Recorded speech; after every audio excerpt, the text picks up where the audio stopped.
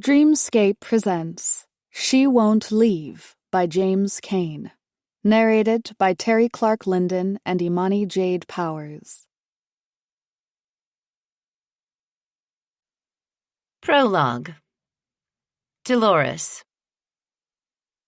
I was married for over 46 years. Until today. Leonard and I may have had a long marriage, but none of it was the type of romance writers would describe. Our relationship didn't start with a bang, but it certainly ended with one. I would like to say that we were happy together. In our defense, a few of the many years we shared were, possibly the ones where we were new to each other, but even those weren't amazing, to be honest. Mediocre at best. The powerful Leonard Sterling hated mediocrity, which seemed ironic when I think of our marriage. No matter how much money, land, or success he accumulated in his life, our marriage remained hollow. I stare at a picture of us in our massive living room. The room shares dark features illuminated by the sunlight that pours through towering windows, casting a warm glow, highlighting the expensive furniture and drawing the eye to the large fireplace with its marble mantel. We had everything in life anyone could ever want. A large, ridiculously expensive house, maids, chefs, gardeners. People would believe that our life was as majestic as this beautiful home. No matter what expensive things we put in this house, this portrait of us never seemed to fit. The picture of the happy couple, Leonard and Dolores Sterling. We had a professional photographer take it for us a few years ago upon my request. Leonard didn't care for it. He rushed me that day to get ready. He refused to go to the photographer's studio. He would only accept it being taken at our house or his office, where it was convenient for him to be available. So we had the photographer take our photo of us in our home, in the living room. The same living room I stand in now. Leonard sat in his favorite leather chair. I stood beside the chair, my hand on his shoulder. Even in pictures, we seemed so distant. No romantic embrace, even for the small moments a camera lens can capture. We couldn't even pretend to be in love for the photographer. Leonard demanded the photographer hurry and take the picture so he could return to his work. The man did as requested. 1 shot. That was all Leonard would allow. He gave me what I wanted, a picture of us hanging in our home. It's the only one of us in this house. Instead of leaving to go to his precious office, Leonard took out a large cigar from his suit jacket. He lit it and sat in his favorite chair as the photographer dismantled his setup. We could have easily taken more pictures together. Maybe we could have pretended to be happy. It never made sense why we couldn't have been. I was the perfect wife to my husband. I took care of my body, not letting age get the best of me. I threw myself at the man willingly, but he could care less, only willing to touch me on anniversaries or random nights for minutes of pleasure. I was willing to be anything for my husband. If a stranger was to walk inside my home and rummage around, they would have no clue who owned it, with this picture being the only evidence to support it was us. Leonard found it tacky to hang pictures of us on the wall, but I didn't care. Even he wouldn't stop me from putting pictures of my darling son, Leo, on the walls. I suppose the strangers who entered would assume that the small boy somehow owned this mansion. We named Leo after his father, but my boy shares no characteristics of my husband. Caring, loving, and always smiling. Leo is perfect. Although my sweet boy's face reminds me of the love I still have in my life, he has grown much older now. He's become a businessman himself, much like his father. Unlike my husband, my son still attempts to have me involved in his life, even though it's less than I like. Even when Leo realized what a wretched person his father was, My son still kept in contact with me, although it wasn't much. I was worried after their falling out that it would be the end of the only relationship in my life worth having. Thankfully, that wasn't the case for a long time, until somewhat recently. My son is married. He was naive, young, and supposedly in love. In love enough to marry someone nearly as wretched as his father. He just doesn't see it that way. His wife, Meline, may be sweet as pie, but she doesn't have the background to deserve my son. She had nothing before my boy came into her life. She sank her claws into my son until he agreed to marry her.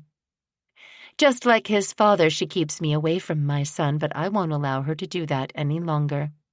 My son has moved into a large house close to mine in Summer Hills. It's a small community in northwest Calgary where many of the wealthiest live. This should be an opportunity for us to see each other more, but I know she won't allow it. He is my blood. She's the outsider. It took me years to realize the mistake I made being with my husband. I hope I can help my son realize his error much sooner. I pause a moment, staring at the picture of Leonard and me again. I hung it in the same living room where the picture was originally taken. Part of me wanted it here to remind myself how infuriating it was being with a man like Leonard Sterling, to remind myself that he had all the power. He got what he always wanted. I look over at my husband in the living room. He's still sitting in that chair. Instead of the expensive cigar being held tight in his mouth, it's dropped to the floor by his foot, embers still glowing. On the side table beside him is a rock glass with expensive scotch, his reading glasses, and a typewritten note left behind. I light my own cigarette and enjoy the taste as I inhale. Just as I did in the portrait, I stand behind my husband, placing my hand on his shoulder. I peer at the side of his head, where the bullet entered his skull. His body is slumped to one side, and his cold eyes are wide. As I exhale, a plume of smoke covers my husband's face. As much power as Leonard Sterling had in his life, he couldn't control the silly expression his face made in death. I need to call the authorities, but instead I stare at my deceased husband with amazement. He's dead, and yet it doesn't strike me the way it should. Nothing about our relationship ever did. 46 years of marriage has come to an end, but I still have plenty of life to live. Chapter 1. Meline. Please, please. I've only wanted one thing since I married my husband. Everything is perfect in my life. We've moved into what anyone would consider a mansion. Despite the stereotypes of wealthy men, my husband Leo is nothing that anyone would expect. He's caring and empathetic. He cares about my needs and the needs of others. I knew he was different from the other rich people I've worked for. Any woman would consider themselves lucky to be with a man like Leo, not just because of his money, but he's a treasure of a human being.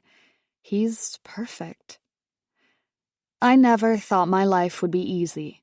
If anything, I figured I'd eke out a living cleaning homes for rich families my entire life, scrubbing their expensive tiles, sweeping their hardwood floors, dusting their shelves with the expensive things they own on them. Then I worked for Leo Sterling, and everything changed. I look down at the test strip on the bathroom counter.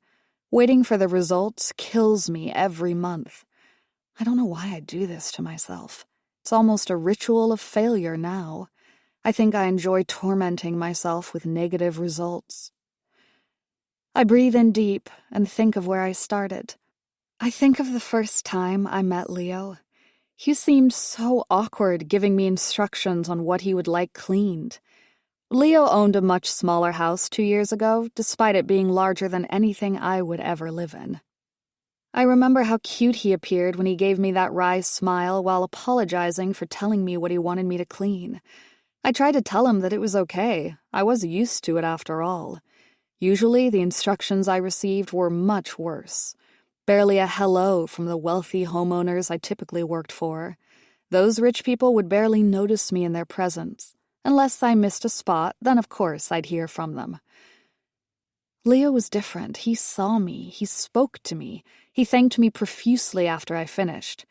I have to admit, I took extra time to clean near his office to talk to him. He apologized when I entered and said he would move to get out of the way. I told him not to. I cleaned around him as he worked. Not only did he greet me every time I came to his home, but he talked to me as well. It started off as small talk. I never got too personal with clients. My employer at the time warned us not to talk to the clients unless they approached you. I certainly never talked about my own life to customers, but Leo was curious. How long had I been cleaning for? Did I have any siblings? Where are my parents from? I did my best to ignore that last question. My mother raised me on her own, and she struggled financially all the time. My father passed away when I was young, and I never talk about him because of what he did. If I did, I'd worry people would have a poor impression of my family. When I think back at our beginnings, I wonder if I told Leo sooner about my past, if he would have even cared. I don't think he would have. Over the course of a few weeks, we got to know each other well. By that time, he already knew more things about my personal life than my own friends. It didn't happen quickly, but I soon felt tension around him, a good kind, the feelings I got in high school when a boy I liked would notice me. It was getting harder to not say something. I didn't, though. I needed my job. I couldn't afford to lose it, and the cleaning girl getting too flirty is a good way to get canned from the company I worked for. Besides, I wasn't the only maid he had. He had others come by during the week. I wondered often about the type of conversations Leo had with the other girls who came to clean his home. One of them was my friend, Hannah. She was the entire reason why I got hired at the company to begin with, but I found myself getting jealous of her and the conversations Leo and her likely shared. She's a much prettier woman than me. I know that. Nobody would have to state the obvious. Any man would love it if a blonde bombshell like Hannah walked into their home with a duster. I could easily imagine Leo Sterling being interested in a woman like Hannah. Who wouldn't be, after all? She had told me herself how nice Leo was. I knew that meant they talked. Despite our friendship, I didn't tell her what I felt for him. I didn't tell her how jealous I was that she got to clean his home on the days I couldn't. But it didn't take long for me to see I didn't need to have those insecurities. One day, as I was cleaning Leo's kitchen, he walked up to me shyly. He asked me why I never asked about him. I was taken aback at first until he explained himself. He always asked questions about me, my life, my interests, but I never reciprocated. He lowered his head, and when he looked back at me, he asked me plainly, was I not interested in getting to know him? He said he was very interested in me. I apologized. I told him about the cleaning service rules. Then, something magical happened. It was almost out of a romance comedy movie. He stared at me. He said nothing, and neither did I. His lips pursed as he looked at mine. To hell with the cleaning service. I slipped off my rubber cleaning gloves. He approached me, and we kissed. The butterflies in my stomach wanted to explode out of me. Things only became more perfect after. We began dating, things got more serious, and then he fired me. No more cleaning his house. I was going to move into his home soon after. I felt like my life was a fairy tale. Cinderella found her Prince Charming. As the saying goes, first comes love, then comes marriage, but...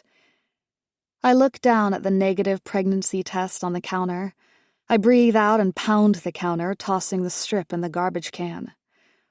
Fairy tales have good endings, though. I try my best to remind myself that every time I see the negative strip, to not overreact, to not get worked up. Leo and I have been married for nearly 2 years now, and it feels like I'll never be able to give him a child. I'll never have the family I dreamed of since I was a little girl. I would joke with my mother when I was younger how I'd want 5 kids someday. She always laughed me off. I knew about my mother's troubles trying to get pregnant herself. I was a miracle child, she would say to me. I walk out of the marble-floored bathroom and look at my new home. We only moved in a week ago. The high ceilings above are adorned with antique molding and a large, dazzling chandelier that casts a soft, golden glow. In the center of the foyer stands a masterpiece, a spiral staircase crafted from fine marble, which leads to an upper deck. Upstairs is even more breathtaking. Panoramic windows on one side face the nearby Rocky Mountains. My kitchen has 2 large islands and space for a huge dining table. Currently, it has Leo's older table from his last house as we wait for our new furniture to arrive. There are 8 rooms on the main floor. The house itself is nearly 10,000 square feet. We have a 6-car garage. Of course, the first thing Leo did was renovate the garage to be more to his liking.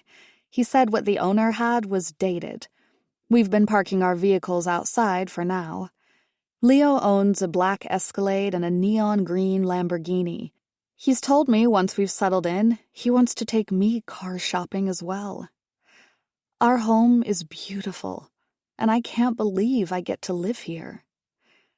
I look at the barren walls. Someday I want to fill them with pictures of children and happy family moments. I know I should consider myself lucky, though. If you were to combine the small houses down most of my block growing up, it would maybe beat the square footage of my new home. Leo doesn't get as upset as I do with every month that I'm without child. We have options, he tells me. If I can't get pregnant, we can use them. The people who say money can't solve their issues don't have any. Something I learned from being with Leo is that money most certainly does. IVF is an option. I only want to use it if we have to, though. I want to do everything more naturally, but with every negative test, I'm starting to realize that may not happen. It's not that I look down on other pregnancy options. I may have to use IVF someday, and I will be forever grateful that I live in a time where this exists to help me get the family I want. I can't help but feel like a failure, though. Leo tries to tell me it's natural to feel that way. I can't help it. The failed test feels like it's ruined our day. Today was such fun, too. Leo took the day off work to go furniture shopping with me. We have a lot more rooms to furnish, and we conquered many of them today. He wanted to hire a designer to just get it done, but I wasn't for it. The one thing I loved working for wealthy families was seeing their decor, taking in the beauty of the rooms and how they dressed them up. Now I have my own mansion to do what I want with. I have many ideas. I told Leo he didn't have to come with me if he didn't want to. Once he understood how much designing our home meant, he wanted to be there with me. Like I said, Leo is different. Maybe it was just my enthusiasm for decorating, but he was just as happy as me today as we went to several furniture stores. He didn't even flinch when it came time to pay. The numbers on the receipt would be enough to haunt me at night, but Leo paid it with one swipe of his credit card without a second thought. I hate to think of how many homes I'd have to clean to pay for just one of the pieces of furniture we ordered today.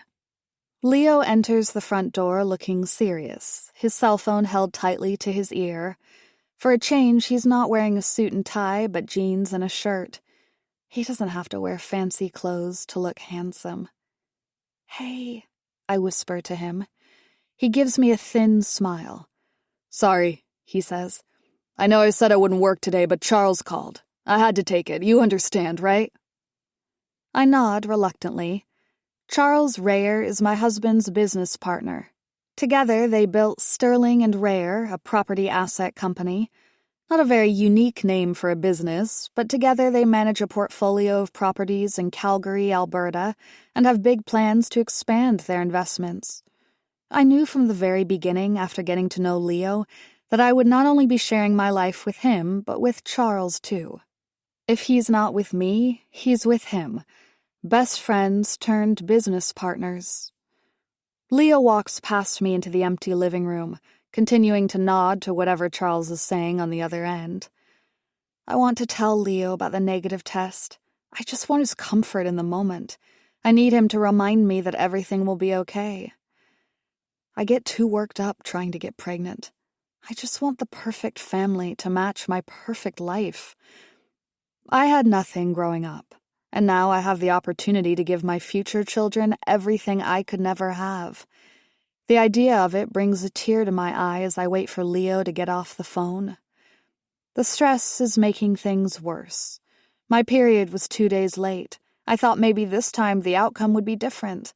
I told myself last month that I'd talk to my doctor about my fertility concerns if this month came and nothing happened. I take another deep breath. Leo turns to look at me from down the hall and smiles at me a moment before continuing with his conversation. Just that smile is enough to reassure me that everything will be okay. I hear a curse and the sound of something rattling. Hannah walks down the large spiral staircase with 2 small boxes in her hand. She smiles and looks at me. I can already tell what she's thinking since I was in her shoes not too long ago. Thank God I didn't break anything down the stairs or my employer would have got upset. In this case, that won't happen since I'm her employer. Watch yourself, I say. Hannah laughs. I thought I was going down the rest of these stairs for sure. I nearly did that my second night here. When Hannah gets to the bottom, I take the second box from her. We walk together into the kitchen. I open one of the boxes and start taking things out. You don't have to help, Hannah says. I can do this. No way. I don't want to be one of those people, I joke. Hannah and I used to laugh about the rich people we worked for and how stuck up and snooty they could be at times. Hannah opens a different box. I'm just so happy that you gave me this job. Really, thanks. It was hard to get full-time at the cleaning service. I wave her off. Of course, we need help, especially with unpacking. What? Hannah asks. I don't want this, I wave at the house, to come between us. I don't want our friendship to change. Promise me it won't. Hannah lets out a sigh. Well, if I don't promise that, will you fire me? She says playfully. I shake my head. Not funny, and no, I won't. The truth is, I could never. I could find out Hannah had burglarized the safe in my husband's office and still not. She's been like a sister the years I worked for the cleaning service. I was sad when we grew distant after I married Leo. I blamed myself for that. I should have done more to stay connected to her. When we moved here and Leo said we would need to hire a maid and gardener, I told him I knew who we needed. Leo was concerned about hiring a friend, though. I knew Hannah needed the money. Leo's paying her directly instead of a cleaning service, too. That company gave us pennies off every dollar they made from their wealthy clients. Now Hannah gets all of that money herself. She deserves it. If I ever become like one of our old clients, tell me, I say. I mean it. It will be a nightmare for me if I ever do. Hannah laughs. Well, give me your nightmare any time. She looks around the large room. You didn't tell me how furniture shopping went. I don't want to tell her everything. It's a stupid thought, since she'll eventually see all the beautiful pieces herself. But telling her about it feels like showing off. It was great, I say, keeping my answer short on purpose. The movers are bringing everything in next week. Hannah takes out a large kitchen knife from a box when the loud ring of the kitchen phone startles me. I look at it a moment and Hannah puts down the knife in her hand. I can get it, she says. I wave her off. No, that's okay. Thanks. I smile at her as I pick up the receiver. Hello, Sterling residence. I cringe when I answer the phone. That was how I used to greet callers when I worked for others. This is my house, though. I need to get used to my own lifestyle now. This is Meline. Is my son available? The voice asks curtly. She needs no introduction. The snooty tone, which always has a hint of condescension, entitlement, and dismissiveness, belongs to none other than my mother-in-law, Dolores. As per her usual fashion, she doesn't acknowledge my existence. Not a hi to her daughter-in-law or any small talk whatsoever. Just put my son on the phone. Hey, Dolores, I say, trying my best to be cheerful. Leo is just on the phone. I'll tell him you called. That will not do, she says curtly. I need to speak to my son now. Oh, no, is everything okay? I ask. My son, she repeats. I roll my eyes in response. Hannah looks at me confused, but I nod to let her know I'm okay. I walk back into the foyer and see Leo pacing, still on the phone himself. Hun, I call out to him. I step closer and get his attention. It's your mom. He looks at me for a moment. I'll call her right back, okay? I nod and put the phone back to my ear. I'm sorry, Dolores. Leo isn't available. I hear her scoff on the other end. Tell my son his father is dead. She ends the call, and the sound of the disconnected line beeps in my ear. I look up at my husband, and it must be apparent that things are not well, because his expression changes as well. Chapter 2. I'm so sorry, was the phrase of the day, not only for my husband, but myself as well. Leonard Sterling Sr.'s funeral was an event that attracted the media and the most elite of the wealthy from both this country and America. Businessmen and women with powerful last names traveled to be here. Then there's my husband. Leo was named after his father, but is nothing like him. Leonard Sr. had a permanent sneer on his face as if he was always unsatisfied. Leo has a permanent smile. Due to his self-inflicted wound, Leonard Sterling has a closed coffin, but somehow I imagine that even in death he likely has a scowl on his face. I never really cared for the man. Leo has told me stories of how his father treated him, and through those I have only disdain for his father. Despite their relationship, Leo has been an emotional mess the past few days. It's natural, of course, during the grieving process, but I was still surprised by how upset Leo was. Perhaps it was due to his father's death being suicide. Leo may feel guilty on some level for not being more involved with his father. That wasn't completely by choice, though. Leonard Sterling was not an easy man to get along with. Leo is always outgoing and easy to talk to, but today is different. He's burying his father, a man with whom he had a complicated relationship, one worse than love-hate. He craved his father's attention, and when he ultimately didn't receive it, was more upset over it. When his father was alive, we talked about the day he would ultimately pass. When their relationship was at its lowest, Leo would joke that he wished his father would die soon. He would rather see him buried than live a life with a father who couldn't care to know him. The look on my husband's face today makes me realize that this isn't the case. He has all the normal reactions one would expect at a funeral. Tears, trying his best to keep it together. My mother-in-law is different. As we stand around the casket as it's lowered into the ground, Dolores lights another cigarette. She blows a thick blanket of smoke as a priest says a prayer. Leo stands beside me, a hand to his face, trying his best to not outright break down in front of the crowd. He has one of the few wet faces.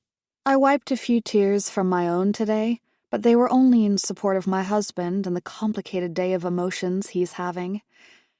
For everyone else, Leonard Sterling Sr. was just a business partner.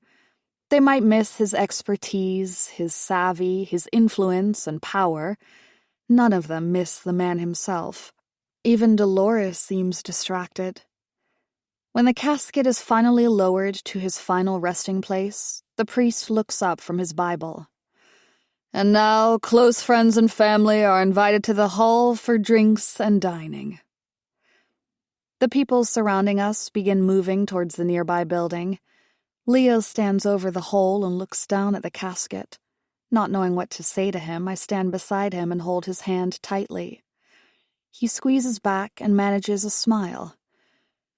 "It's going to be okay," he says. I'm not sure why he says it. Nobody told him otherwise, but he must feel everything around him is crumbling and needs that reassurance. "It will be," I say, managing a thin smile back.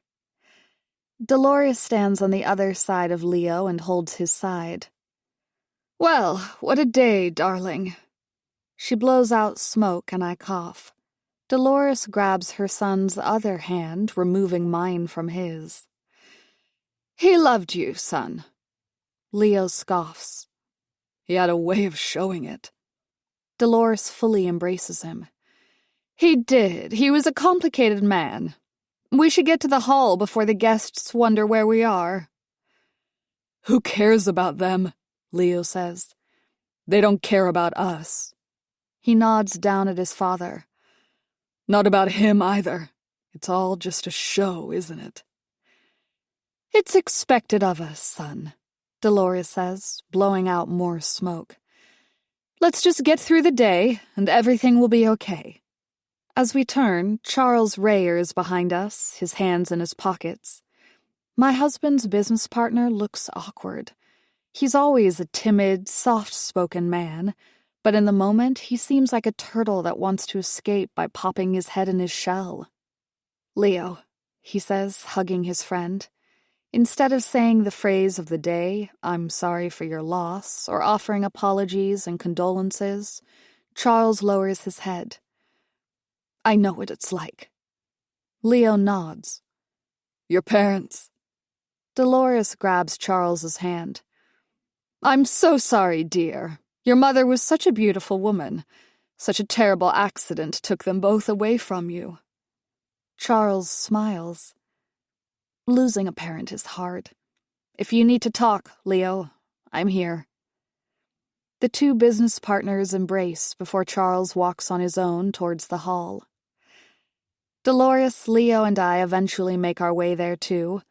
At the hall, rich guests dine on appetizers brought out by waiters. Guests order drinks at the bar. There are enough people here to fill a wedding hall. Dolores leaves her son's side to mingle with some of the elite crowd. "Hey, darling," she says to another woman. She kisses both sides of her face as they continue talking. "I need a drink," Leo says, eyeing the bar. "Would you like something?" I shake my head. I look out in the crowd. I recognize some of the faces, businessmen whose faces I've seen on the news, and even some Canadian-born celebrities. Finally, my eye catches a man in a tan suit leaning against the wall. He, too, is staring at the faces in the room. His eyes meet mine. He nods and smiles at me and walks into the crowd. A man wearing thick-framed glasses comes up to Leo and me, grabbing my husband's arm. "Hey, Leo, how are you holding up?" "Hey," he says back, shaking his hand. "Mr. Belrod, meet my wife, Meline." I smile and shake his hand. "This is Larry Belrod," Leo tells me. "One of my father's lawyers." Mr. Belrod takes a deep breath. "I know this is hardly the time to talk about such matters, but you know how your father was. He had his ways of doing things. The instructions of his will were clear. I need to share it with you now, and your mother." Chapter 3. I sit at a table by myself in the foyer of the cemetery hall, alone. I'm surrounded by the highest social elite in Canada, but don't bother mingling with them. Without my husband beside me, I'm not sure they even know who I am. I recognize a few familiar faces. I've cleaned several of their homes. Not that they would remember. At the moment, I feel no more important than I did then. With my husband not around, nobody has greeted me. They're too busy fraternizing with each other. I'm not one of them. It's something I knew from the beginning. Dolores has done a great job at making sure I'm subtly reminded of that. One time she greeted another wealthy family, and when she introduced me to them, she reminded them I used to clean homes and that she assumed I had cleaned theirs. I hadn't, though. I'm pretty sure she said it just to remind me of where I started, cleaning her son's toilets. Now I have his ring snug around my finger. Suddenly amongst the crowd, as if she heard me, I spot her, Dolores Sterling. Her husband committed suicide just a week ago, but you wouldn't know it the way she's schmoozing with her like-minded peers. I look around the room but don't spot Leo. I knew this would happen today. I understood that as the son of the person who passed away that he would have more responsibilities. He would have to be more like his mother, going about and talking to others. Dolores does it perfectly. I don't see Leo as I anxiously look around. Instead, I see Dolores still whimsically floating from one wealthy person to the next, making small talk. Dolores notices me watching her.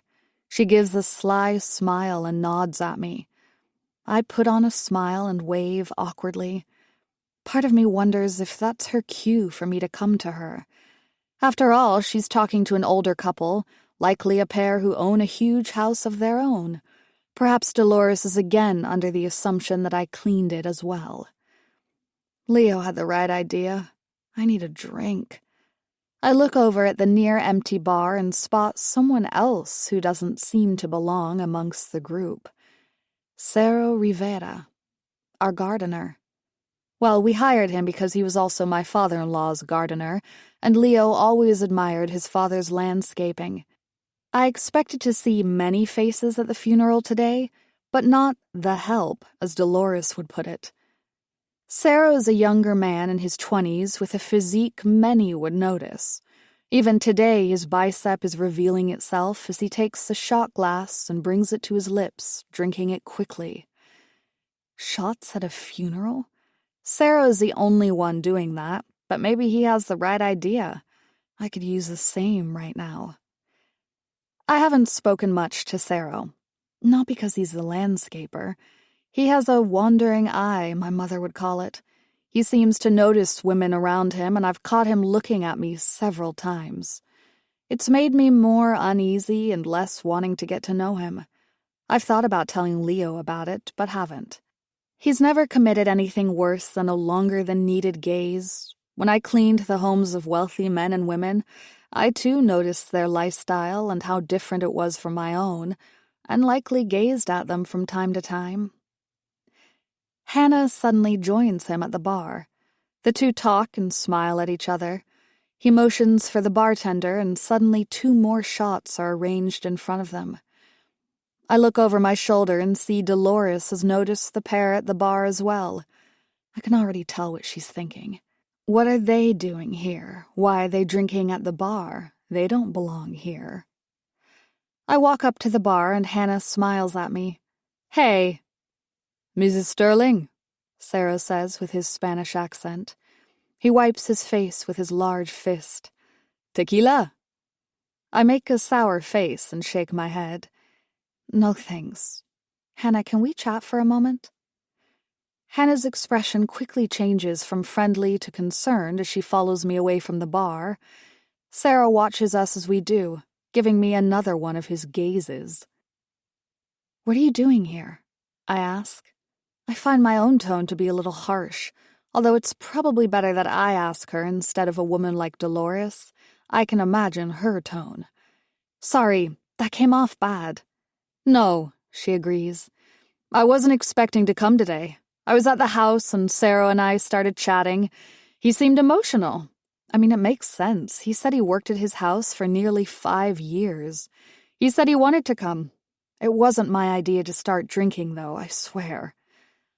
That's okay, I say. I'm not even sure this group notices us, to be honest.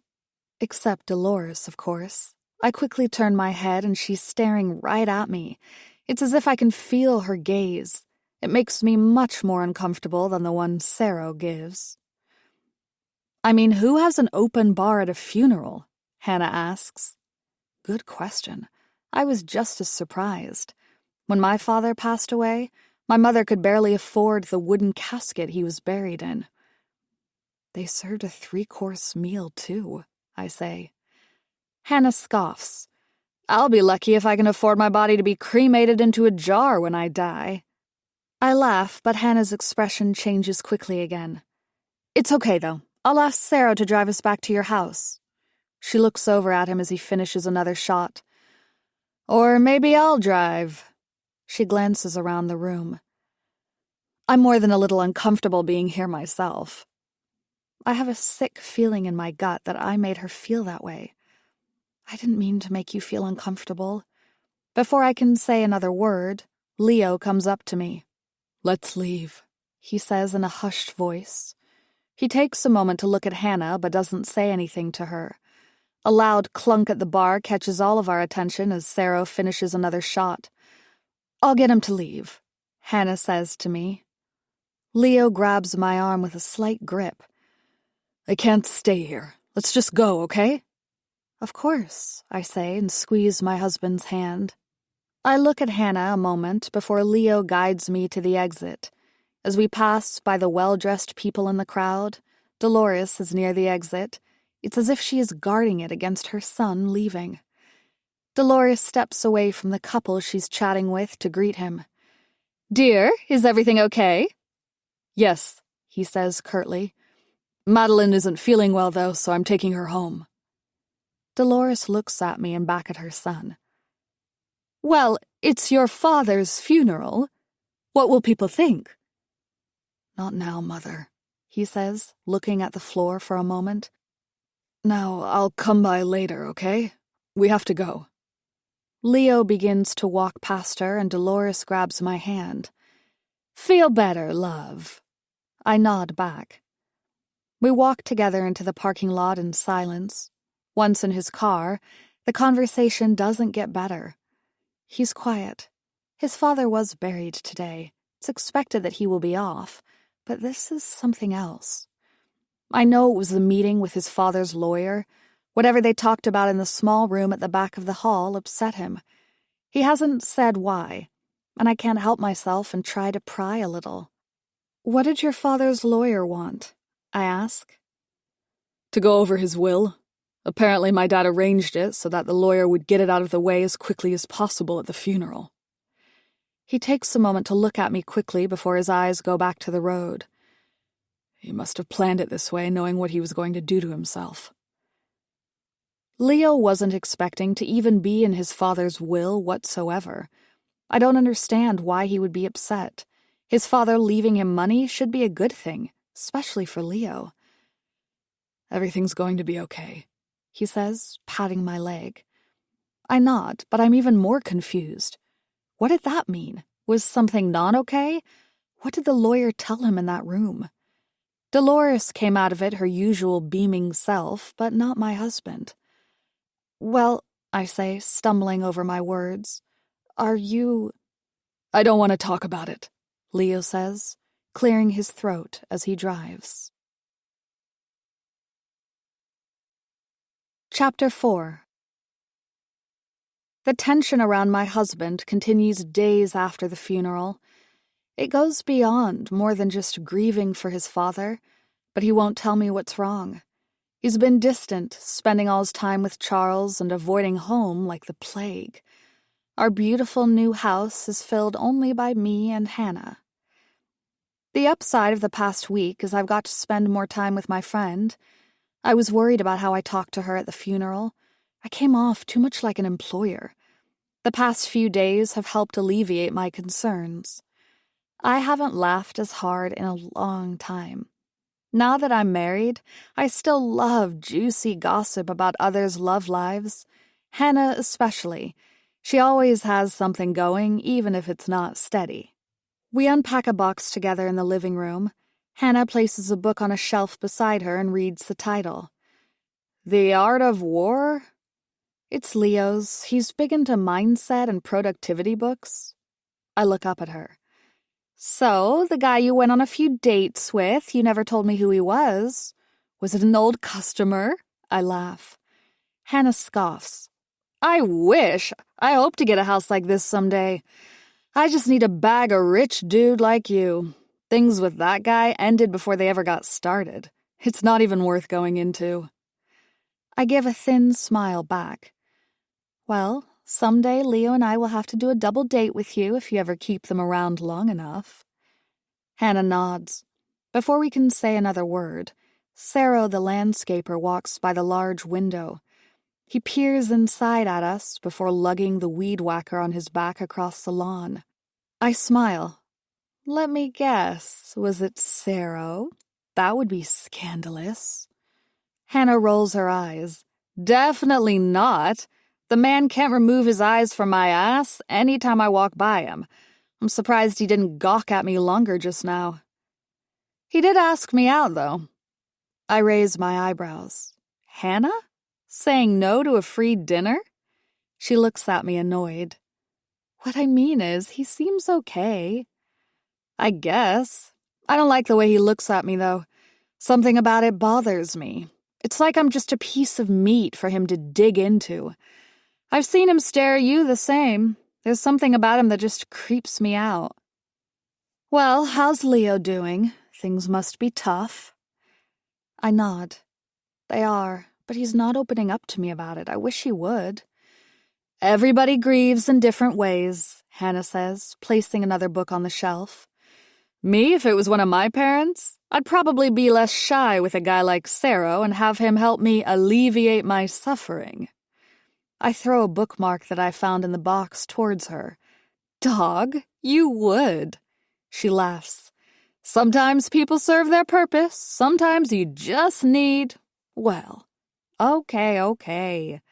I stand up and pat off some dust from my pants. I just wish Leo could let me support him. I try to get him to open up, but he doesn't. He hasn't been around as much either. I noticed. My cell rings and I take it out of my jeans and answer it. Hello? Any news? The voice on the other end asks. I sigh and look at Hannah. It's my mom. Hannah puts a hand to her mouth. Hey, Angela! Is that Hannah? Mom asks. Yes, she's helping me unpack. I wave at Hannah as I walk into a separate room. Mom repeats her initial question. So, any news? I hate it when she asks this. I've grown accustomed to telling my mom everything about my journey to get pregnant. It was nice at first to have her support, but I'm starting to regret it. I haven't given her an update since the negative tests the week before the funeral. Nothing new, Mom. Sorry, she says, knowing what that means. Well, always next month, yes, I know. Sorry, I know that Leo isn't exactly thinking about that right now anyway. How's he doing? Okay, I lie. It's not exactly one. I just don't want to get into it right now. How's things, Mom? It's okay. I'm looking forward to when I can visit. I smile. Well, all of our furniture is coming in a few days. The guest bedroom will be ready for you to stay. Leo said you can stay a few days. He says we can get you a plane ticket here, too. She sighs. Such a hassle, though. Mom had a terrible accident a few years ago, and ever since she gets nervous driving on the highway. Even though she lives a few hours away in Edmonton, she prefers not to drive to see us. I understand. After her back surgery, driving for long periods hurts too much. It's usually easier for me to visit her. I would love to see you and Leo, though, she says enthusiastically. Is Hannah just visiting? Well, no, we hired her to be our house cleaner. My mom usually has a peppy tone, but this quickly changes. Really? Why? What's wrong? I mean, she's your friend. Doesn't that feel weird? I look into the other room where Hannah is moving another box to the shelf and opening it. No, it's fine. Not weird. We're having a good time. Okay, I guess you know. It feels icky to me, but if it doesn't to you or her, then that's great. I sigh. A knock at the front door startles me. Hey, Mom, I gotta go. I'll call you soon. I want to come by for a visit soon, too, okay? Okay, hon. Love you.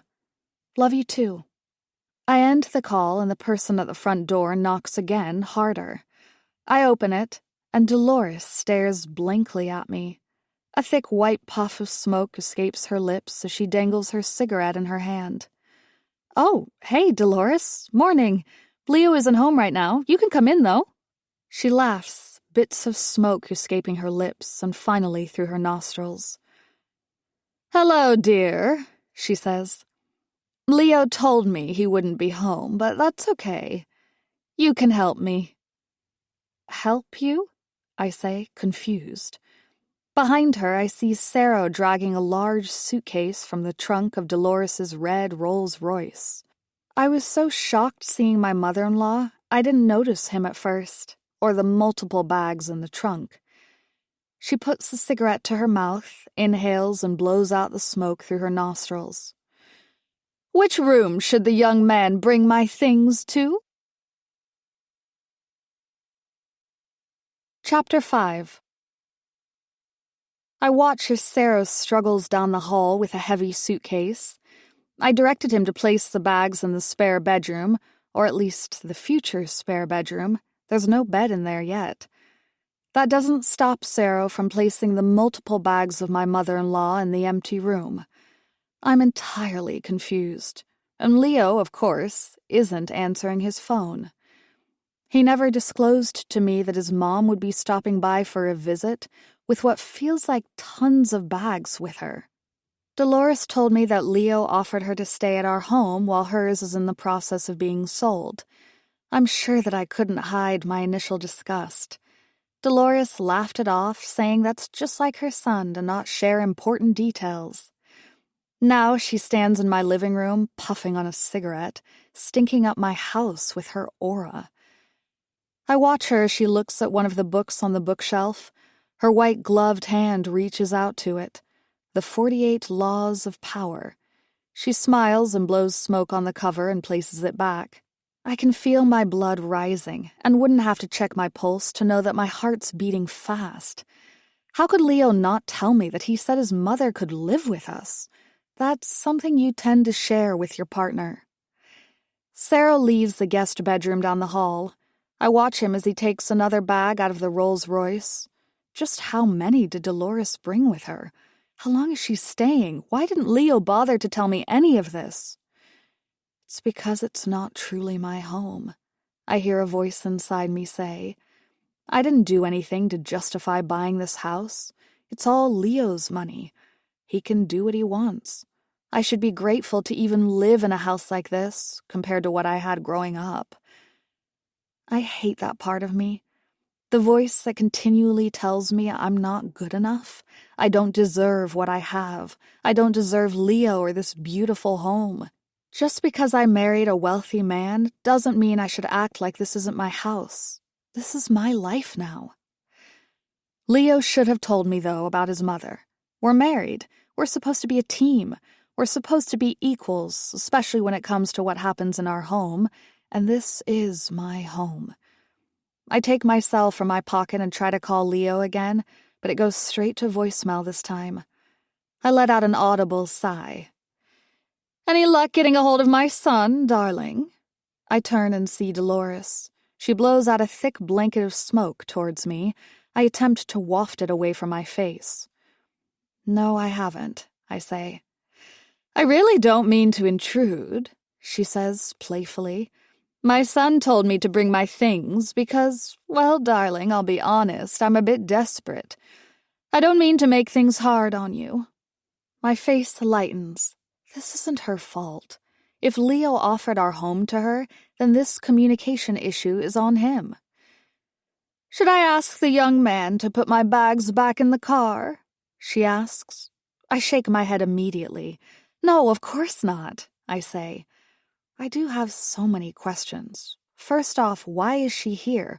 Why does she need a place to stay? Why is she even selling her house? When one of the richest men in Canada passes, his wife should be secure enough to continue living at her own home. I remember how Leo was after the meeting with the lawyer after the funeral. There's a lot more going on here than I know, and it's time I get answers.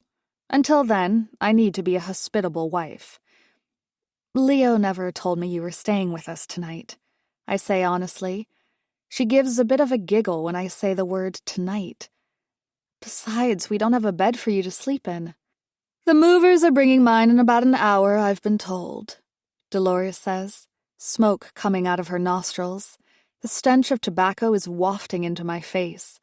Leo and I both don't smoke. I don't want the stench staining my new home either. Well, that's a relief, I say. Inside, it's anything but. Now I have many more questions. Moving truck? How many things is she moving in with exactly? How long exactly did Leo say she can stay for? I can taste her tobacco in my mouth now. Usually I don't say much to Dolores, mostly out of fear. I always knew how she felt about me. I'm working up the courage to ask her not to smoke inside my home when I hear the sound of a black Escalade coming up the long driveway. I smile immediately when I recognize Leo. He parks behind his mother's vehicle. After getting out, he looks at Sarah taking luggage inside our house and greets him. "Hello, Mr. Sterling," Sarah says back. "Sarah, please, call me Leo. Mr. Sterling was my father." "No problem, Leo," he replies. Leo walks past him and into the house. He smiles at his mother immediately and greets her with a hug. "Mom." He kisses the side of her face, and Dolores beams. "Son," she says lovingly back. Leo waves his hand through her cigarette smoke. "Are you settling in?" Sarah finally makes it inside the home with the next bag. "Thanks to this strapping young man I am," she says playfully. "One last bag, Miss Sterling," Sarah says. Dolores thanks him as he wheels the case down the hall. "Excellent," Leo says. He finally recognizes me, his wife, who is also in the room. "Hey, hun," he says. I don't get a kiss hello or even a hug. I'm in shock watching what's happening. I want to shake my husband and ask him what is going on. He looks at his mother again. "And what about your bed?" "The movers are bringing it soon, dear," Dolores says. She turns to me. "I do think you need to talk to your pretty wife, though. It appears you flubbed by not telling her of my arrival." Leo looks at me with an eyebrow raised. "Oh, did she say something?" Dolores puffs out smoke. "It's not so much what she said, but what she didn't say, darling." She laughs. I look at both of them, my mouth gaping open. I turn to my husband. "Well, it was a surprise." He gives me a concerned look as he turns back to his mother. "Well, just know I'm happy you're here. We both are." Leo looks at me and I take his cue. "Of course we are," I say, managing a smile.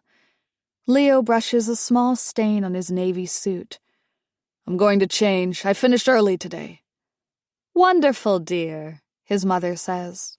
Leo walks down the hallway and I follow him.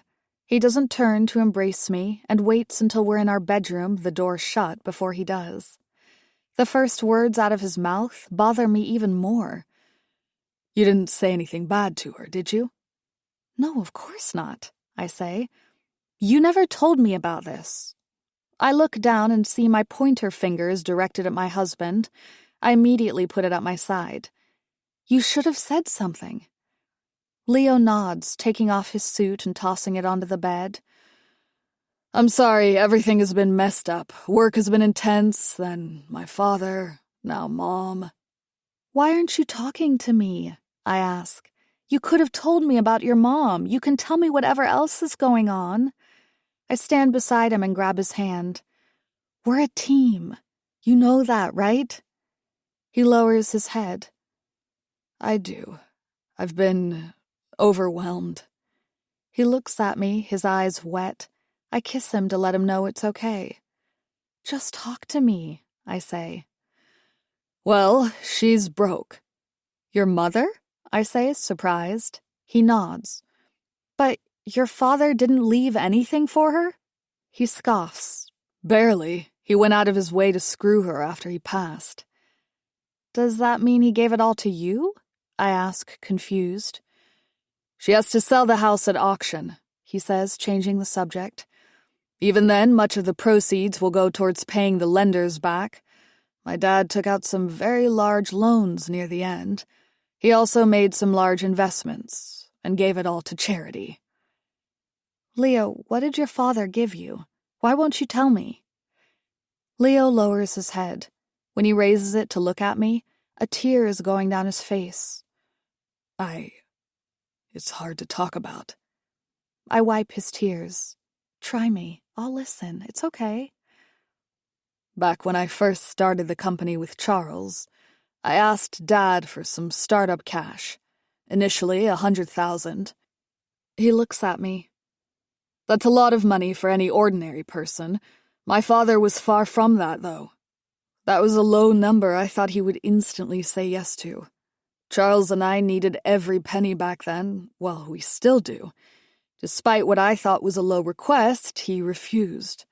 I asked again, but this time for $50,000, and again he refused. I asked him why he kept refusing. I told him I was trying to make something with Charles, and when I did, he would be proud of what I accomplished. He said that he started with nothing in his pocket when he started his company. He said he wouldn't even give me $10,000 if I begged for it. Sink or swim, he told me. A man makes his own path and shouldn't ask his father to help build it for him. For a change, I talked back to him. We argued. He turns to me. That was the first time I ever spoke back to my father. The first time I raised my voice to him. We didn't speak much to each other after that. I hold his hand tight. You told me things were not great with him. You never told me why. I squeeze his hand. I'm glad you did, though. So, after he scrunches his face. The lawyer called me into the room with Mom. He told us the news. The majority of the money went to several charities. Mom has what little is in her savings and whatever is left after the sale of the house. We're still figuring out the life insurance, which will really help her. And Dad left me $10,000. He breathes in deep. The amount he said he wouldn't give me if I begged for it, he left to me in his will. Even after he's dead, he's still an asshole. He slams the nightstand with his fist and turns away from me. I stand beside him and place my hand on his back. I'm sorry. That was wrong of him to do. No, that's my father. Is it bad that I'm glad he's gone? I don't answer him. I know it wasn't meant as a question. $10,000 for his only son, his only child. Blind children from some charity get everything. He couldn't care less about his own child. He breathes in deep again, trying to get his composure back. He looks at me, his tears turning to rage, but his face softens when he looks at me. Sorry, he manages. As you can tell, I've been upset about it. I don't mean everything I say. I know, it's okay. I want you to be honest with me. He lowers his head again. My mom is broke. She has nothing. The lifestyle she had is gone forever. She doesn't seem to get that yet. I offered to let her stay here while I help her figure out what she'll do next. He looks at me again. I should have said something to you. I'm so sorry. Is it okay if she stays here a while? I kiss him softly on the lips and place my hands on the side of his face. Of course. Of course. I'm sorry if I came off poorly. Your mother needs you, and of course she can stay here until she figures it out. I kiss him again, and even from inside our room, I can hear Sarah wheeling another suitcase down the hallway. Chapter 6. What? Hannah says, her expression worth more than my mother-in-law now. gave everything to charity. I repeat, not a dime to Dolores. That's incredible, Hannah says, taking out a pot from a box with the word kitchen written on it. Rich people, they're truly nasty. I nod. This family was. Thankfully, Leo isn't like them. My future kids will be nothing like them either. And how long is your mother-in-law staying? I peer around the room as if Dolores or Leo are with us. It echoes since it's so empty in this house. Right, sorry, Hannah whispers. But seriously, how long is she staying? Indefinitely, I suppose. The idea of it is overwhelming. How long does it take to auction a mansion in Canada? Hannah scoffs. You're asking the help? Wrong person. I make a face. Stop that. You're more than that. My best friend. So please don't say a word about this. Hannah makes a gesture as if she is zipping her lips.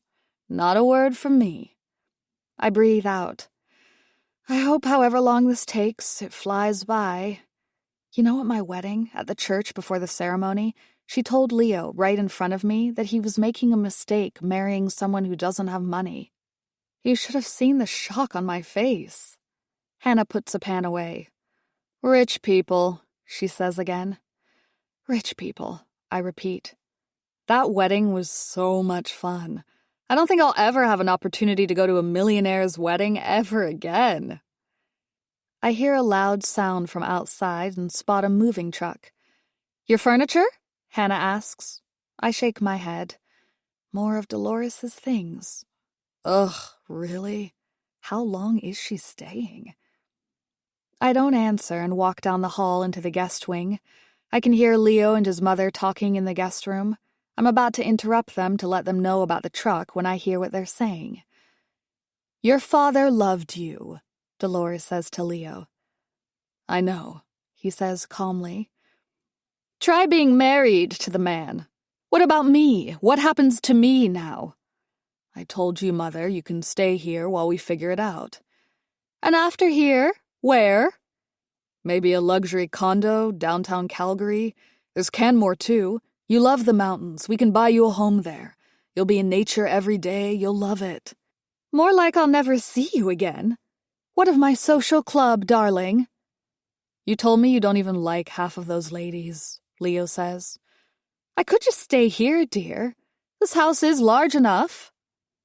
There's an audible pause in the conversation. I want to scream inside. If Leo tells his mother she can live with us permanently, we're going to have a lot of problems. A temporary stay is one thing, even if it's prolonged, but permanent is not something I can live with. We can't do that, he finally answers. There's another pause. It's because of her, isn't it? She says, her voice raised. Your darling wife who hates me. She doesn't hate you, Mother, Leo says. You should have seen her when I knocked at the door, she says. If eyes could kill, I'd have been murdered on your front steps. She hates me. She doesn't want me to stay here, does she? Leo laughs. Mom, who truly wants to live with their mother-in-law. You didn't exactly get along with Grandma either, remember? And Meline doesn't hate you. I didn't tell her about you staying. It was my mistake. There was confusion. You'd rather your mother live on the street than take care of me, wouldn't you? She says. Where's my son who said he would do anything for her? Stop, Leo demands. Enough. I've opened my house to you. We have opened our house to you. I want to help, but please make this easy. Tell me, my dear son, if you were still a bachelor, you would let me live here in this beautiful house, wouldn't you? If you didn't have Meline beside you, you'd let me stay. There wouldn't be talk of sending your mother to the mountains to live like some hermit. Leo scoffs again. Mother, Meline adores you, okay? I'm torn. Part of me wants to enter the room and scream at my mother-in-law for the manipulative crap she's pulling on her son. It's plain as day what she's trying to do, using me to get what she wants, making me look like the bad guy when I've done nothing wrong. The other side of me wants to leave and pretend I never heard a word. This is between Leo and his mother, not me. I wasn't supposed to hear a word. How would Leo have felt if he heard Hannah and me in the kitchen a few moments ago? Likely just as hurt. I make my decision and take a step backwards, but a creak in the floor gives away my presence. "Hello?" Leo says. I immediately walk into the room. Leo looks slightly worried, more than likely wondering if I caught any of their conversation. Dolores, on the other hand, beams a wicked smile at me. "Hello, darling," she says, blowing out a thick cloud of smoke. I smile back. "The truck is here," I say to her. "Just wanted to let you know." "Be a dear and let them know to bring my bed set to this room," Dolores says. I look at Leo, who has an even more concerned face after my mother-in-law's request. It wasn't so much what she asked, but the demeaning tone she used. "Sure," I say plainly. I'm about to leave the room when I turn back to her. "I should mention, Dolores, that this is a smoke-free home." She looks at Leo, who doesn't change his expression. "So please be a dear," I point toward the wall, "and smoke outside." I walk out of the room, wanting for the life of me to turn so I can see the expression on my mother-in-law's face. I hope it's one of pure shock. I've barely said a word to the woman. Every time we talk, she plastered on a fake smile and talked to me as if I shouldn't share the same oxygen as her. Now I'm telling her what she can and can't do in my house. Despite what she may think of me, this is my home. It's about time she understands that. I'm no longer the help. This is mine, and she should be grateful that we're willing to share it with her. As I walk down the hallway, Hannah is carrying a box in her hand, about to enter a room. "Sorry, Hannah," I call out to her. "Is there any way you can let the movers know where to bring Dolores's things?" Chapter 7. I hate confrontation. I've never been good at it. It eats me up inside whenever I attempt it or even think about it. My small act of confrontation against my mother-in-law bothers me. Somehow me telling her to not smoke inside my home has consumed my mind. Was I too much? She's going to be living with us for however much time. Was that really the best way to start this off? She's a widow as well. She lost her husband, someone she was married to for decades, and she's had to move into her son's home to survive. I think about what Leo told me. Her home is about to be auctioned. She has no money. Well, likely enough money that a normal person like my mother would jump with joy to find out she inherited, but not exactly enough for a sterling. She was no longer the top of the upper class. Her socioeconomic status would be maybe high middle class at best. A drastic change for a woman like Dolores. I think about the fancy clothes she wears, the expensive Rolls-Royce she drives. She won't be able to maintain that lifestyle now. Everything will change for her. It's sad, really. Because of the actions of her husband, she lost everything. Not only that, but it was by design. Leonard Sterling wanted to leave her with nothing. Imagine what it takes for someone to be that vindictive. He plans on killing himself, but before he does, sets up his will so that his wife will be completely screwed. He gives it all to charity. I can almost hear my husband say it. It's not about the money for him. It was about recognition. He was his only son, and instead of his will showing any evidence of that in the afterlife, his father left him his condemnation. That condemnation was $10,000. I could see how hurt Leo was by what his father had done. The great Leonard Sterling. The papers wrote about his life with all of his achievements bullet-pointed at the top of the article. If only they knew how cold the real Leonard Sterling truly was. The type of man who would leave his wife with nothing and his son with a vindictive inheritance. A petty man to his last moments on earth. All of these thoughts swirl inside me as I think about how terrible I was to Dolores. She moves into my home at my husband's invitation, and I cause tension. Sure, Dolores is not an easy woman to get along with, but how would I be if I was married to a man like Leonard Sterling? Thankfully, the only thing my husband inherited from his father was his name. I'll never have to know what Dolores had to go through. I continue to unpack things and spend time with Hannah. She helps take my mind off my mother-in-law's arrival. Despite taking a day off, Leo has been on the phone non-stop with Charles or on his cell phone or computer. He may as well be at his office. I'm not sure if that man understands what a day off means. After Hannah leaves for the night, I'm alone again with my thoughts. Not truly alone, though. My husband is busy with work, and I do my best to pretend that the part of the house where my mother-in-law lives does not exist. It's easy to do in a large house like this, but I can't live this way long-term. I can't let tension build further. This is my home, and if I want to be happy in it, I need peace, not this negative aura. I walk down the hall towards her room. I can hear her talking, and for a moment I think there's someone in the room with her. As I listen, though, I hear what sounds like a whimper. The sounds are muffled by the closed door. The floor creaks and the sound stops quickly. I knock gently. "Dolores," I say. "Can I come in?"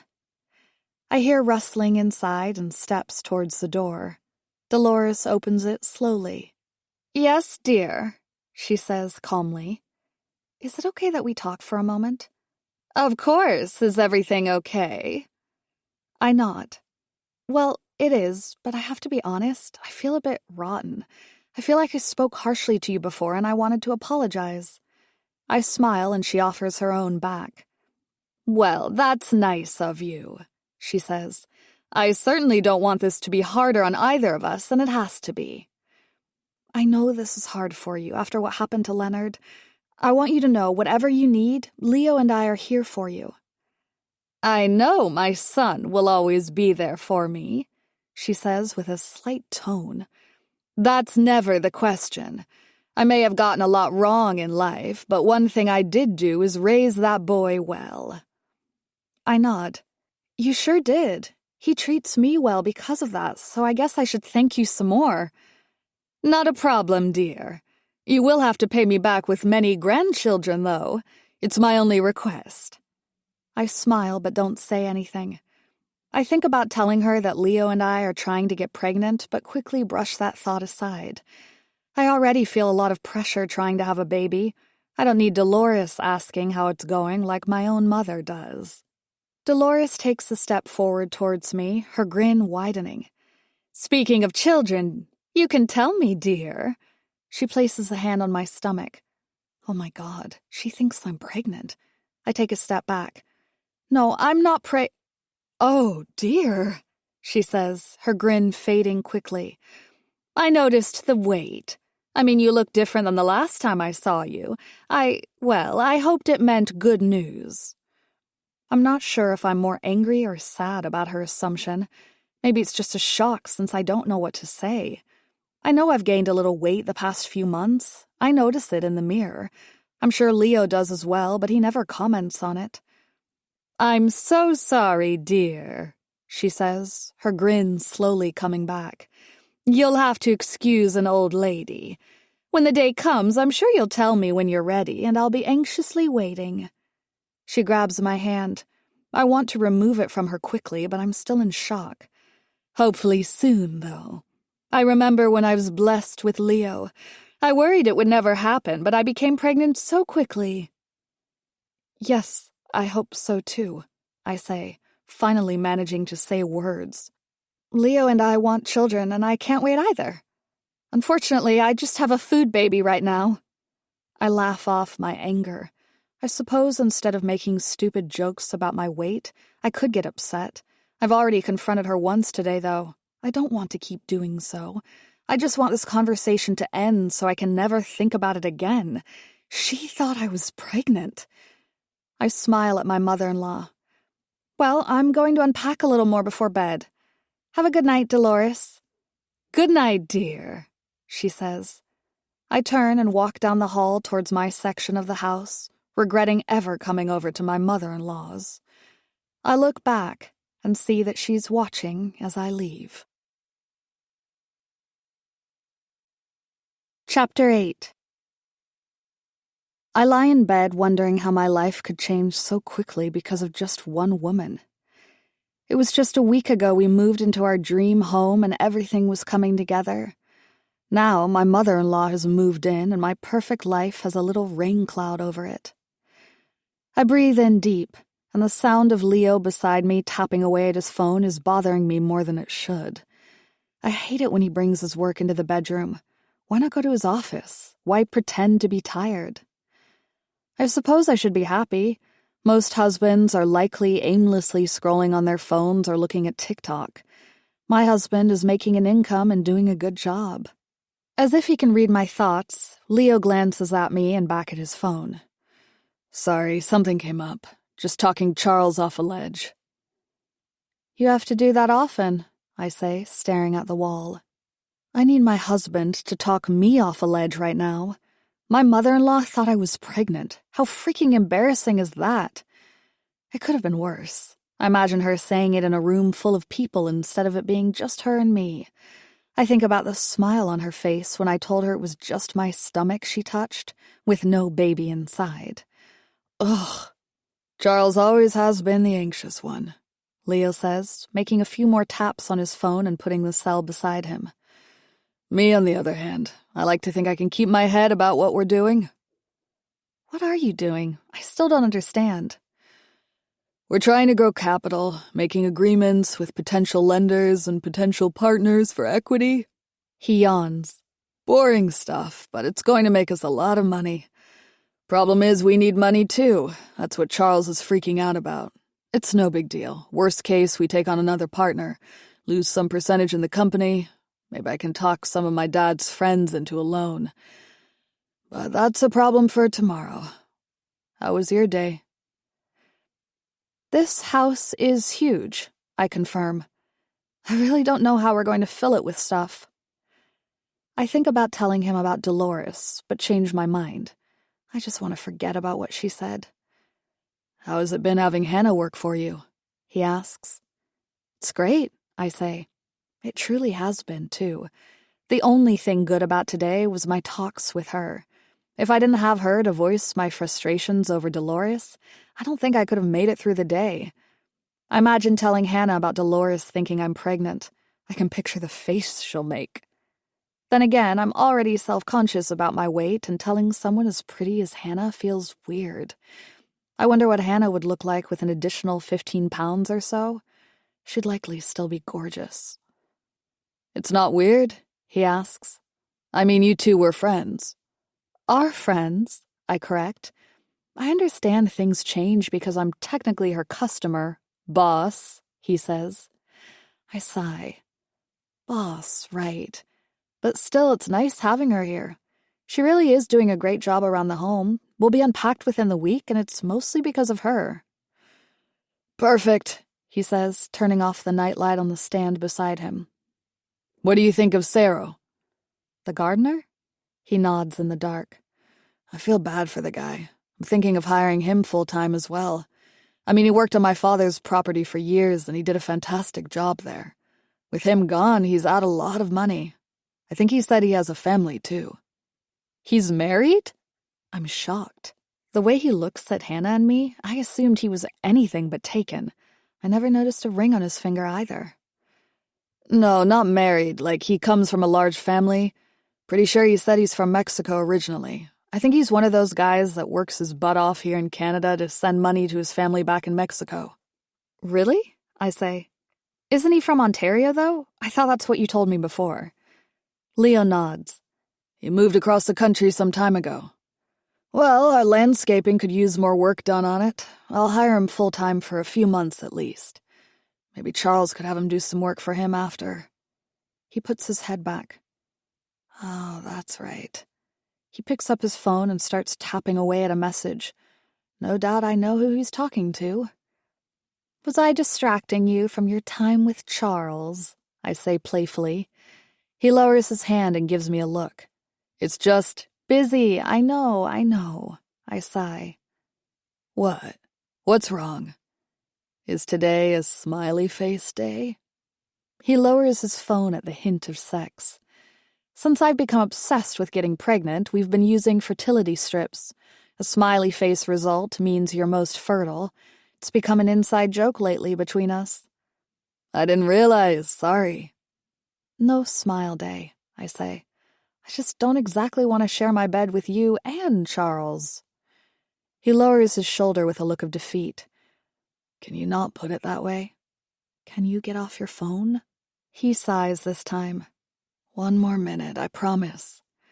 And as much as his phone usage bothers me, he at least stays true to his word and after finishing his message puts his phone down on the nightstand. He smiles at me and grabs it again, offering it to me. Peace offer? I shake my head and smile. It's something he does when I get annoyed with him being on his phone in the bedroom. He allows me to keep his phone hostage until we negotiate a release the next morning, or he steals it back during the night.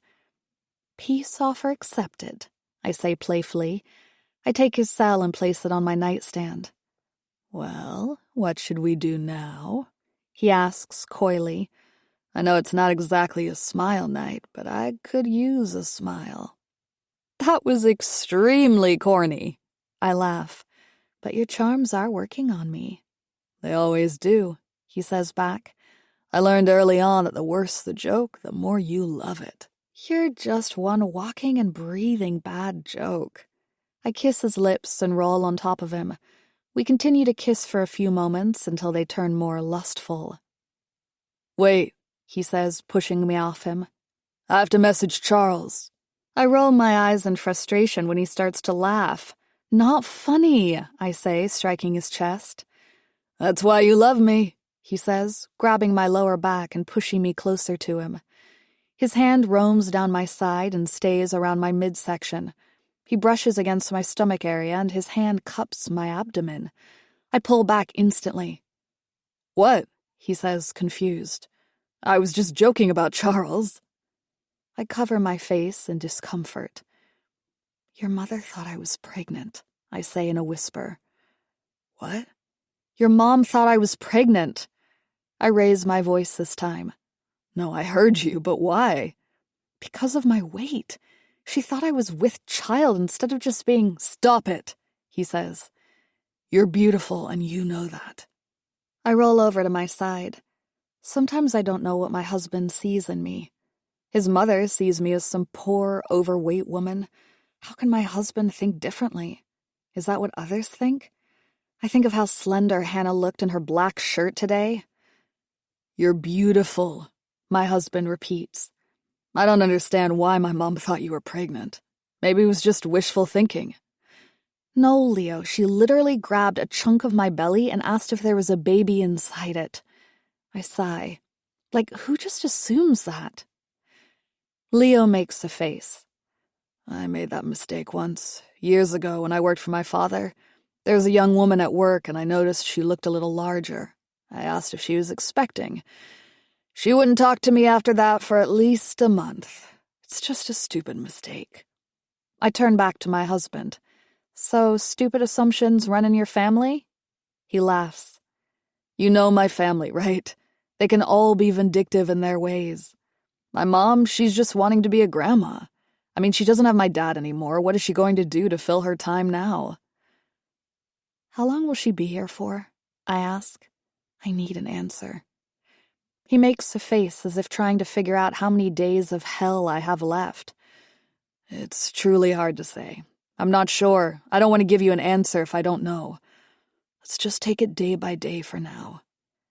She won't be living here permanently, though, right? He nods.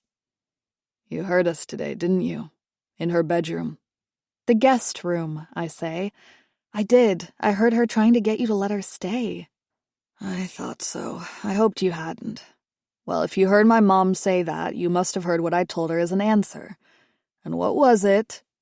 No, I say. Good. I know that my mother staying here isn't good for us, and it will be temporary. I just can't say for how long, okay? I nod. I feel like she hates me. He kisses my head. Well, you both think the same. She thinks you hate her too. Good night, love. He turns over and I stare at the ceiling, taking in a deep breath. It's only temporary, Leo mutters. Chapter 9. As it turns out, despite my insecurities, Both Leo and I have smiles on our faces early this morning. It's a nice way to start the day. As he brushes his teeth, I stand behind him and hug his midsection. He spits out his toothpaste and gives me a kiss. Minty fresh, I joke. Yum. I'm going to be out late tonight. Don't expect me home early today, okay? Sure, go be with your work wife all day. He laughs. We joke, but never, ever say stuff like that to Charles directly. The man has no sense of humor. Probably the most serious person I know. And anxious, I add. You guys are yin and yang business partners. That's why we work out so well. It's all about balance. He pulls his tie up to his neck tighter and looks at himself.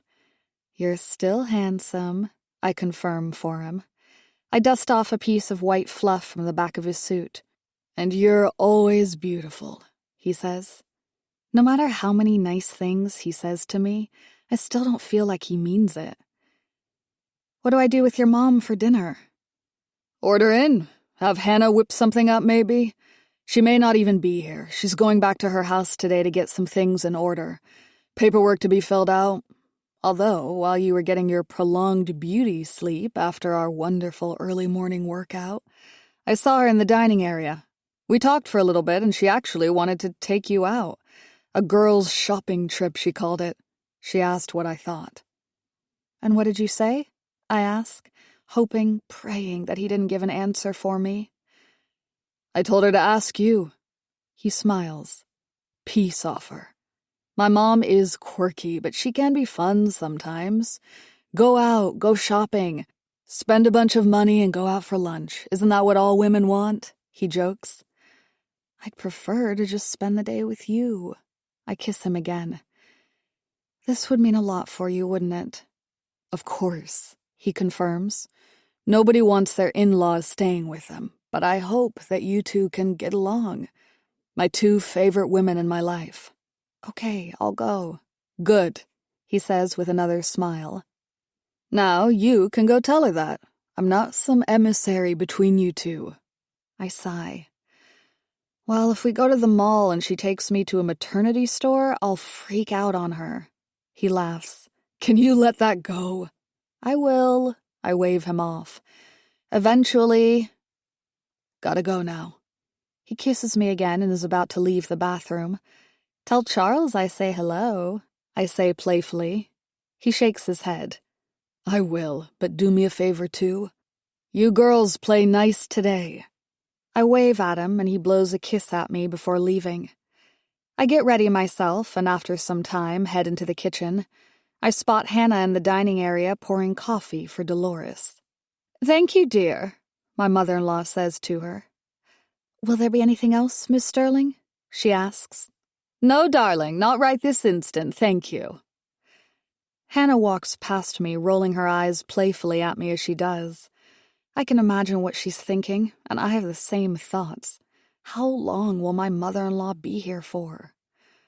Play nice, my husband asked before he left. I tell myself today will be different. I won't hold Dolores to some of the things she said yesterday.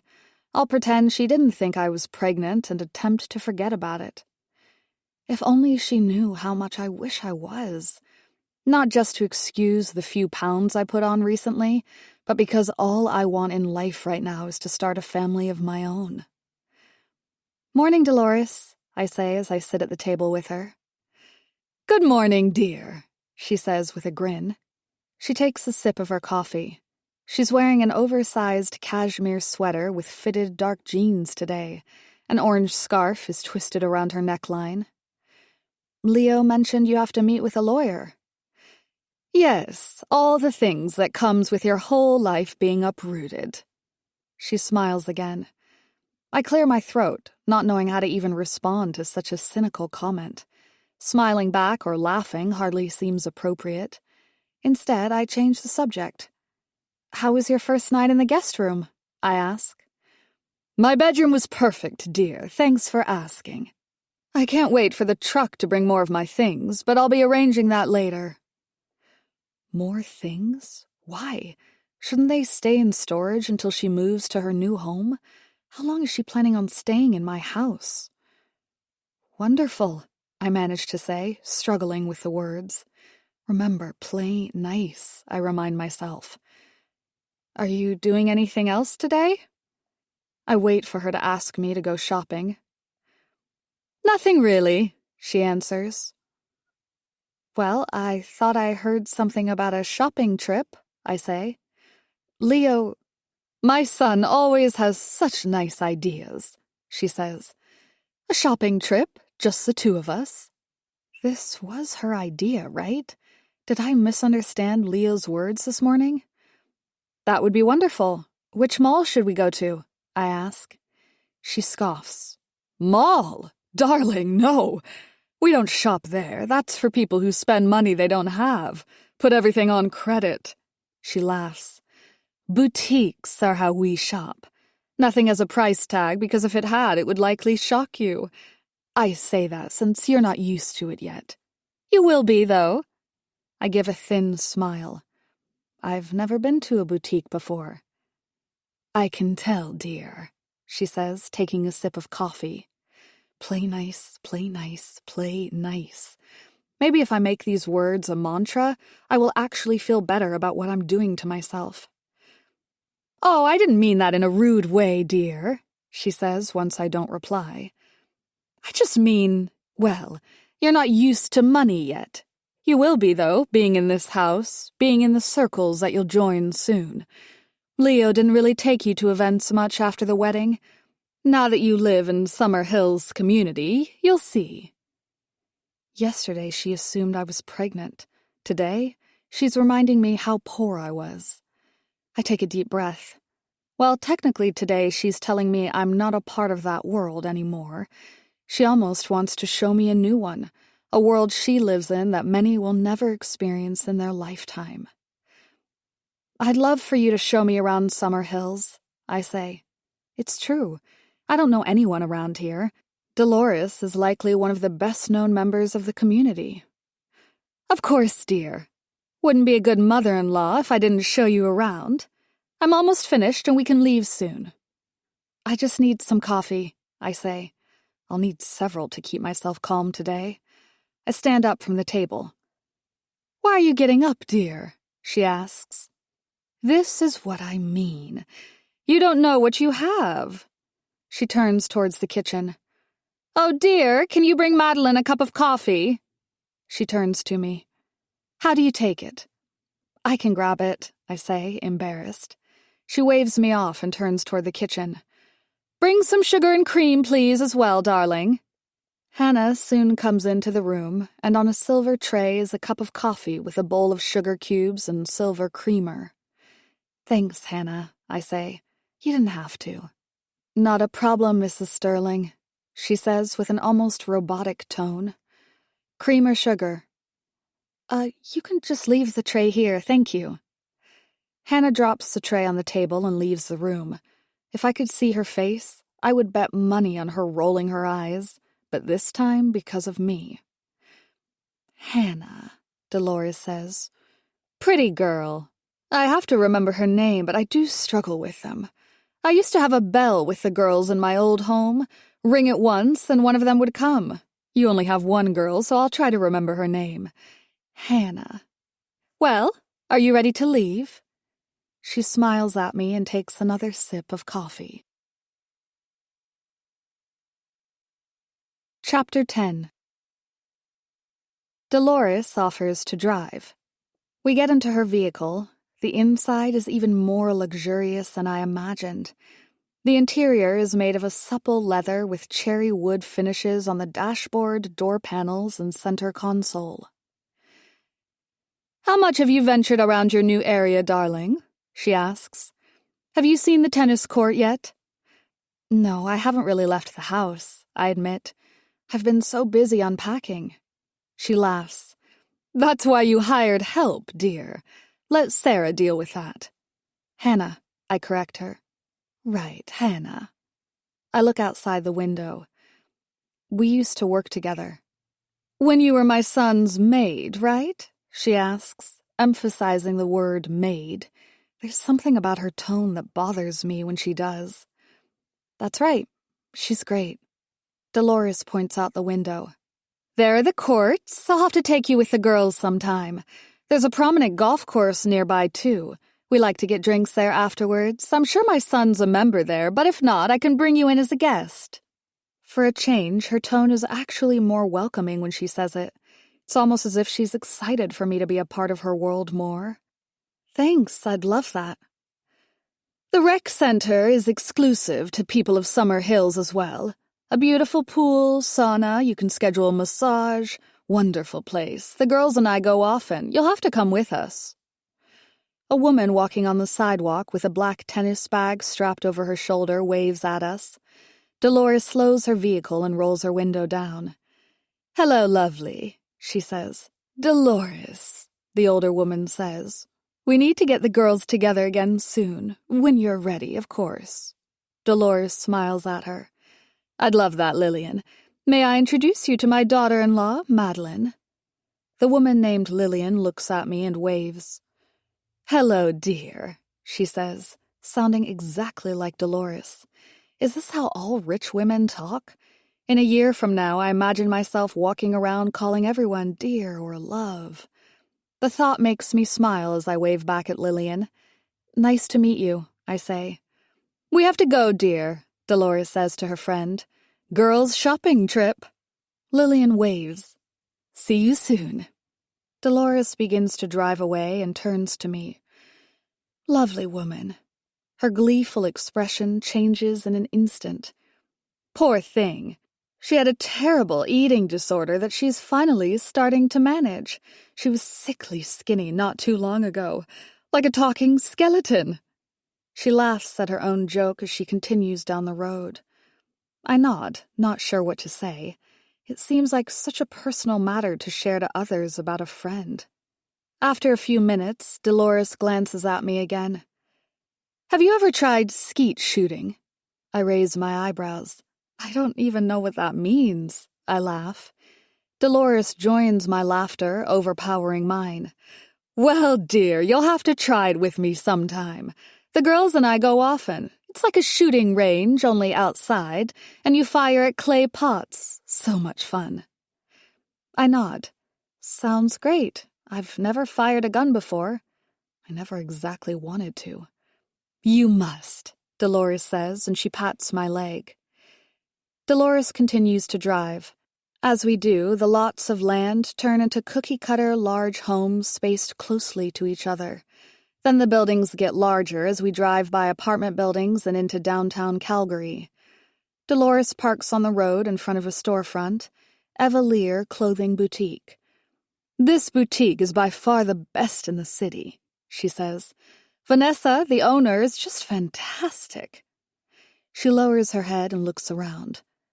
Poor girl is a raging alcoholic, though. The woman never found a bottle she didn't like. She laughs, waving me off. Don't share that, of course, dear. Poor girl has enough on her plate. I'm sure she doesn't want to know that her clientele all think she's a drunkard. I give a thin smile.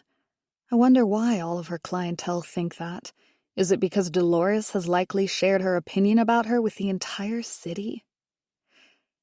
We walk into the boutique, and I'm greeted with a faint perfume that's quite lovely.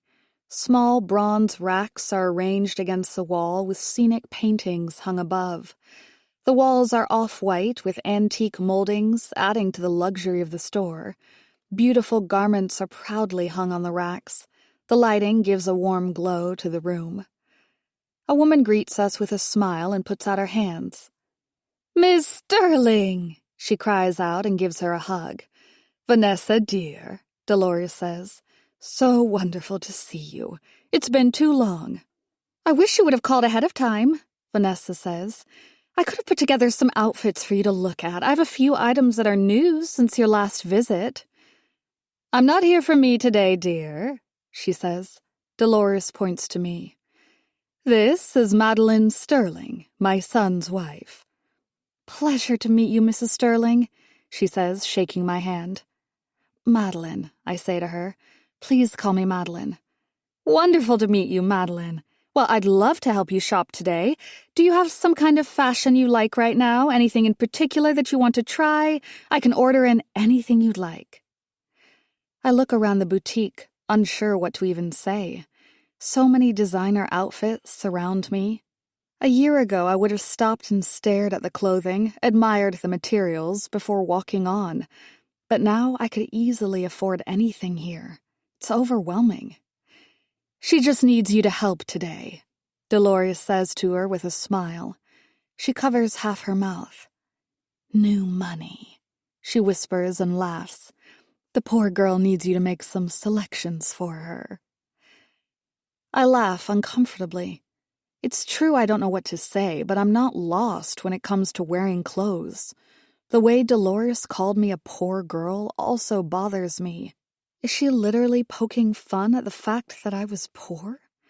What does Dolores say about me behind my back? Poor Meline grew up in an actual poor home, the poor girl. That would probably be too tame for a woman like Dolores Sterling. Vanessa looks me up and down, a finger to her lip. I have a few ideas of what would fit you well. Let me put together some ideas and I'll be back for you. She waves us over to a seating area. Please sit or shop around if you prefer. We'll sit, Dolores answers for us. She walks over to a long antique couch. I reluctantly sit beside her. Vanessa follows us, grabbing a bottle of champagne from a fridge. She takes out 2 glasses and pours. She offers 1 glass first to Dolores, then me. I thank her while Dolores takes a sip. Shouldn't be too long, she says. Meline, you look to be a small, perhaps a smaller size medium. Best grab mediums, dear, Dolores answers for me. She looks at me and smiles. Soon she'll be giving me grandchildren. Vanessa smiles at me. How lovely. We're trying, I correct. No babies yet, Dolores, sorry. I laugh, taking a sip from my champagne. My palate is overjoyed at the blend of crisp apple and pear. Dolores takes out a cigarette from her purse and lights it. Smoking inside buildings is illegal in Canada, a fact that Dolores surely knows. Not too far away from where we're sitting, there's even a no-smoking sign confirming it. I wonder how much business Dolores does with this boutique for Vanessa to look the other way. Dolores puffs out a plume of smoke. We sit in silence as we wait for the owner to return. A few times I think of ideas of what to say and change my mind. It's awkward enough sitting in silence, but perhaps better than listening to whatever my mother-in-law has to say. Thankfully, the champagne helps pass the time.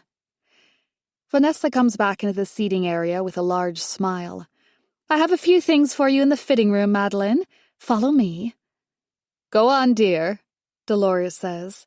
Come back and give me a fashion show when you're ready. I'd love to see. Oh, and today's shopping trip is on me, dear. What a lovely mother-in-law you are, Dolores, the owner says.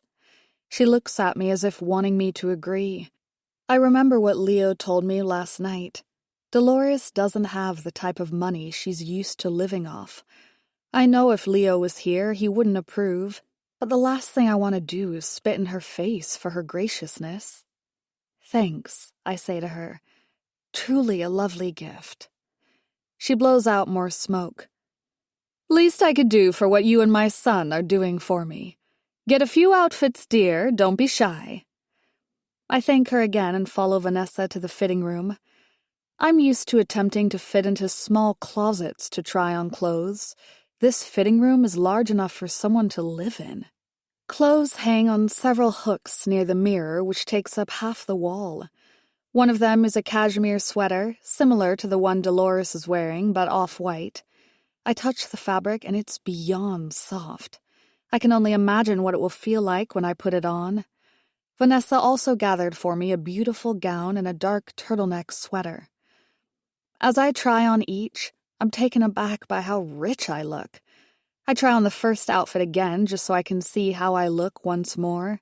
Maybe it's the lighting in the fitting room, but not only do I look like $1,000,000, but feel that way as well. I think of my mother-in-law. I suppose I almost look like her. It's the most amazing confidence boost I've felt in a long time. I can see why Dolores loves this boutique. I didn't even say anything about what I wanted to wear, and Vanessa was spot on in the decisions she made for me. I could ask this woman to fill my entire closet, which is even larger than this room, with a whole new wardrobe for me. I open the fitting room door and Vanessa is waiting for me. "You look beautiful," she tells me with an endearing smile. It's not a fake one this time. She can probably tell by the smile I give her that I'm happy. "You have beautiful taste," I tell her. "Do you need any other sizes?" "No, this fits just right. I'll just show Dolores." "Of course," she says and waves me toward the sitting area. When I saunter into the sitting room, Dolores blows out more smoke and studies me and the outfit. I love how the turtleneck fits on me. "Darling, you look fantastic. I can show off my daughter-in-law now." She looks over at Vanessa. "Perhaps a large one in this outfit would be better." My mouth nearly drops before I find words. "No, this is perfect," I say. Dolores smiles.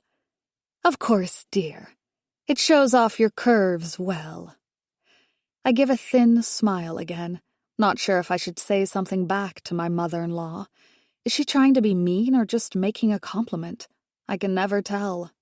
I turn to Vanessa. "I'll take the other 2 outfits as well. Thank you so much. I'll be coming back soon." Vanessa smiles. "Please call me ahead of time and I can have much more ready for you to try. Any style you want." "I will, thank you," I say. I turn to Dolores. "Again, thank you for the outfits and for showing me around." She takes out another cigarette. "My pleasure, dear. You sure you don't want to get more?" I think of Leo telling me how Dolores' life is about to change. The boutiques, golf clubs, everything could be gone for her. Worst case, she may even have to start shopping at a mall. "No, but thank you," I say. I change back into my clothes, and when I come out, Dolores has already paid for the outfits. Vanessa thanks us for coming and gives me her business card. Dolores gets into her vehicle. As I walk over to the passenger side, I look behind me and see a man. He's looking directly at me. He's leaning against the brick wall of the boutique and takes out a phone from his tan suit inner pocket. I immediately recognize him as the same man I saw at my father-in-law's funeral. He's even wearing the exact same outfit as before. Clenched in his teeth is a toothpick. When he notices me looking at him, he quickly turns his head but glances back. I get into Dolores' car. "I think someone is following us," I say. "What?" Dolores says, confused. "Who?" "That man standing near the boutique in the tan suit. I saw him at the funeral, too." Dolores moves the rearview mirror, attempting to spot him. She says, and fixes her mirror back. "Ever seen him before?" I ask. She turns the ignition. "Nope." She dramatically drives into the street and down the road. I look at the side mirror and watch the image of the man in the tan suit get smaller as we drive off. Chapter 11. When we arrive back at home, Dolores drops me off, saying she needs to take care of some legal matters. I thank her again and take my outfits out of the car. I watch as Dolores leaves down our long, narrow driveway. A trail of dust follows her vehicle, and the cloud of dirt overcomes Sarah, who's working nearby. I can hear him cough as I walk inside and shut the front door. I call Hannah to see if she's near, but she doesn't respond. Her car is parked outside, so I know she's somewhere indoors. I walk up the spiral staircase and call out for her again, but don't hear a word. I pause a moment to take in the panoramic views of the mountains. The beauty always gives me a warm feeling, knowing I'll have this view for life. I continue my search for Hannah. I wanted to show her the outfits I bought, but suddenly think twice about it. If I do, am I showing off in some way? Hannah showed me her new outfits in the past. Sometimes we'd even text each other our purchases, but this feels different. These are clothes she would work months to pay for.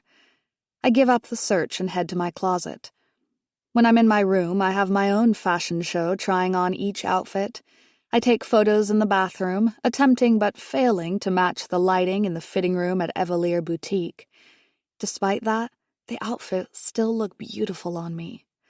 I text the pictures to my mom, and she immediately writes back. "You look gorgeous," she says. For a change, I feel that way too. Dolores may have foot-and-mouth syndrome, but I truly am thankful that she showed me around today. Maybe her being part of my life has its benefits. New money, she called me. It's true. I have no clue what to do with it. I've been married to Leo for over a year and never thought to upgrade my wardrobe to this level. Sure, I shopped more at Lululemon and wasn't as concerned about paying over $100 for a pair of jogging pants, but boutique shopping is a whole different experience. I grab my phone.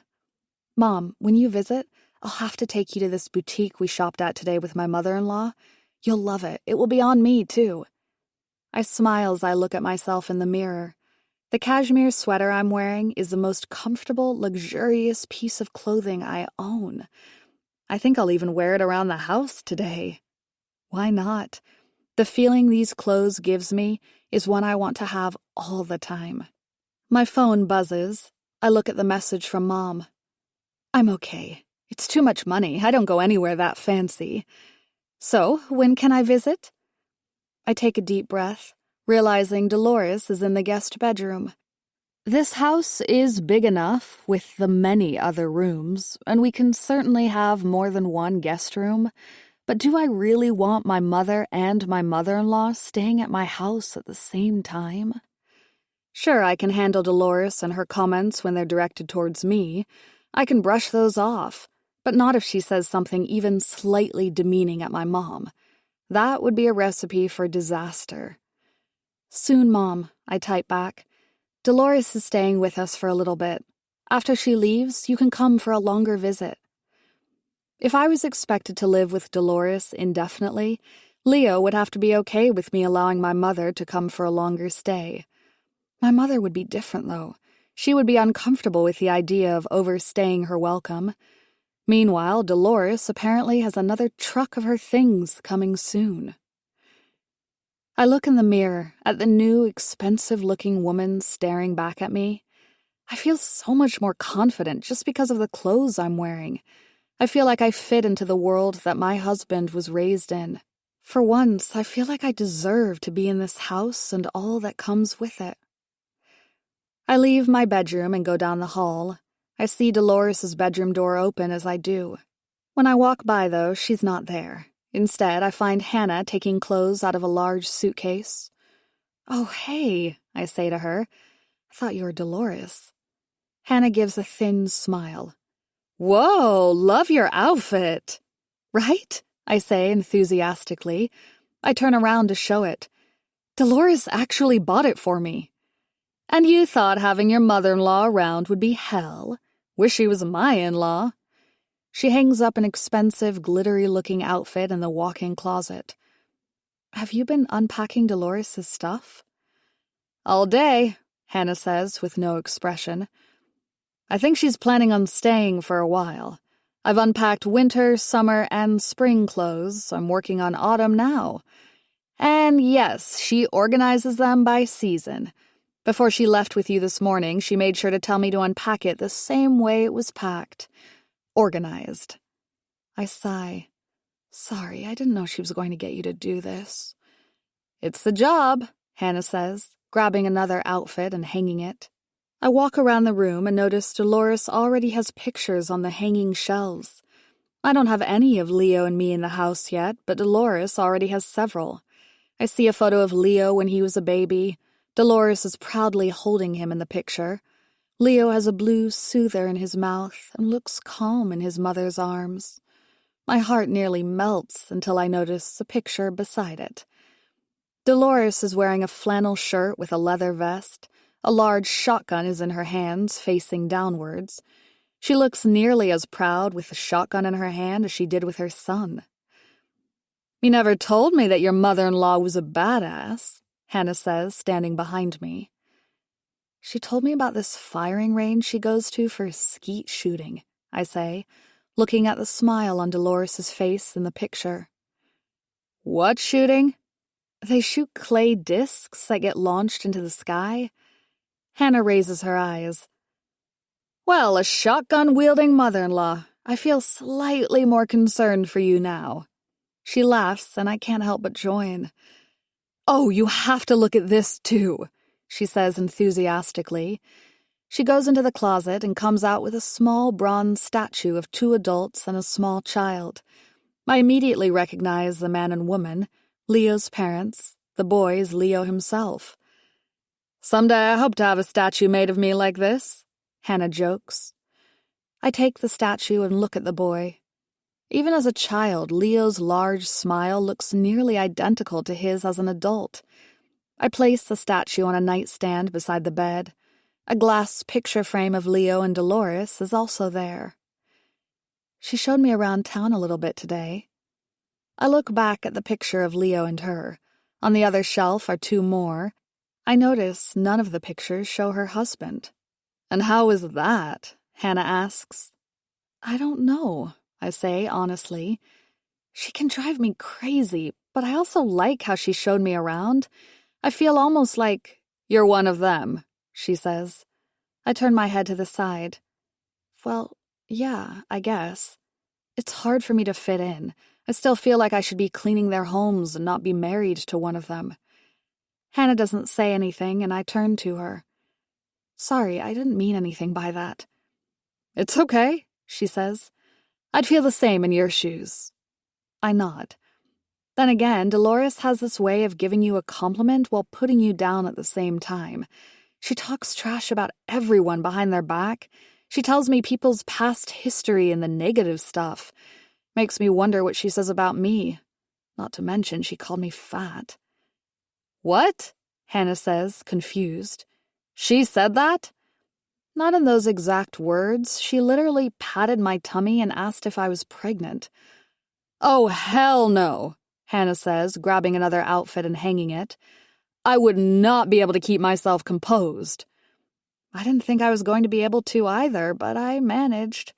It's only temporary, is what Leo keeps telling me. You sure about that? Hannah jokes, hanging another outfit. She looks outside the bedroom window at the car coming towards the house. Speak of the devil, she smiles. Well, I should get done with the rest of the things she wants me to unpack. I'm about to leave when I turn to her. Listen, I'm sorry about this. I don't want anything to be awkward between us. I think of my comment just a moment ago about how I used to clean houses and realized it must have come off terribly. I don't think of you as the help, okay? I'm glad you said something, Hannah says. It bothered me yesterday, but I got over it. Yesterday? What had I said to her that upset her? I mean, it was a small thing, she continues. When you asked me to go speak to the movers about where to put Dolores' things, but you were closer to the front door than me, I just felt a little demeaned. Suddenly I remember what she's referring to. In a fit of frustration, I asked her to speak to the movers instead of doing it myself. In the moment, I was upset that Dolores had instructed me to do so. I felt my mother-in-law was treating me like the help, but then I did the same to Hannah. I'm sorry, I say again. Just tell me when I overstep. You don't have to worry about being honest with me, never. Okay. I, again, appreciate you giving me this job. Still besties? I say with a laugh. She smirks. Still besties, she agrees. But only if you buy me a matching outfit like yours. She laughs. Seriously, though, I love it. How much was it? Oh, my, I say enthusiastically. Nothing had price tags in this boutique. Boutique, Hannah repeats. They even gave you champagne in the waiting room, I say with a smile. It was insane. I leave, and as I walk down the hall, I can hear a hushed voice coming from the living room area. I told you not to call this number anymore. As I peer around the corner, I see Dolores on her cell. She's pacing near our fireplace. No, she says with a fierce tone. I'm going to hang up. Don't call again. We have to wait. Chapter 12. A loud knock on the door startles me and Dolores, too. She continues to talk to whoever she's speaking with and moves into the kitchen. Meanwhile, the person at the door knocks again, louder. The volume continues growing until I'm at the front door. I almost feel like I'm in a movie where the police are about to raid my home. I open the door slowly. A man in a tan suit is on my porch. He looks intimidating with his sunglasses and a toothpick tight between his teeth. I nearly close the door out of fear until the man smiles, and his whole aura changes from intimidating to welcoming. "I'm sorry, ma'am, but I'm looking for your husband," he says. "Is he home?" I keep the door held to my side, ready to close it in an instant. "No, he's not. How do you know him, sir?" "Well, we don't know each other, ma'am," he says with a grin. "I'm just trying to complete my investigation and need to speak to him." "Investigation?" "Yes, involving your father-in-law's passing." He shuffles his tie and gives me a thin smile. "Is he at his office downtown?" He repeats the address of my husband's building from memory. "Could I find him there?" "I'm not sure," I say, confused. Why is a detective at my door asking to speak to my husband? An investigation regarding Leonard Sterling? Why? "What is this about?" "Well, I was hoping to speak to you as well," he says. "I saw you at my father-in-law's funeral." "I was there, yes," he admits. "I wasn't exactly trying to hide." "I saw you outside the boutique today as well. Why were you following us?" "Not what you think," he says. "Can we talk? I'd like to speak with you. I need to clear this investigation from the books. It will only take a few moments of your time." "Shouldn't I get a lawyer?" I ask. "I don't know why you would. I'm just here to ask questions, not here to make an arrest." I open the door and welcome him to come inside. I wave him to the living area. He looks around at the empty room and smiles at me when there's nowhere for us to sit. "We just moved in," I say. "The furniture is coming soon." "Well, even though it's empty, it's a beautiful house," he says. "Hate to imagine what the insurance costs on it a year." A bit of a weird thing to say. Home insurance was the last thing on my mind when we bought the place. "Well, can you please tell me more about what this is about?" I ask. "We're looking more into what happened the day Mr. Sterling passed. Leonard Sterling I." "Okay," I say. "What do you need to know?" "Where were you the day he died?" "Furniture shopping with Leo, my husband. That's his preferred name." The investigator takes the toothpick out of his mouth and puts it in the front pocket of his suit, taking out a notepad and a pen. "And when do you believe you left to go out shopping, and when did you come home?" I take a moment, trying to recall. It was early when we left, possibly 9. We came back late in the afternoon. "And he was with you the entire time?" "That's right," I answer. "Why are you asking these questions?" "We're looking into some details and inaccuracies around the death of Mr. Sterling. We're just trying to understand the timelines of the people in his orbit." I take a deep breath. "So there's suspicion it wasn't suicide?" "Some, yes. Like I said, we just have questions and need to ask the right people to get answers." Why would my husband be one of those people? None of this is making any sense.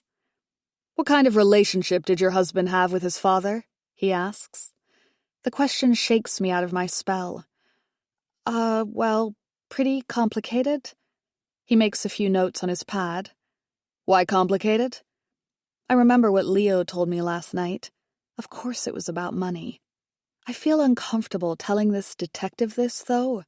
I almost feel like I'm implicating my husband in something he didn't do. "Maybe I think it's better you speak to my husband about this," I say. "I'm not sure if—" "Does your husband have a home office?" he says quickly, cutting me off. "Well, yeah. It's about the only room in this house that's fully furnished." I laugh. Leo wanted to keep everything from his last house for his home office. Before the detective can ask another question, Dolores comes out from the kitchen and looks at the man and at me. "Hello," she says, giving a smile. May I help you? Yes, ma'am, I'm Tony Cardone. I'm here to just ask a few questions. She smirks and points a finger at him. We've talked before, haven't we? He nods. That's right, ma'am. I'm just trying to conclude my investigation. Investigation? Dolores repeats. Right. Well, I'd like to ask you to leave this property. If you want to ask questions, I can give you the name of my lawyer. I believe that's what I told you last time as well. He nods again. You did, ma'am. Then why are you here? She asks coldly. He's a detective, I say to my mother-in-law. He says he has questions for Leo. Tony raises his eyebrows. Dolores laughs. Did you tell my daughter-in-law you're with law enforcement? You know that's illegal, right? Tony raises his hands. I never said I was with the police or a detective. He looks at me. I'm sorry if you had that impression. He hands me his business card. Tony Cardone. I'm an insurance investigator, ma'am. I look at the card, reading his name and position underneath it.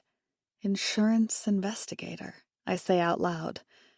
That's right, ma'am. Like I said, I just have questions for you and your husband. Dolores pats his shoulder. Young man, please leave this house before I call the real police. Stop harassing me and my family. If I see you at my front door or bump into you on the street, I'll be calling your company to complain and the police. Tony looks at me. Well, I believe this is your property, ma'am. Like I said, I just have a few questions. Dolores sighs and gives me a look. I glance at her and back at the investigator. Please leave my home. Chapter 13. After the insurance investigator leaves, I stay in my room nearly the entire day, only leaving to eat. Hannah picks up that something's wrong, but I don't want to talk to her. I don't want to talk to anyone. Why is an insurance investigator looking into the suicide of my father-in-law? The answer seems obvious. The insurance company is questioning if his death was truly by his own hand. Now there's this strange investigator man following me and asking me questions about my husband. It was Dolores who found Leonard Sterling's body at their house. How would she not be the prime suspect if anyone is under suspicion? Sure, Leonard Sterling was a much larger man than Dolores. She wouldn't have been able to overpower him. Then there was the suicide note that tied it all together. Lying in my room, I think about what it must be like to find your husband dead in your home. I would have a heart attack right beside his body if I found Leo that way. Dolores is built differently. She has barely mentioned her husband, only pointing out how his death has changed her own life. She comes off emotionless when talking about his death. I think about the conversation I overheard Dolores having on the phone. Who was she talking to in such a hushed voice? She left the room when the investigator knocked on the door, only to reappear when I started answering questions. Tony Cardone. That's his name. The mystery man in a tan suit who seems to be my shadow when I leave my house.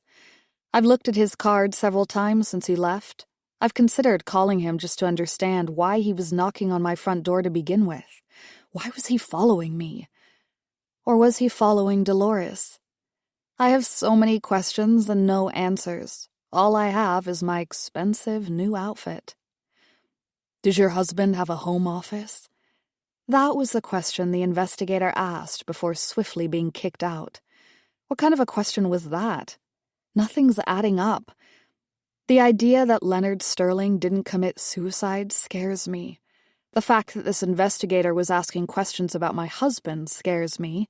The fact that Dolores was the one who found her dead husband, who may have died from foul play, scares me the most. My brain automatically jumps to the scariest idea. What if my mother-in-law killed her own husband?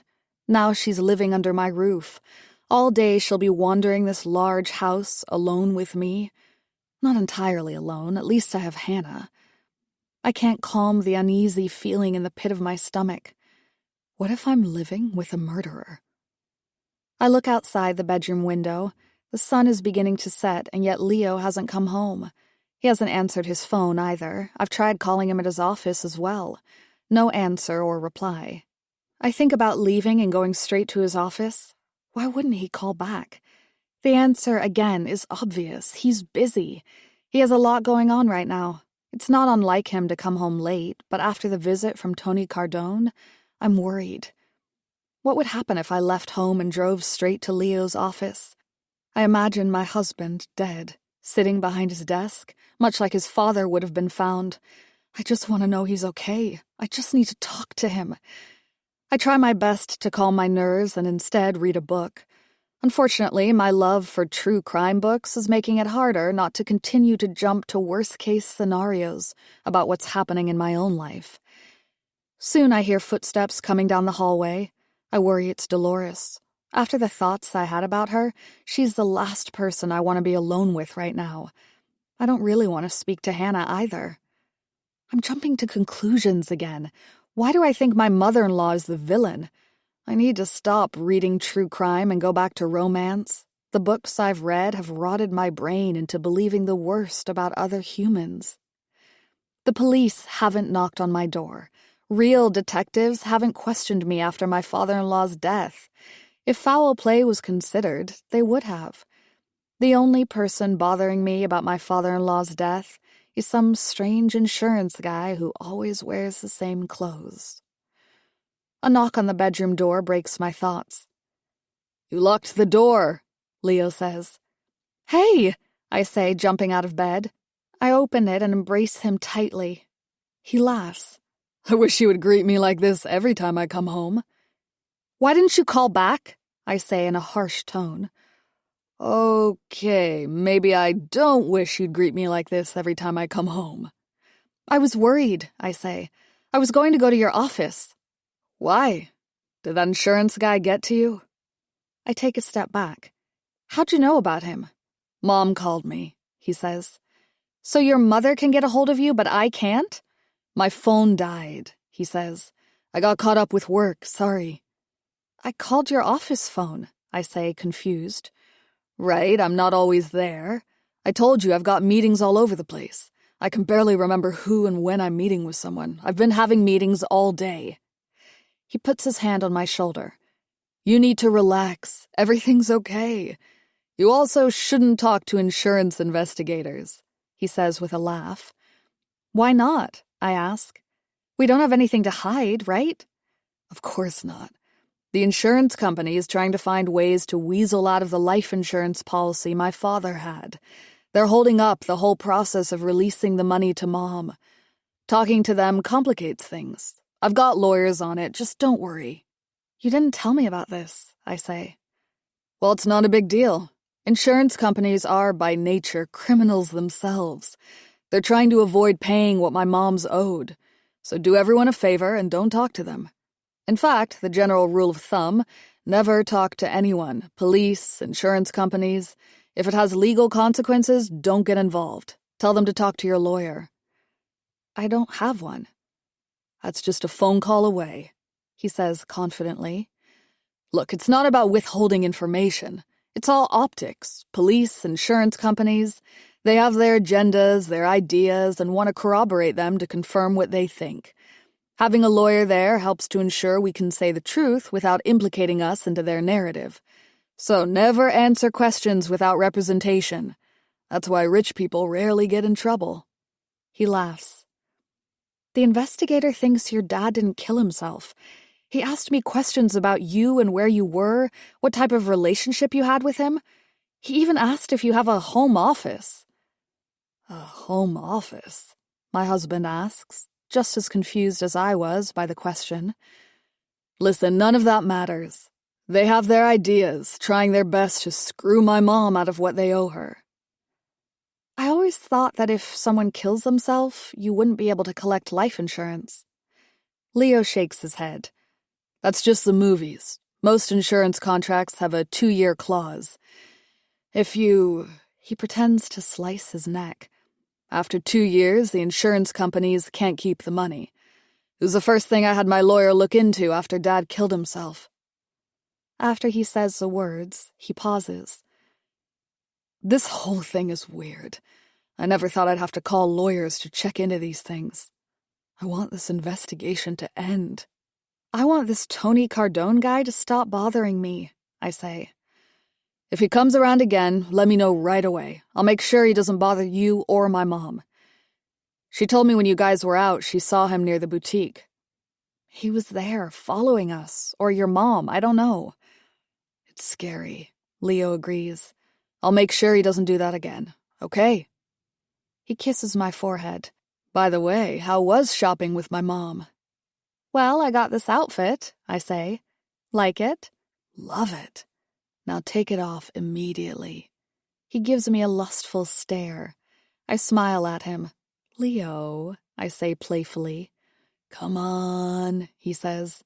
After so long trying to conceive with you, I know when you're fertile. I can smell it like an animal. I laugh. No, you can't. That's just disgusting. I bet if you took a fertility test, we'd get a smiley face. He takes off his suit and starts unbuttoning his white shirt. Now off with the fancy clothes, please. I still have more work to do tonight. I laugh. Having me is work. Am I not being romantic enough? He asks. Sorry, I'm tired and just want to be with my wife. Can you blame me? I lean into his torso and kiss him softly. No, I can't. Now, take your clothes off first. Chapter 14. This morning, Leo left even earlier than usual. I worried what it would be like after he went to work, but the terrible thoughts I had last night don't seem so scary now that the sun is up and it's a beautiful summer day. I thought about going for a hike on a trail nearby, but I'm determined to get myself a new book. I will definitely stay true to one of the decisions I made last night. I need something less scary that won't keep me up all night thinking the worst of the people living in my home. I'm not sure what my fascination is with dark stories, but sometimes they feel a little too true. Time for a break. I'll revisit the dark when I feel more comfortable with the anxiety of my daily life. Until then, hunky, half-naked men on covers with a beach background sound fun to me. I can only imagine the comments Leo will give me when he spots me reading it at night. He's always reading some kind of self-help book to better himself. He's obsessed, really. I'm obsessed with scary things that happen to real people. Let's not psychoanalyze that part. I look out the bedroom window at the sun rising, and it's already a beautiful morning. Off in the distance, I see Saros standing by a trail near some bushes. Only he's not alone.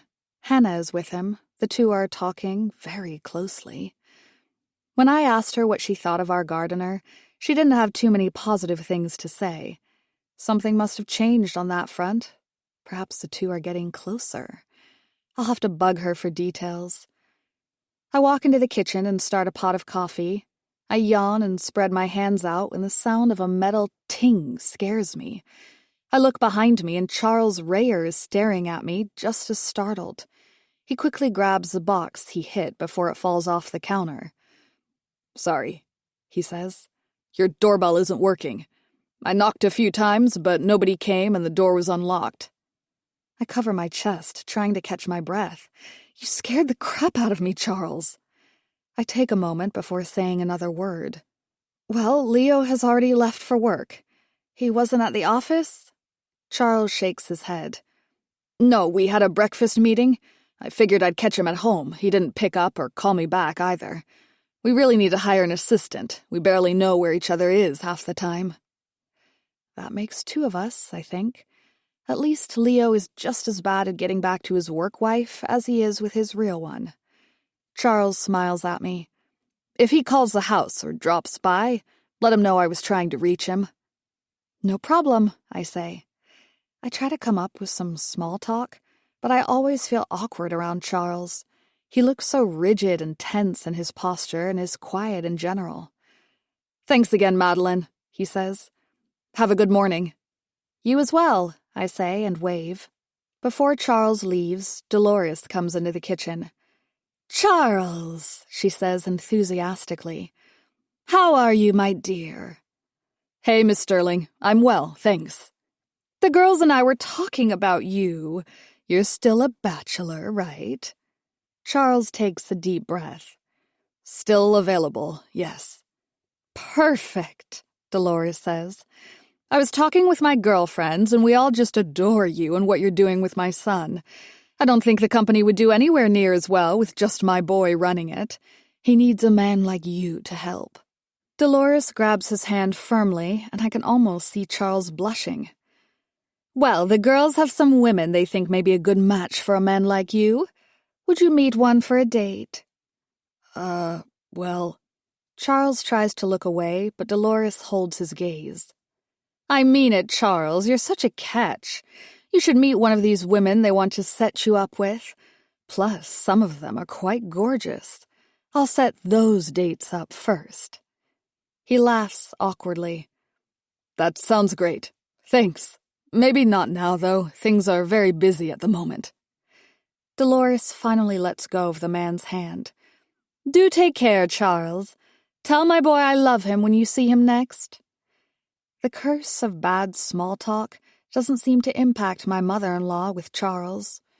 I will, he says with a smile, and waves before walking out of the kitchen and towards the front door. Poor thing, Dolores says as she watches him. His mother and father both died last year. She shakes her head. Can you imagine? Car accident, I think, right? That's right, dear. Poor man. Dolores turns to me. Did you eat breakfast yet? No, I just woke... Perfect, Dolores says with a smile, cutting me off. We're going for brunch, dear. Me, you, and the girls. I want you to meet them. When it finally hits me that this isn't an invitation, but a demand, I agree to go. Perfect, dear, she says, her smile fading for a moment. Chapter 15. I sit in the passenger seat as Dolores drives again. As we pass the tennis courts, she points them out to me again, even though she had the day before. I nod and don't let her know that we already talked about this. Today, we're having brunch with the girls at the golf course. I'll use my visitor pass to get you in, she says. They have a wonderful brunch. Nearly everything you can want, they have, even crab legs and lobster. I tend to just stick with an egg white scramble with tomatoes, but you'll love it. They have all the standard breakfast items, bacon, potatoes, and the pancakes are to die for. She smiles. I smile back. Why would I love all the fattening food? It's just as I told Hannah yesterday. Dolores has a way of making a neutral statement feel like a punch in the gut with her delivery. You don't speak much, dear, she says to me, glancing at me a few times as she waits for my response. I smile. Well, my mother said I always did keep to myself a little too much. I hear you and my son giggling like children in your bedroom all the way down the hall. Obviously, you're not shy with everyone. It isn't just me, though, is it? No, of course not. I lie. I wonder, if she can hear Leo and I laughing in the bedroom, what else can she hear? I try to get that image out of my head. I think of telling her that I feel the same way around Charles Rayer, but decide to keep that to myself as well. Leo's different, I finally say. He's in love. I can see it when he looks at you, or the way he talks about you. You've been married for a little while now, and he's still a smitten kitten with you. She makes a clicking sound in her mouth. That's special. Some couples never have that. They marry for other reasons. She pats my leg. Yours is special, though. Some of that, of course, is because my boy is special. I'm starting to see what he sees in you. You're a good person. I give a thin smile. Thanks, Dolores. I suppose my darling son told you about what's happening with the insurance company regarding my husband's policy. I look away from her. He has, yes. I'm sorry that's happening. It's been a nightmare, truly. Lawyers are involved. They're trying to say that his will was direct and that the money was to go to charities. We're fighting. They're trying to take everything from me. She shakes her head. This I wasn't aware of. Leo told me other reasons. That's terrible, Dolores. I do hope that this gets settled soon. If only she understood how much of an understatement that is. More money in Dolores's bank account means less days at my home. For a change, I hope the blind children get less money, and it goes to my mother-in-law for the most selfish of reasons, mostly my sanity. Dolores opens a window and takes out a cigarette. "Hold the wheel, dear," she says, and lets go without hesitation. I quickly grab the steering wheel to keep the car going straight as she lights her cigarette. "Do you have a will, dear?" she asks, glancing at me. "Life insurance?" I don't answer. Why is she even asking me? "Dear, you really should have one. Make sure when you do, the wording of your estate, well, Leo's estate, I suppose, is clear. You don't want to be in my shoes." We continue to drive in silence, her blowing smoke out the window, until she resumes again with more odd comments. "If you want, you could add me to your will. If you have children, you want to ensure they have the best life has to offer.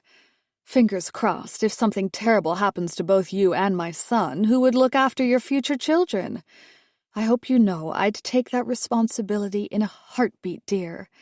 You should ensure to leave your estate to your future children in trust, and money to their guardian to ensure they have everything they need to be successful." She shakes her head. "Just look at poor Charles. One moment he has 2 parents, the next they're both 6 feet under." She looks at me. "You never know what life has in store for you." She blows smoke out the window. Chapter 16. Dolores drives up to the gates of Summerhill Golf Course and smiles at the security guard as she lowers her window. "Miss Sterling," the guard says, "welcome back." "Hello, dear. I have a guest with me today, my daughter-in-law." I smile and wave at the man. He nods back. "Enjoy the brunch, you two." Dolores drives in, and I take in the view of the course. Meticulously manicured grass stretches out with the nearby mountains as backdrop, adding to the beautiful scenery. She parks in a VIP lot close to the front of the building. As I get out of her car, the smell of fresh-cut grass greets me. There are many women and men dressed in expensive clothing coming and going from the clubhouse. With my outfit, for a change, I feel like I belong. I wonder what the joint net worth is of the people here. "This way, dear," Dolores says. As we walk into the building, Dolores waves and smiles at a few people walking by. One of them stops, and she introduces me as her daughter-in-law. For a change, she seems happy to do so. The brunch is outside. Rows of buffet trays line the edge of the dining area. Taking a glance, I see an incredible selection of seafood, freshly squeezed breakfast drinks, and deli meats and cheeses. A chef is standing at his station, ready to make egg dishes on request. The food looks amazing. The aroma of freshly brewed coffee and pastries fills the air as the finely dressed patrons exchange pleasantries. Each table is adorned with folded linen and elegant, fresh flower arrangements. I'm about to pick up a plate to dig in when Dolores whispers, "Not your usual buffet, darling. There's a menu at the table, and the waitress assembles your plate for you." She smiles at me. Waitresses for a buffet? What backwards world am I living in? A small group of women sit in the center of the dining area. They laugh amongst themselves until one of them notices Dolores and stands up. I remember her as a woman Dolores said had an eating disorder. Lillian, I believe her name is. "Dolores, dear," she says, sounding almost exactly like my mother-in-law. "How are you?" "Very well, Lillian. Ladies, this is my daughter-in-law, Meline." Each of them introduces themselves. There's 6 of us at the table, and I forget nearly all their names immediately. All except one, Christine. Dolores said that her friend group was not all ladies her age, but so far Christine is the only woman born in my decade. She shakes my hand and offers me an empty seat beside her. "Nice to meet you." Christine says. This is Christine Mills, Dolores says, introducing her again. Her husband, Patrick Mills, owns the largest flooring company in Calgary. Lovely woman. Thanks, Christine says to Dolores. She looks at me. We've heard so much about you from Dolores. So happy to meet you in person. I give a thin smile. I can only imagine what my mother-in-law has said, but given Christine's genuine interest in me, maybe it wasn't quite so negative. As I continue to talk to my mother-in-law's friends, I realize they're all actually easy to talk to. This group enjoys laughing. We're the loudest table at the brunch. All of them seem to know each other well and appear to have a strong bond with plenty of inside jokes. Besides the designer clothes they wear, I wouldn't know they were some of the wealthiest women in Calgary. All of them appear to adore Dolores, especially Lillian. She laughs more at what Dolores says than is necessary. You can tell from how they treat my mother-in-law that she's the head of this friend group. I almost feel like I'm sitting with the cool kids at high school being with them. We order our food and drinks. The waitresses bring them quickly. Christine leans towards me. Do you play tennis? Not really. I would love to, though. Dolores drove me by the tennis courts and rec center. I'd love to come. I can help you learn, Christine offers. I used to be on a team back in high school. We all love to play together. I'm sure you'd have fun. I'd love that. Thanks. I look at the food on everyone's plate. Most of it is the healthiest options available.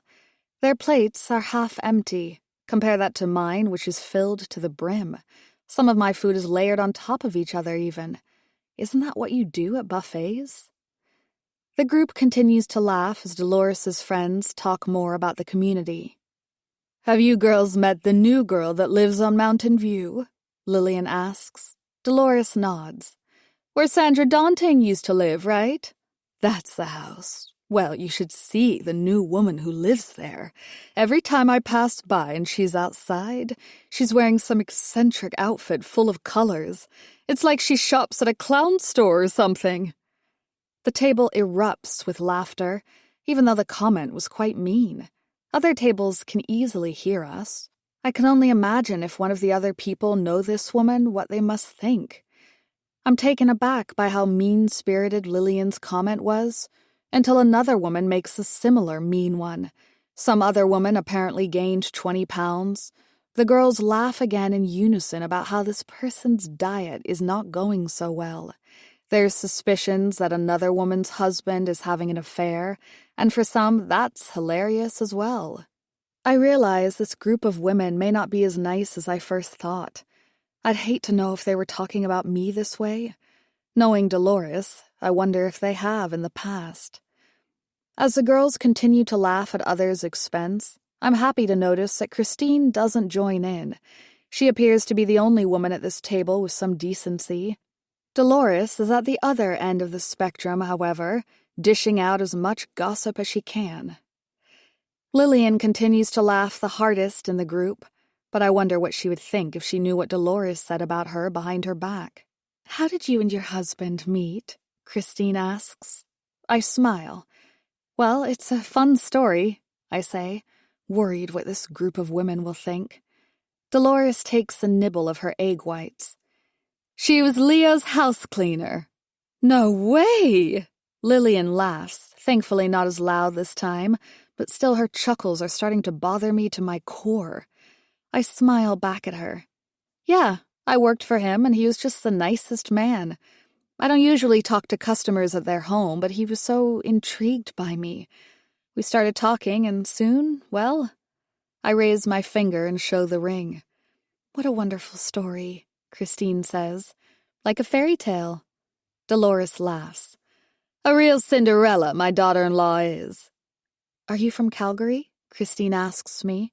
I take a small bit from my large plate of food. No, from Edmonton originally. That must be hard for your parents, being out there. I smile. It can be, yeah. I'm hoping to visit my mom again soon. How nice. There's something about her that's very welcoming. I'm not sure if I can fit into Dolores's group of friends, but I'd like to get to know Christine better. My father just retired last week, by the way, she says to the group. A few of them clap.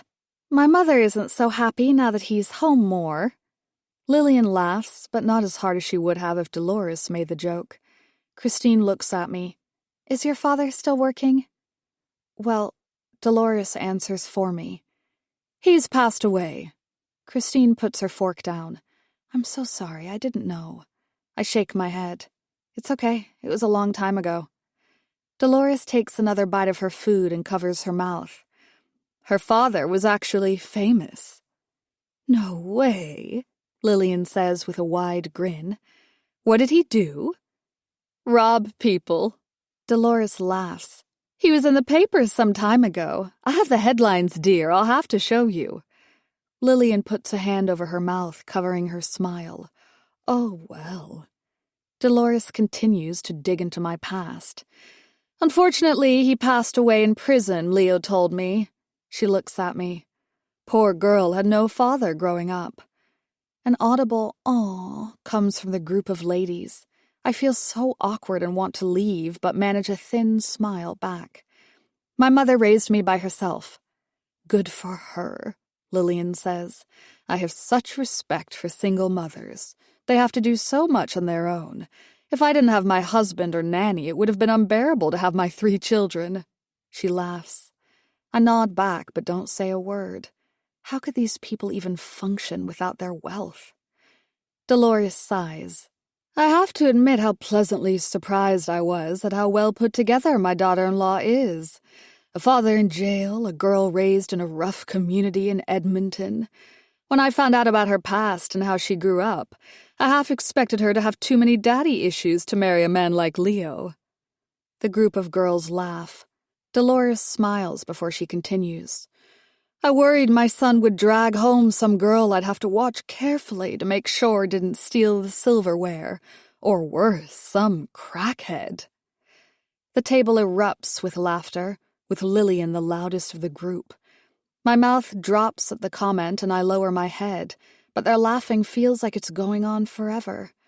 Even Christine is covering her mouth with small giggles coming out. Finally, the laughter stops, and they move on to talking shit about some other poor girl that Dolores is now gossiping about. I wait a few minutes to not make it so obvious. When I stand up from the table, Dolores looks at me. You okay, darling? She asks with a wicked smile. I nod. I'm sorry, where's the bathroom here? Dolores points inside the building. Down the main hall near the receptionist there. I smile as I leave the table, trying my best to maintain my cool. Part of me wants to break down and cry in front of these terrible women. The other wants to scream at each individually, saving Dolores for last. I glance at Christine. I had high hopes that I could have become friends with her until her behavior showed her true colors. As I leave the table, the group of women erupt with laughter again, and part of me wonders if it's at my expense. Chapter 17. As soon as the taxi stops in front of my gate, I let the driver know he can just drop me off. When he leaves, I put in the password and the gate opens. Once inside, I put the password in again to have it shut. I walk the long driveway to my house and head right into my bedroom and do not leave. I immediately take off my fancy clothes and put on what I would usually wear. I can't get what those ladies did to me out of my head. Never have I felt so low. I felt so small compared to them.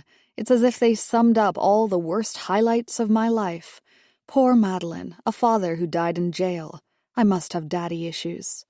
I can only imagine what Dolores said about me after I left. Poor girl, she had nothing before she met my son. Now she thinks she's entitled to the life we have because she married him. I hope she realizes when I don't come back from the bathroom that I left because of her antics. I was actually somewhat happy when Dolores wanted to show me around more and introduce me to her friends. Now I see it was all a ruse to embarrass me, throw egg on my face. She wanted me to feel the sting as she and her friends made fun of me and where I came from. I may not have had a father for most of my life, But my mother was loving, caring, and would never treat another human being how Dolores treated me. She's cruel, abusive, and manipulative. If she was here right now, I take a deep breath, trying to collect myself. Then the image of her friends laughing at me strikes me. Sure, Dolores said the mean things in a joking form, but it was completely at my expense. The girls laughed not because of a joke, but because they thought I was the punchline, my life. The idea that this woman will be coming back to my home, laying her head down in my guest room, makes me sick. She needs to leave. She has to go. I can't stand her in my house any longer. I hear the sound of a large vehicle coming down the driveway. When I look outside, I see a moving truck. The furniture company must be coming early. I grab the notebook where I wrote down all my notes of what is going where. There's so much furniture and rooms to fill that it will be hard to remember without it. It took me a while to decide how to place everything. I even drew designs in my book of how I wanted it. For a change, I smile, breaking my angry mood at the idea of decorating my new house. No, my mansion. This is mine, not Dolores's home. In fact, her house is going up for auction and she'll have nothing soon. It's childish of me, but the idea of that makes my smile wider. I wonder what her judgmental friends will think of Dolores when she's broke and can't pay the bill at the golf club. She won't even be able to afford a membership soon enough. I will, though. I leave the bedroom and go down the hall. The moving truck parks right near the entrance. "Hey," Hannah says, standing beside me. "I haven't seen you much today. Everything okay?" "It is now, yeah," I say as I wait for the movers to come out. "The new furniture is here." "They're a few hours early. I was going to go to the grocery store to grab some things for dinner. Want to come?" I look at her. "Well, I would, but the movers will need me to tell them where things are going." "No problem," Hannah says. "I'm just going to clean the kitchen before I head out." Before she leaves, I grab her hand. "Wait, sorry." I let go of her. "I just want to say I'm sorry. I feel like I haven't treated you right the past few days." "It's okay," Hannah says. "I know you're stressed right now." "No, it's not okay. The last thing I ever want to be is like..." I see Dolores's Rolls Royce drive up. Well, her. Hannah looks at Dolores approaching and back at me. "What's wrong?" "I'll tell you later. Do yourself a favor and leave before you have to talk to her. I wish I could, but I'm stuck with her for life." "Or just until she moves out," Hannah reminds me, which will be soon. Hannah leaves into the kitchen as Dolores comes out of her vehicle. She greets the movers. "Hey, boys," she says enthusiastically. "Bring most of the boxes to the first few rooms on the left when you enter the house. Are you able to be gentlemen and help me set up the furniture the way I'd like? There's a wonderful tip included." She smiles. "Of course," one of the movers says with a wide smile of his own. "We'll start unloading and move things how you want later." "Wonderful," she says. The movers open the back of the van to reveal mostly boxes and some furniture, including a desk and office chair. None of it is the furniture I shopped for with Leo. It suddenly dawns on me that this whole truck is full of Dolores's things. The entire truck. There is an absurd amount of belongings inside, and none of it belongs to me. It's all my mother-in-law's. And all of it is going inside my house. My mother-in-law will own more things in my home than I and Leo do combined. What is she doing? "Where'd you go, darling?" Dolores says as she walks up the steps. "I was worried when you didn't come back to the table." I think about yelling at her. I think about confronting her. I'm not even sure what to say in the moment. I think of Leo. The last thing he wants to hear about today is how his mother and I got into a tiff. "I didn't feel very well," I say to her. Dolores nods. "Next time tell me, dear, and I'll drive you home." She turns to the moving van. "It's nice that my space will feel more like home." I don't comment, and instead try and hold back my rage and stop my mouth from acting out when my entire body wants to scream at her. "What's that in your hand, dear? A journal?" I look at the notepad. "My movers are coming too today, in a few hours. There's a lot of things coming, so I wrote down where it all goes and how I want the furniture to look." "That's wonderful, dear," she says, taking out a cigarette and lighting it. Smoke comes out from her nose as she exhales. "Isn't moving into a new home grand?" My home. This is my home. You wouldn't know it from the number of things Dolores is having brought inside at the moment.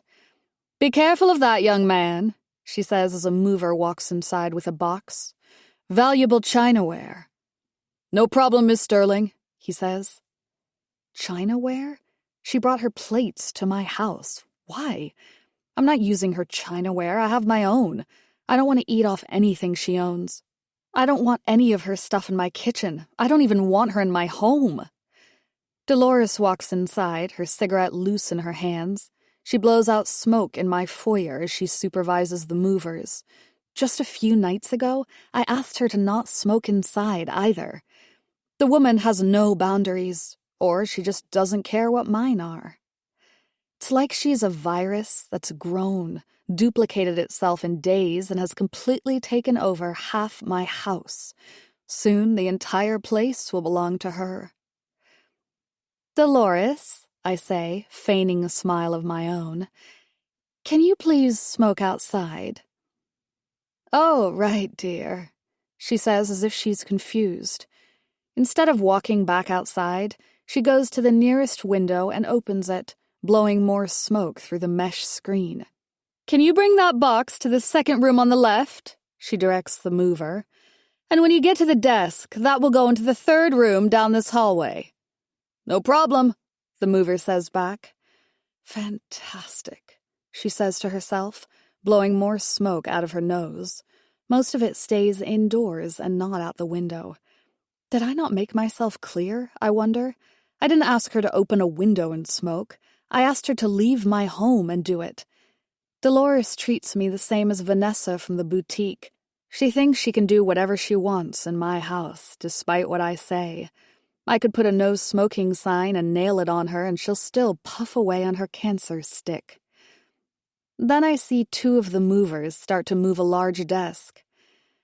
"It'll be nice to have an office again," she says. An office?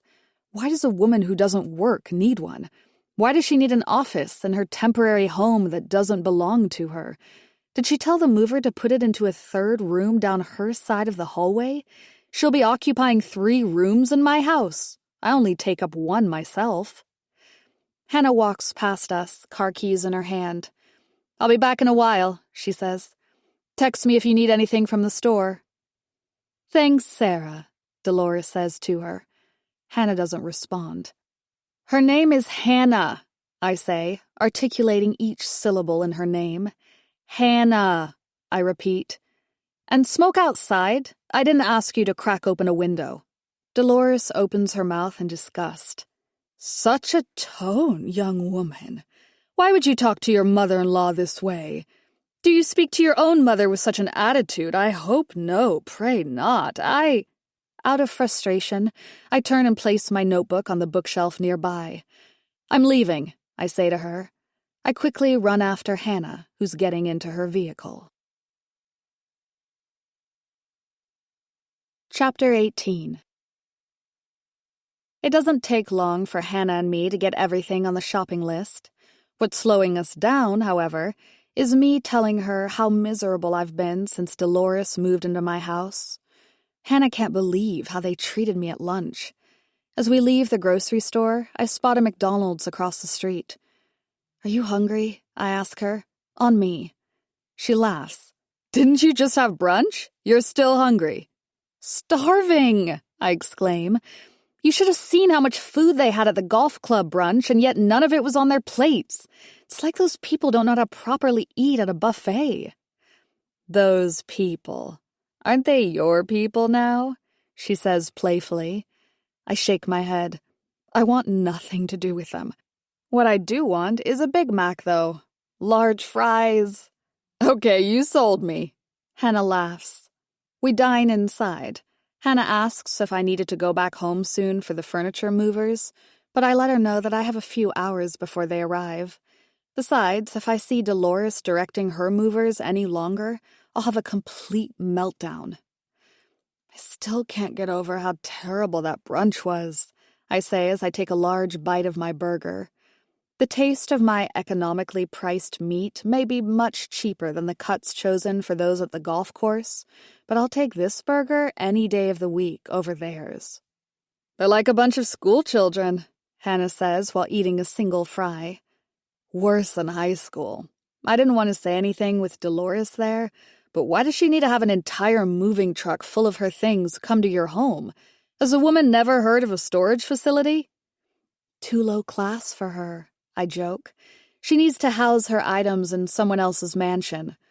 It's supposed to be temporary. I can't wait for Leo to get home, though. I need to talk to him. You need him to act like a big boy and tell his mother to move out, Hannah laughs. I think of how upset Leo was, talking about how his mother will have to change her whole life. Then I remind myself what Dolores is like with the lifestyle she had.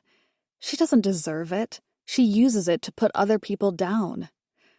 I need her gone soon, I say, eating a fry. I can't live like this. I tell her to smoke outside, and she cracks open a window and smokes inside my home right in front of me. Ugh! And I haven't told you the worst of it. What do you mean? I tell her about the insurance investigator, Tony Cardone, and his strange questions. I explain how Leo and Dolores both told me never to talk to police or investigators. Always have a lawyer is their advice, I say to Hannah. I hope I never have to use it, she says. This is a bit much, though. So this investigator thinks it wasn't a suicide? What does he think happened? I try not to think about it. He asked a lot of questions about Leo, asked if he had a home office for some reason. I think of the movers at my house who are setting up Dolores' office as we speak. You think it was your mother-in-law? Hannah asks. Do you think she could have, I nod. If she had the strength, I wouldn't doubt it. She's a twig, though, smaller than you, I say as Hannah has another fry. Which, by the way, how do you stay so skinny? Hannah laughs. Seriously, though, do you think it wasn't suicide? I take a moment to answer. The police aren't knocking on my door. I've never been questioned by an actual detective. I think about Tony Cardone again. That insurance investigator is sneaky. He really made me think he was a cop. So, worst case, you have a murderer living with you, Hannah says mockingly. She's murdering my ability to have happiness, I say playfully. I just need her to leave soon. Talk to Leo, Hannah says. He's a reasonable guy. I can't imagine him wanting his mother to live with him long term. I nod. I think of Hannah and how I saw her having a private conversation with our gardener. Speaking of men in our lives, I spotted you speaking with Sarah this morning. Do you have anything to report? I sip from my straw, my eyes wide, waiting for a reply. That man's a flirt, she admits. A real smooth talker. I have to say, he's growing on me.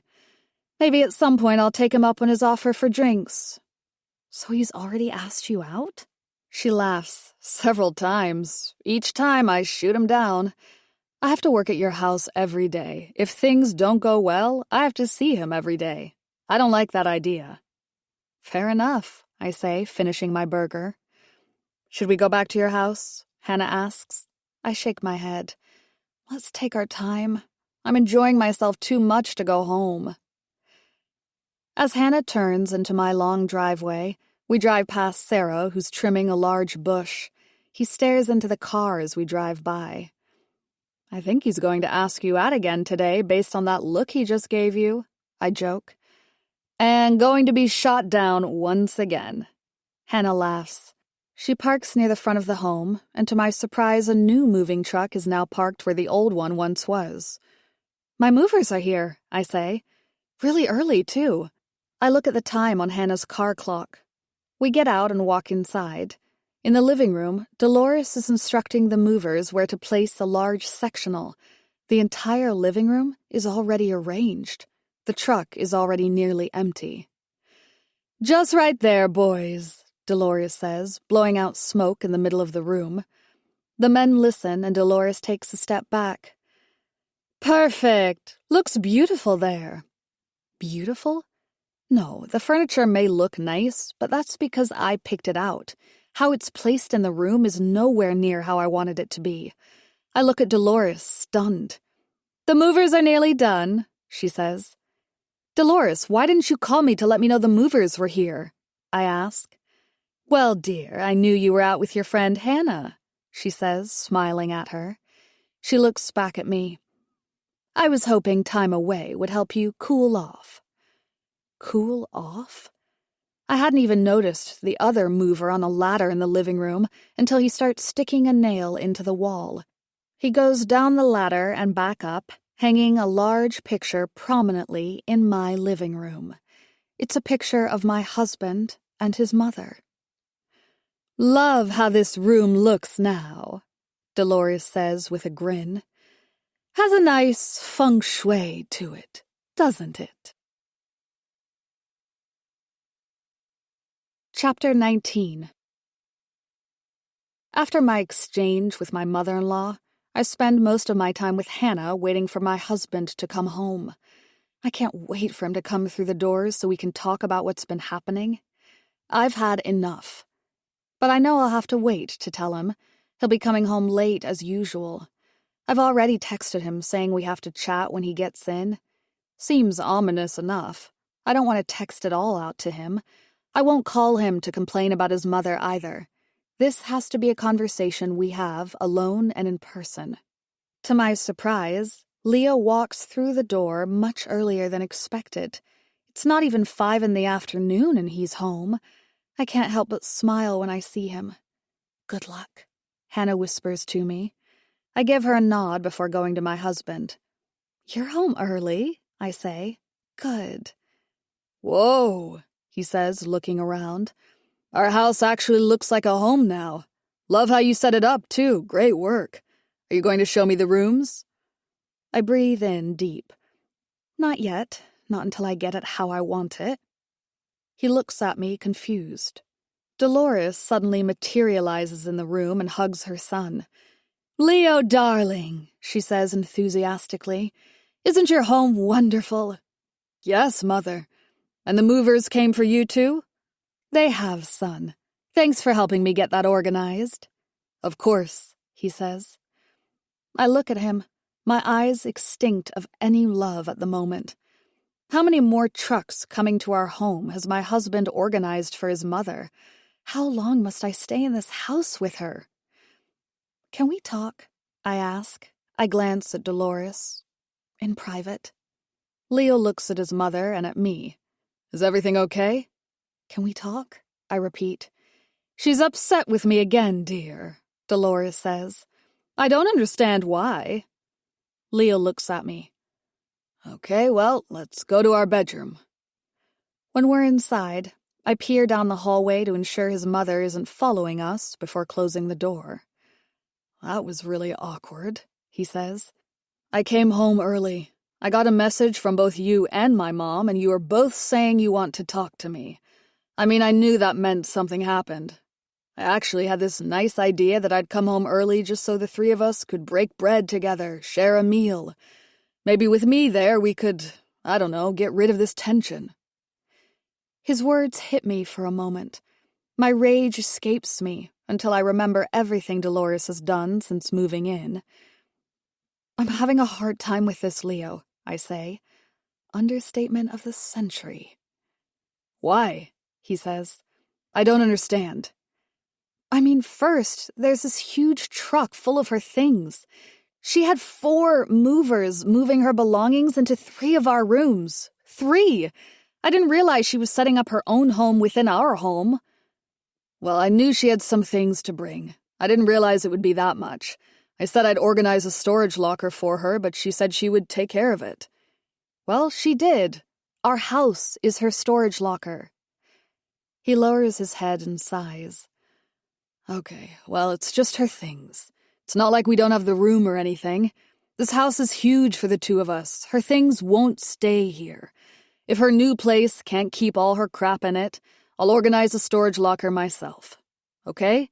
This isn't a big deal. That's fine, but I don't understand how long she's planning on staying here. How many more trucks are coming? That's it, he says. Well, as far as I know. Look, I'll talk to her if her things in our home bother you. I'll make sure she has a storage locker and the movers bring anything else there. This is just temporary, yes, I know. He takes a step back and loosens his tie. Gosh, what has come over you? You're so tense. That's because of her. I went out with Hannah, and when I came back, she told the movers who brought our furniture where she wanted everything to go. He takes off his suit. Well, why not just tell the movers where you wanted it to go when you got home? They had another job across town. They couldn't stay. I tried to get them to. I had all my plans written out, and she changed everything the way she wanted it. Well, like you said, you were out. Did you tell her where you wanted everything? I breathe out. Not exactly, but she knew about my notebook where I wrote it down. He looks at me, puzzled. Why did you even leave when you knew the movers were coming? I mean, all of this seems so petty. Petty? I repeat. I haven't gotten to the worst part of it. She invited me out to brunch with her friends. Oh, well, that's great, right? I put up my hands, pleading with him to let me finish. I've never felt so embarrassed in my life. She joked that I may have daddy issues because my father passed away in prison. She even said she suspected I'd be a thief or a drug addict given who my father was. She and her stupid friends laughed and laughed about my life. It was the worst, Leo. I literally took a taxi home. I couldn't go back to that table with your mother and those ladies. I couldn't go back to them laughing at me again. Leo takes a deep breath of his own, managing not to defend his mother for a change and seemingly listening to what I have to say. I don't understand. Could there have been a misunderstanding? She has a terrible sense of humor. I suppose he's not finished defending his dear mother. No, she meant to embarrass me in front of her friends, and she succeeded. He scratches his head. Listen, I'm going to talk to her. I agree we need to set up a date of when she needs to find something new. He looks around the room and shakes his head. 2 months. I'll tell her 2 months and I'll make sure she's set up somewhere else. I lower my head and want to cry. I can't do it for 2 months. That's too much. He sighs. Okay, 1 month. I'm trying to work with you, I am. I didn't think I'd be leaving my workday of negotiating with lenders to come home and negotiate between my wife and my mother. This is a lot for me. Hell, it's a lot for my mom. Her house is going to be auctioned in the next few days. The house I grew up in. The house where her husband, my dad... Well, there's just a lot of emotion going on right now. I sigh. So because your mother is emotional, I have to be the target of her abuse? He shakes his head. What? No, of course not. I'm just saying this is a difficult situation. Why can't she just stay somewhere else while we sort out everything? A nice hotel in downtown Calgary, something, anything.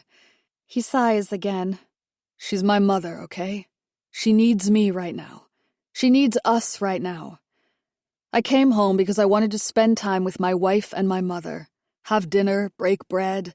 We'll be like the natives and the pilgrims. Come together and eat and be happy. I scoff. And what happened to the natives after? They took their lands, just like your mother is taking my home. He sighs again. I'm back and I want to have a nice time. There's too much tension here. Let's just ease up a bit, okay? Have a nice night. I brought some porterhouse steak from the butcher on the way home. Besides, I had a good day at work. Things are looking up financially. Even Charles is less worried than usual. Well, I'm happy for you and Charles, I say, unable to hide my tone. He gives me a thin smile. I was hoping, well, you know, trying with you again tonight. I laugh. I'll break bread with you and your mother since you came home early, but I don't care what the test says. Nobody is having a smile on their face tonight. Chapter 20. Hannah brings Leo's plate to the table where we sit in silence. Thanks, Hannah. my husband says as she puts the food in front of him. Looks great. Dolores sits beside him, and I'm across the table from them both. Leo picks up his fork and knife and cuts into the thick porterhouse steak. He nods with satisfaction when he sees the pink inside, just the way he likes it. As he begins to dine, Dolores and I do the same. I take a moment and glance at my mother-in-law as she does the same. We look back at our plates of food. "More wine, dear," Dolores demands of Hannah, even though the wine bottle and her glass are directly in front of her.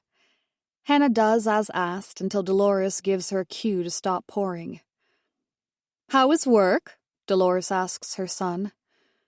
"Another brutal day of meetings," he says, "but it's working out well.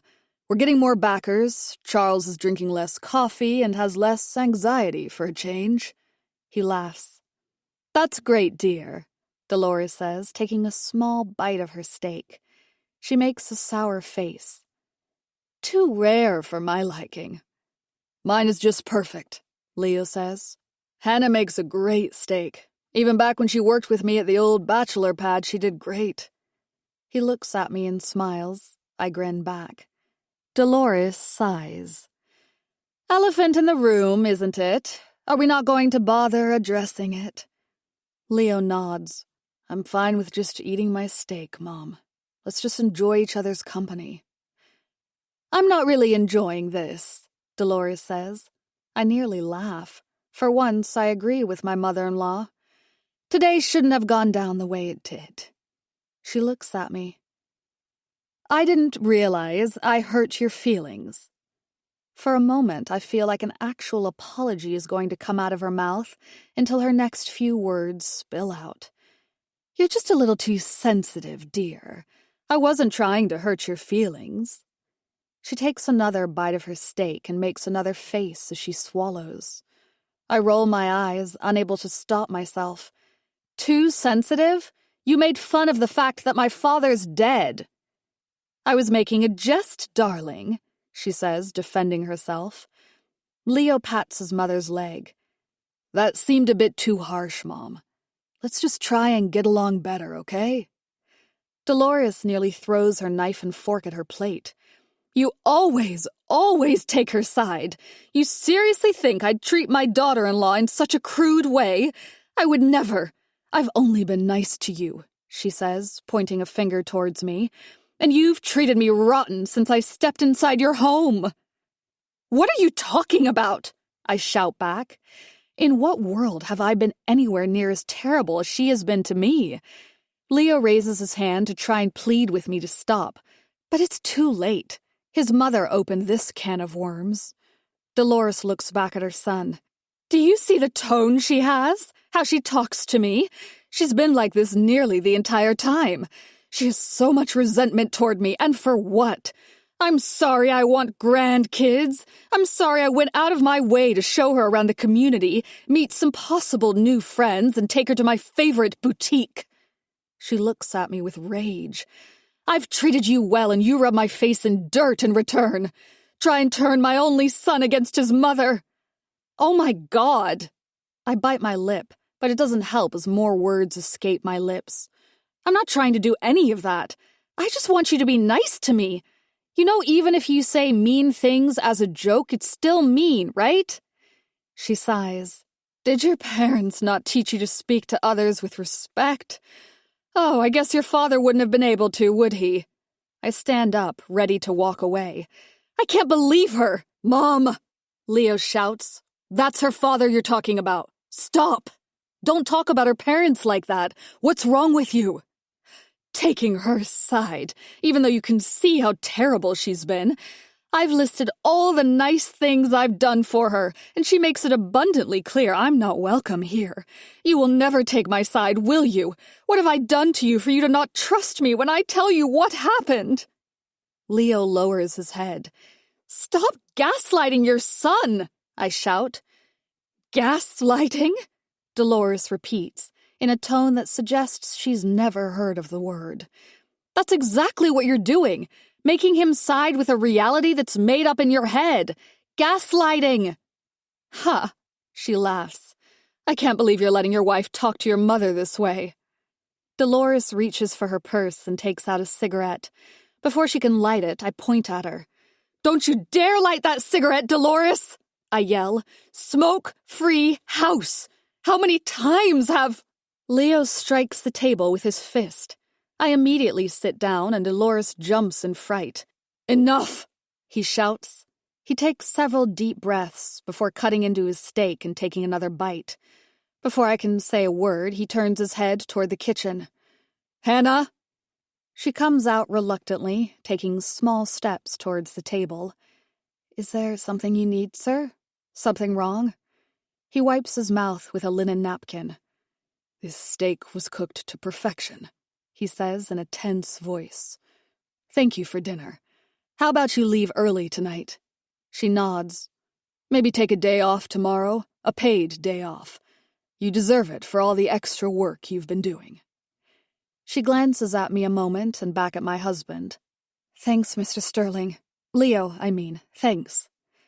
I watch as she quickly gathers her things and leaves through the front door. How jealous I am of her, wishing I was anywhere but here. Leo takes another bite of his steak before finally addressing me and his mother. He clears his throat and takes a sip of wine. He looks at me first, then his mother, before cutting into the steak forcefully. You two will get along. Chapter 21. We lay in our bed, but no words have been spoken between us. Essentially, no words have been said since Hannah left. Each of us went to our own areas of the mansion, quiet for a change. When nighttime came, I was the first to go into our bedroom and change for bed. Soon after, Leo came. He didn't bother changing into night clothes and instead slipped right into the covers, his back turned to me. I've been staring at his back, attempting to find the right words to say that will make all the tension stop. I've been replaying the meal we shared over and over since it happened. It was as if someone lit a fuse and all three of us exploded at the table. Leo losing his cool is what stopped Dolores and me in our tracks. Had he not been there, I'm not sure what would have happened. Likely Dolores and I wouldn't have been breaking bread, as Leo calls it. After the last 2 meals I've shared with Dolores, I don't think there will be many more planned ones with my mother-in-law. That's something that's been playing in my mind over and over again as well. Dolores isn't some random woman. She's my husband's mother. Even when she moves out, she will always be a part of our life. Leo will not stop talking to her. How much did my antics at the table hurt my husband? He's in the middle of all of this. I can't control the things Dolores says or does, but I can control how I react to them. I've tried to sleep, but the fight at dinner keeps replaying in my mind. I can't go to sleep knowing my husband is upset with me. I rub Leo's back, but he doesn't move. I'm worried that he's fallen asleep when he finally mutters a word. Yeah, he says coldly. I'm sorry, I say, squeezing his shoulder. I took that too far. No kidding, he says. I'm not sure what I thought would happen if I came home and the 3 of us shared a meal. I guess even in my wildest dreams it wasn't ever like what just happened. I'm so embarrassed, upset. I don't even know what I am right now. I just wish that never happened. Me too, I admit. I was being aggressive, like you said. I was hurt. What she said at the golf course, some of the comments she made since staying here, I took it all too personally. You said it will be just a month, and I know you'll keep your word. He finally turns to me. I need you to do better with this. Her house goes up for auction soon. The lawyers are working with the insurance company. Soon she'll have whatever money she can get, and I'll help her figure out her next steps in life. Until then, just make my life easier, please. I have this big business venture going on. A few missteps and my company could explode. I don't need this extra stress. I just don't need it. I'm sorry, I say again. If you can't control yourself around her, if you can't be civil because of what she does or says, just walk away. but this house is certainly big enough for the two of you when I'm away." "It is," I agree, "and I will walk away. I'll focus on moving the furniture how I want and decorating more. Hannah can help me. I'll stay busy." "If you can't be in the same house, maybe just leave for a few hours. Maybe visit your mom tomorrow. Hannah won't be around. I won't be around. It's going to be a very long night at work for me tomorrow. After what happened tonight, I don't want you to be alone with my mom at home." He grabs my hand. "I just need you to get along with her, just for a little while." I nod. "Well, you managed to do it nearly your whole life. I can do it for another few weeks." I laugh, but he doesn't find me as funny. "I mean it, though," I assure him. "I'll do better." He kisses my hand and my lips before turning to his other side. "It's only a few weeks," I remind myself. It shouldn't be too hard to keep my promise. Chapter 22. I can still feel the tension from last night when the sun rises the next day. Only it's worse somehow. As Leo promised, he left early, and I knew he meant it when he said he wouldn't be back home until much later. I don't blame him. Who would want to come back to what happened last night? I still get upset, mostly at myself for how it went. Dolores was my fuse, and I exploded given the tiny wick I had left with her. I've always felt I'm a very calm and collected person. I don't believe I've ever raised my voice at someone before, except maybe my own mother when I was in that rebellious teenager stage. Dolores is enough to make any woman go mad, but I gave my word to my husband. I will do better, and I mean it. That means a cooling-off period. It was a rather good idea of my husband's. No matter how huge my house is, at this exact moment in time, it doesn't feel large enough for both of us. I'll keep myself busy the next few days. I'll stay out of the house completely if I have to.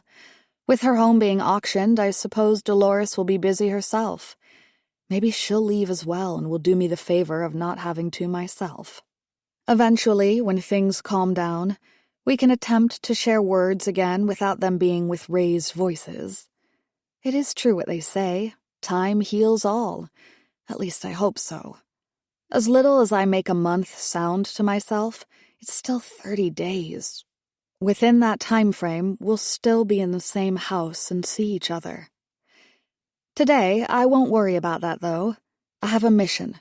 Leave this house for an extended period of time until I feel comfortable coming back. Hannah won't be here today. My husband graciously gave her a day off. She deserves it. She's been putting up with just as much abuse from Dolores as me. The way she subtly bosses her around would be irritating to deal with. Hannah and I would joke about our terrible clients when we worked homes together. A woman like Dolores Sterling would give us plenty of material to talk about at lunch breaks. I think about calling Hannah to spend the day together. It would be nice to hang out like old times, outside of this house without all the tension that comes with it. I pick up my cell and I'm about to call her when I change my mind. I'm not just her friend anymore. I'm her employer. Does she really want to hang around with me outside of work on her day off? Wasn't last night enough for her? She likely needs her own cooling-off period herself away from my house, and not only Dolores, but me as well. My husband did have another great idea last night. Visit my mom. She's hours away. A drive to her home and back in one day would take an entire day. If I want to, I can even stay the night, spend some quality time with my mom. Besides, I have a box full of things Leo was thinking of donating that my mom may enjoy. I think she'll get a kick out of the Google speakers. She can ask it to play her favorite songs as she does chores. I left the box under one of the lower kitchen cabinets. Leo will be busy the next few days anyway. I can stay in my old room. I look around my new bedroom and remind myself where I started. My bedroom was a quarter of the size of my current walk-in closet. I shake my head at how crazy life can be. One day I'm cleaning homes, and the next I live in a mansion and have my own cleaners. Dolores certainly thinks it's funny. So do her rich friends. I catch myself before I head down another resentful memory exercise about how annoying my mother-in-law can be. I call my mom and she picks up immediately. "Hey," she says enthusiastically. "Hey, Mom, I was thinking of stopping by for a visit." "Today?" she asks, surprised. "Yeah, I thought it would be nice to catch up." "Of course," she says. Even though I'm not in the room with her, I can tell she's smiling. "Should I make your old bed? You're not going to drive all the way to Edmonton and back home, are you?" "Maybe make my bed just in case," I say. Talking about my old bedroom makes me feel all cozy inside. "I'm about to leave, so I'll see you in a few hours." I smile as I get ready and think about my day. This is exactly what I need. Some time with people who I love and won't be at work all day, leaving me with their moms.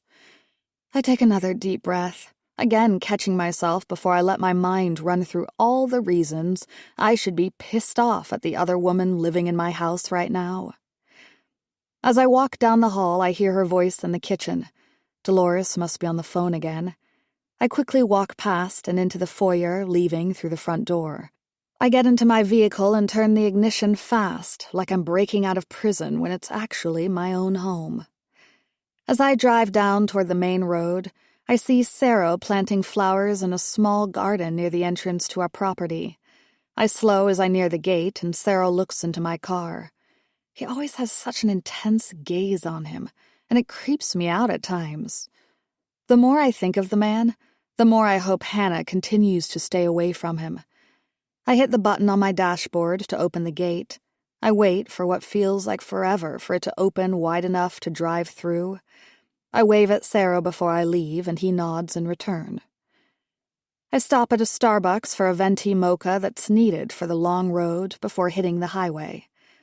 The first 30 minutes of my drive goes by fast. Having finished my mocha some time ago, I consider stopping to get a second along the highway somewhere. Suddenly, it hits me. The box. The items I wanted to give to my mom are still in the kitchen. I think about whether to just keep driving, but a ramp is quickly coming up ahead. Last minute, I get off the highway and back onto it again, going the opposite way. I want to stretch out today as long as I can. A ride back home will help with that. I don't mind it so much. Besides, a quick bathroom break and another mocha sounds about right. Unfortunately, the ride back feels like it's taking twice as long as leaving. It gives me enough time to think about everything that's been happening. I think of my conversation with Hannah the other day when she asked what I thought of my father-in-law's death. I think of the odd investigator, Tony Cardone. I glance at my purse and put it in my lap, taking quick moments to search around inside until I find it. I take out his card. For a moment, I wonder what would happen if I called him. I still have so many questions. Why would he think it was anything else besides a suicide? Is there more to this story than I know?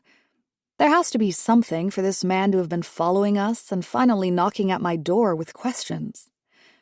I remember what my husband said just the night before, how I need to make his life easier right now. Also, don't talk to investigators. I put his card back into my purse and try my best not to think about it more, but it's hard. Does the investigator really think my husband was involved in his father's death? If so, what would he have gained? He already knew he wasn't going to get much, if anything. His father told him to his face he was out of the will years ago. As for Dolores, she got nothing from her husband's death. Her life is ruined, her home is being auctioned, her lifestyle will be forever changed. Thankfully, I make it back home before my mind wanders further. I press the button in my car to open the gate, and I'm even more thankful that Sarah isn't there to greet me with his awkwardly long stares. I park outside and take a deep breath as I walk up the steps to my house. I'm taken aback by how nervous I am going into my own home. I never thought I'd have such a sensation. With any luck, Dolores is in her room, and I can quickly go to the bathroom and grab the box from the kitchen. I open the front door quietly, as if I'm an intruder in my own house. It's dead quiet. If it wasn't for Dolores's Rolls-Royce parked outside, I'd question if she was even here. Suddenly, I hear a shriek. My heart stops, questioning what I just heard. Then I hear her. "No! Stop!" It's coming from the hall towards Dolores' room. I take out my phone. I'm not sure if I should run out and call the police or run into my mother-in-law's room to help, but from the sound of her voice, I know something terrible is happening inside her bedroom. I quietly step towards it, my phone gripped in my palm, when I again hear her call out. "No! Don't stop!" This time her voice sounds more light-hearted, playful even. She even laughs. Then I hear the loud moans of a man. My eyes widen as I realize what I'm hearing. The man laughs. "Mamacita, you go too hard on a man." "No fun, darling." I hear Dolores laugh. "I thought you young men had mileage for days in you." "Twice today already, Mama," the man says. I don't have to open the door to know who it is. It's obvious from his accent. My body shakes with disgust. Cerro Rivera is in my mother-in-law's bedroom. Chapter 23. "Another round, darling," Dolores says between laughs. I cry inside at the thought of what's happening inside my guest room. The door is partially open, and I can hear the flick of Dolores' lighter. She is no doubt having a cigarette after a sexual marathon with our gardener. "Espera," Cerro laughs. "Wait, wait." I start to slowly back down the hall, praying the floor doesn't creak, giving off my position again. The last thing I want is for my mother-in-law to know I've caught her with her lover. Lover. The idea of it makes me sick. Cerro does have wandering eyes, but I never thought they were on Dolores. I can almost feel my Starbucks coffee about to come back up my throat. I take a few more steps before I can hear more movement coming from the bedroom, followed by more hushed moans from both of them. I start to move faster down the hall. I turn my head to look back at my guest room and can feel the anger I have about what's happening in the room. When I turn back, I jump in shock to find Charles Rayer again staring back at me. "Sorry," he says shyly. "The doorbell is broken. Leo isn't here," I say with a cold tone. A sudden loud moan from Dolores draws both of our attention down the hall. Charles looks nearly as disgusted as I feel. "Do yourself a favor. Run away from this house," I tell him. I walk past him and back out the front door. I start my car and drive as fast as I can down the driveway. If I could ram through my gate to allow me to leave faster, I would. But instead, I wait for what feels like forever. When I left this morning, Sarah was awkwardly watching me as I waited for the gate to fully open. I'm starting to realize why he looked so creepily at me, watching me as I left. The minute I was down the road, he likely ran into my home and started the fun and games with my mother-in-law. In my home. Thank God Dolores brought her own bed set. If it was my furniture, I'd have to set it ablaze. I try my best to get the sounds of their pleasure out of my mind, but it's impossible. I feel like I can hear every movement, every slight sound of pleasure escaping their lips, as if I was in the room with them. Why won't my brain stop tormenting me? I accelerate. I have a long drive ahead of me. I didn't even grab the box from the kitchen that I originally went back for.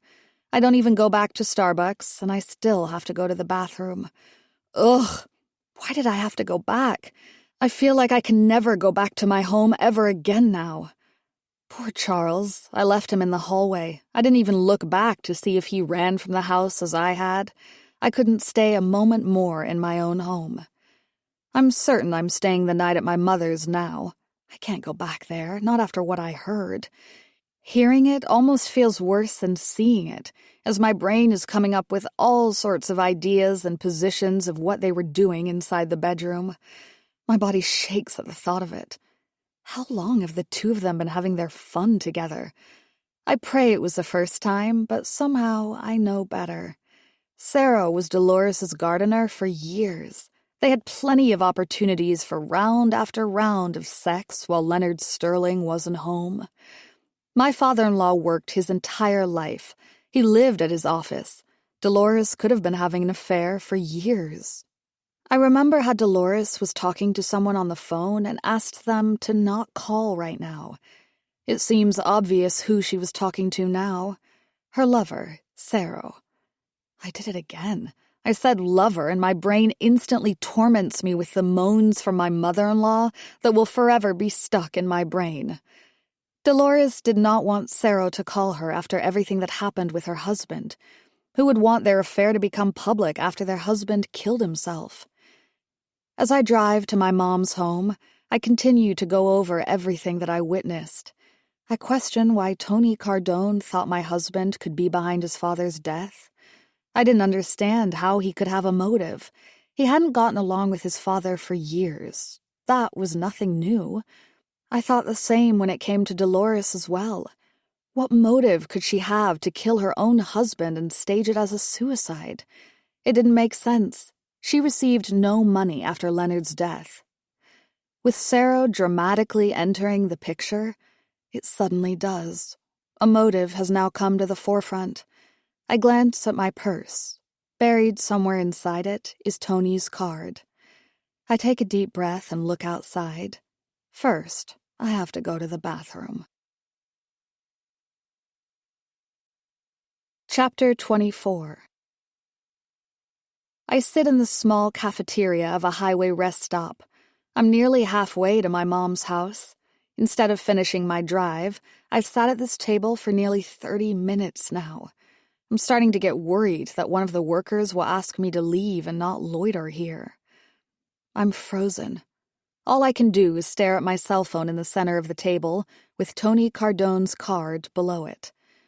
Every time I get close to picking up my cell to call him, I put it back down. I feel like once I do call him, there's no going back. On one side of my conscience, I hear Leo's voice telling me not to talk to investigators. On the other hand, I think about the implications of an affair between Dolores and Sarah on Tony's investigation into my father-in-law's death. I remind myself that he's not even a detective. He's not a cop. He's just an insurance agent who doesn't want to cut a check for my mother-in-law. He's representing his company, not me. He doesn't care about the truth. He wants enough reasonable doubt to protect his company from having to pay whatever the life insurance amount is. I shouldn't even be considering calling him. The longer the investigation takes, the longer Dolores will be in my home. What if my information changes everything, though? What if Dolores finds out that I called Tony? What if my husband finds out? I shake my head and continue to stare at my phone. I remind myself how terrible it's been living with Dolores. In my moment of rage, I grab my phone and dial his number before I can think about my actions. I almost feel relief when I hear my phone ringing. Then the anxiety hits me and I'm scared if he picks up. "Cardone," he says. He even sounds like a detective when he answers his phone. "This is Mrs. Sterling? Meline Sterling." "Oh, yes, hello. How can I help you?" I can almost hear my husband's voice pleading with me not to tell him anything that could make everything more complicated. "Why do you think Leonard Sterling's death was not suicide?" I finally managed to ask him. There's a brief pause. "Why did you feel the need to call me today?" he asks. I breathe in deep and consider telling him about Dolores' affair with Sarah. Then again, maybe it wasn't an affair. It could have easily happened after Leonard Sterling killed himself. Sex is a decent way to get over grieving. Hannah even joked about that. Then again, I don't think I've seen Dolores shed a tear for her former husband. "You first," I say, not budging. "I'm not going—" "DPI," he says, cutting me off. "What was that?" I say, confused. "DPI. It's an abbreviation for dots per inch. It's a technical term, a printer's print quality.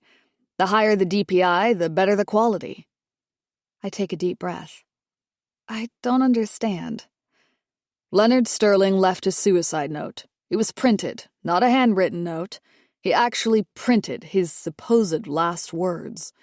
That was my first red flag. Second was the DPI of the note. I had our lab analyze the printed note. It was printed off a low-quality printer. In Leonard Sterling's home office, the DPI is 1,200. The DPI of the suicide note was 300. That's a 4 times difference from the printer at his home. I've never heard this term before in my life, and now my entire world feels like it's spinning because of it. So what does this mean? It doesn't add up, Cardone says. First, a man plans to kill himself and prints off a suicide note. Was he worried his last words would be ineligible? Then the DPI isn't of the same quality of the printer he uses on a frequent basis. So what, he went somewhere else and printed off a suicide note just to bring it back home? It doesn't make sense. What do the police think? How come they're not taking this seriously? He gives an audible scoff. They just wanted to close a case. Easy one for them. A man was found dead at his home, a suicide note was found beside him, gun residue found on his fingers. I laugh. Gun residue on Leonard's fingers. Of course the police will think he did it to himself. Ah, there was a second bullet shot into the wall. Whoever killed him with the first bullet could have used the old man's finger to pull the trigger. And what, did Leonard Sterling somehow manage to miss shooting himself in the head? Maybe he had second thoughts in his last moment. He laughs. That's what the police say, too. I breathe out. And you think my husband or mother-in-law is involved? I'm just asking questions, ma'am. The question of did he actually kill himself seems answered to me. Who did it is the question I have now. But the police still aren't taking this seriously, I say. Why? I just can't see them not taking the death of one of the richest men in the country seriously. They're not the ones who have to pay out his life insurance. I'm the only one who sees something is off. I know it in my heart. I need more evidence, though. So, why did you call me? I breathe out. For what feels like a lifetime, I don't reply. I can still hear Leo in my ear. I can still hear his voice as if he's here beside me, saying there could be other reasons that explain everything. The fact that only one man, an insurance man who has an interest in not paying out the life insurance, is the only one not convinced should tell me something. He's holding up the whole process for Dolores because of this. You scared me, I finally managed to answer. And it's true. Since Tony revealed himself at my front door, I have continued to think of what he said and the feelings I felt. Nothing else? He says. I don't believe you. What is it? You're insinuating that I'm living with a murderer, I say. I'm scared and need to know more. I need to know why you thought my father-in-law's death wasn't what the police told us. I can feel my heart beating faster as if it's about to explode out of my chest. Talking about this makes my stomach curl. It's beyond frightening. He laughs. You need to tell me. I'm one of the only people you can trust right now. The fact is, you are living with a murderer. What happens when they find out you're... I quickly hang up the phone. I can't bear to hear more. I slide my phone across the table and wish I never called the investigator. Suddenly, it begins to buzz on the table, inching its way closer to me with each vibration. In a panic, I grab it and turn it off entirely. Chapter 25. When I arrive at my mom's house, I nearly fall into her arms when she opens her door. Even though I'm in my 20s, knowing that my mom is there to support me just makes everything a little bit easier. She can tell by my wet eyes that something is wrong. I tell her the minimum. Dolores moved in with us, and it's been difficult. Understatement of the century. There's a lot more to it than just that. I won't talk about my father-in-law's inheritance. I certainly won't say a word about Tony Cardone's investigation. If I did, my mom would never let me leave. Part of me doesn't want to.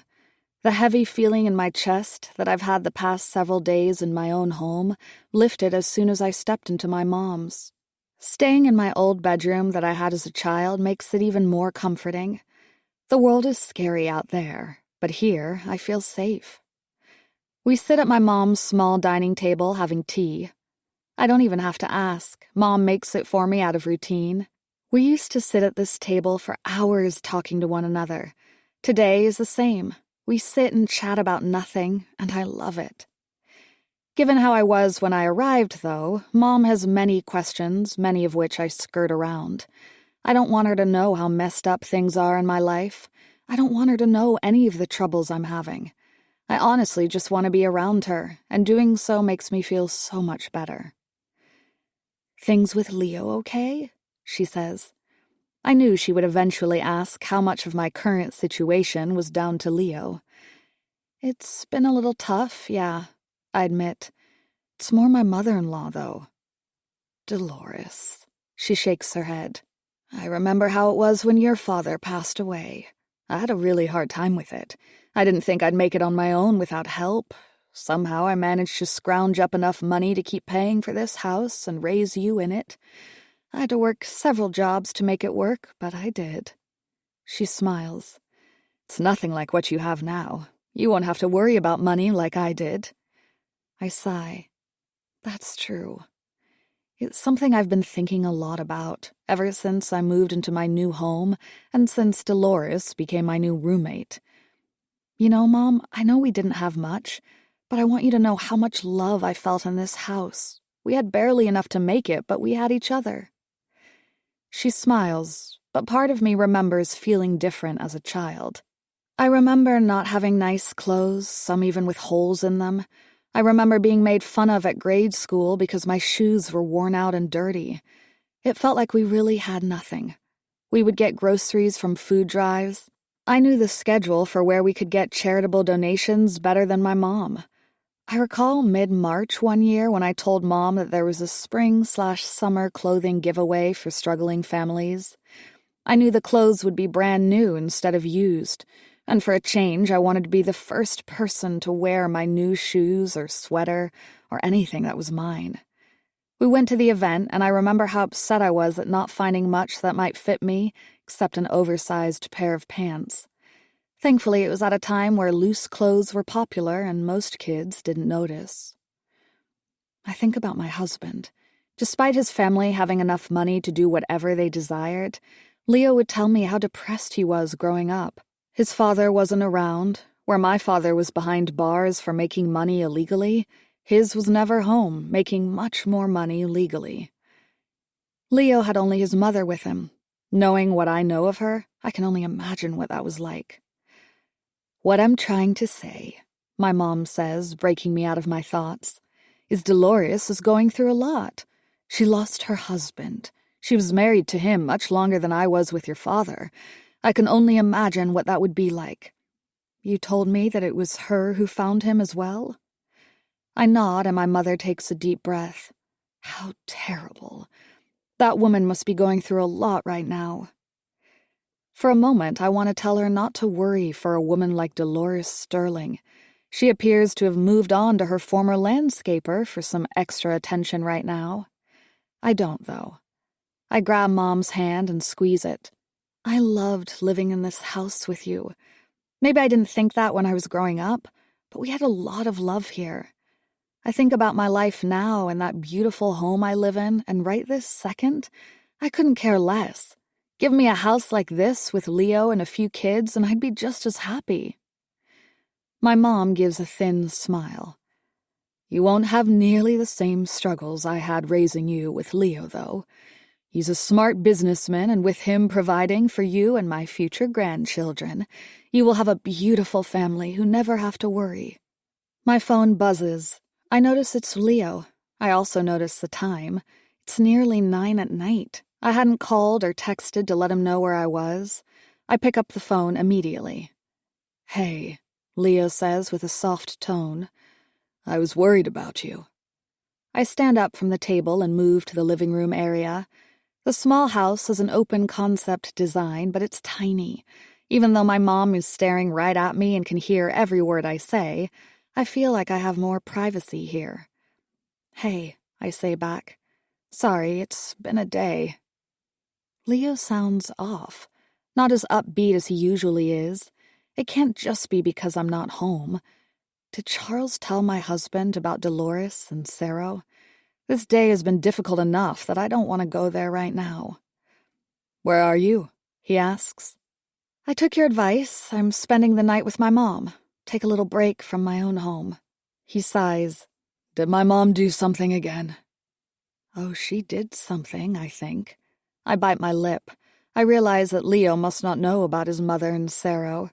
I can't tell him something like this over the phone. When I see him, I'll tell him everything. When are you going to come home? He asks. I pause again before answering. Soon, I say. I just wanted to spend time with Mom. It feels like it's been a while. Okay, he says reluctantly. You are coming back, though, right? I am, yeah. Well, I do have good news for you. I spoke with my lawyer today. The insurance company will be cutting a check to my mom. The life insurance money is on its way. This will be over soon. Then we can focus on us again. While I'm overwhelmed with happiness, part of me is upset. I spoke with Tony this morning, and he never said a word about this change with the insurance company. It hits me. Tony Cardone was using me for information, a last-ditch effort to not give my mother-in-law what was owed to her. He messed with my head to try and get something out of me. What would have happened if I told him about the affair with Sarah? That could have delayed them paying Dolores, which was exactly what Tony wanted. I can feel myself flush red at the idea. So, are you coming home? Leo asks. Tomorrow. Chapter 26. I leave my mom's house after lunch the next day. I know Leo will be at work late and don't want to go home too early. The last thing I want is to be alone for a long time with Dolores. I know her secret and still don't know what to do with it. Telling Leo seems like the only right thing to do. Then again, I don't want to involve myself in this more than I have to. What my mother-in-law does behind closed doors is not something I want to inject myself into. Then again, the conversation I had with Tony Cardone still plays in my head. After our talk yesterday, I was scared, fearful that my father-in-law's death was not what it seemed. Then I find out through my husband that the insurance company is paying Dolores. That wouldn't happen if there was credible evidence that his suicide was still questionable. So why didn't Tony tell me they were going to pay her when I spoke with him yesterday? Don't talk to police or investigators, my husband warned me. I feel so stupid. I've been driving for the past few hours, playing over in my mind how dumb I've been. In a fit of anger, I pull over to the side of the highway and take out my cell, dialing Tony's number. Cardone, he says again in his fake detective voice. Mr. Cardone, I say to him in a harsh tone of my own. Meline Sterling. I'm glad you called. Have you thought more about what you wanted to say to me yesterday? No, I answer curtly. I want to know why your insurance company is paying my mother-in-law the policy amount if you think my father-in-law was murdered. There's a long pause on the phone. That's what I thought. You slimy insurance people. You had me thinking all sorts of things all night about who I was living with. You should be afraid, he says coldly. He did not kill himself. Then why did you pay the life insurance? He pauses again. If it was my decision, we wouldn't have paid a cent. I laugh. Of course, I say. Insurance company trying to weasel their way out of paying what is owed. Not a news story, is it? It's not that, he says. I know in my heart that Leonard Sterling did not kill himself. I told you about DPI, I say. Yes, but really, all you have is dots per inch from a printer. The DPI of Leonard Sterling's home computer did not match the one used on the suicide note. Same for his office printer. The employee from the home office store confirmed it. So where did he print the suicide note? For a moment, I hold my breath, trying to ensure I heard his words correctly. Did you say a home office store? When we talked yesterday, you told me that you analyzed the suicide note through your lab. Some pimple-faced teenager at a retail store is your lab? There isn't exactly a lab for this, he says confidently, and the employee who helped me was at least 18. I laugh. The kid probably thought you were going to buy a printer from him.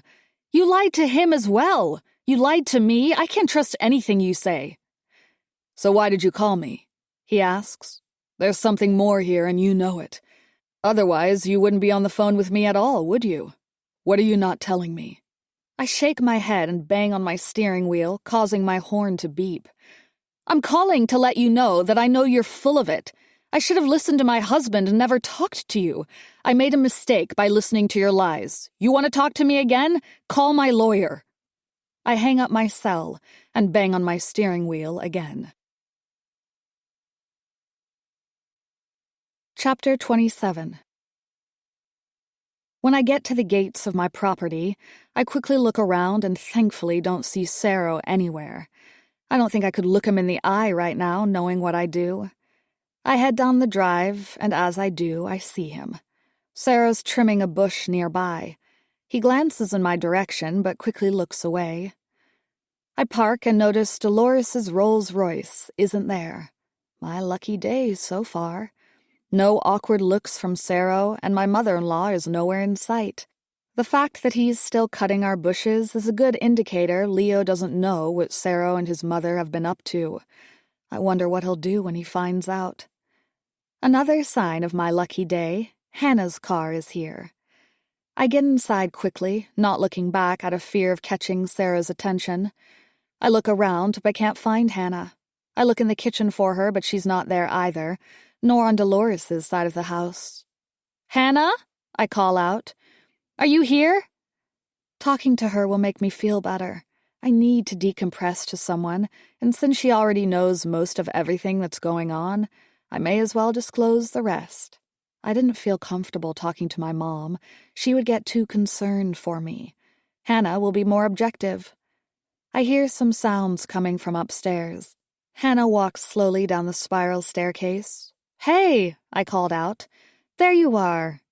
She has 2 small boxes in her hands and nearly drops one when she misses a step. Hey, she says back. I seriously hate these steps. I was wondering where you were. I wait until she comes down fully before I hug her. How was your day off? Great and well needed, she says. I did absolutely nothing and loved every moment of it. I can only imagine how it was when I left. I smile. I just came back from my mom's house. I've spent the night. I had to get out of this house, too, after that dinner. What happened after I left? I don't even know where to start, I answer. I put a hand to my head. The past 24 hours have been intense. Well, start with the juiciest part, Hannah jokes. You love this, don't you? Rich people problems. Yes, I do. She laughs again. I look outside the window and confirm Sarah is nowhere near us. Well, for one thing, my mother-in-law may have been having an affair with our landscaper. Hannah's mouth drops open. Sarah? I tell her how my day started yesterday, how I found Sarah in Dolores' bedroom, and the terrible sounds of pleasure that came from them. What a scumbag, Hannah says, shaking her head. I made the mistake of giving him my number, and he hit me up on my day off, wanting to get together. I said no, and now I'm glad I did. I make a face. You did yourself a favor. I'm not sure how long they've been a thing. Maybe it was the first time, maybe it's been something long-term. How do I know? It made me think about that insurance investigator. I can't hide my guilty face. Oh, no, she says. What did you do? I called the insurance guy. I tell her what Tony Cardone told me. I have never used the term DPI as much as I have in the last 2 days. I tell her how I found out through Leo afterwards that the insurance company is paying Dolores. So she may not be here much longer. Hannah smiles. Thank God. Where is she today? She doesn't exactly talk to me, Hannah says. Only when she wants something do I exist. She shakes her head. I still don't get why this insurance guy feels so strongly about the suicide, just because of the DPN.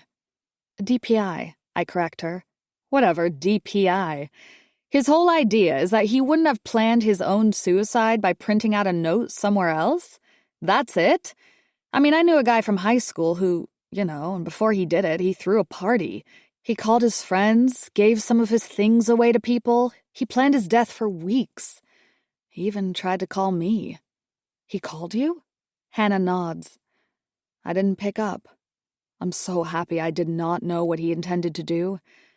Next thing you know, I find out he killed himself. So people definitely do plan their suicide. Even if the letter was printed somewhere else, that doesn't matter, at least I think.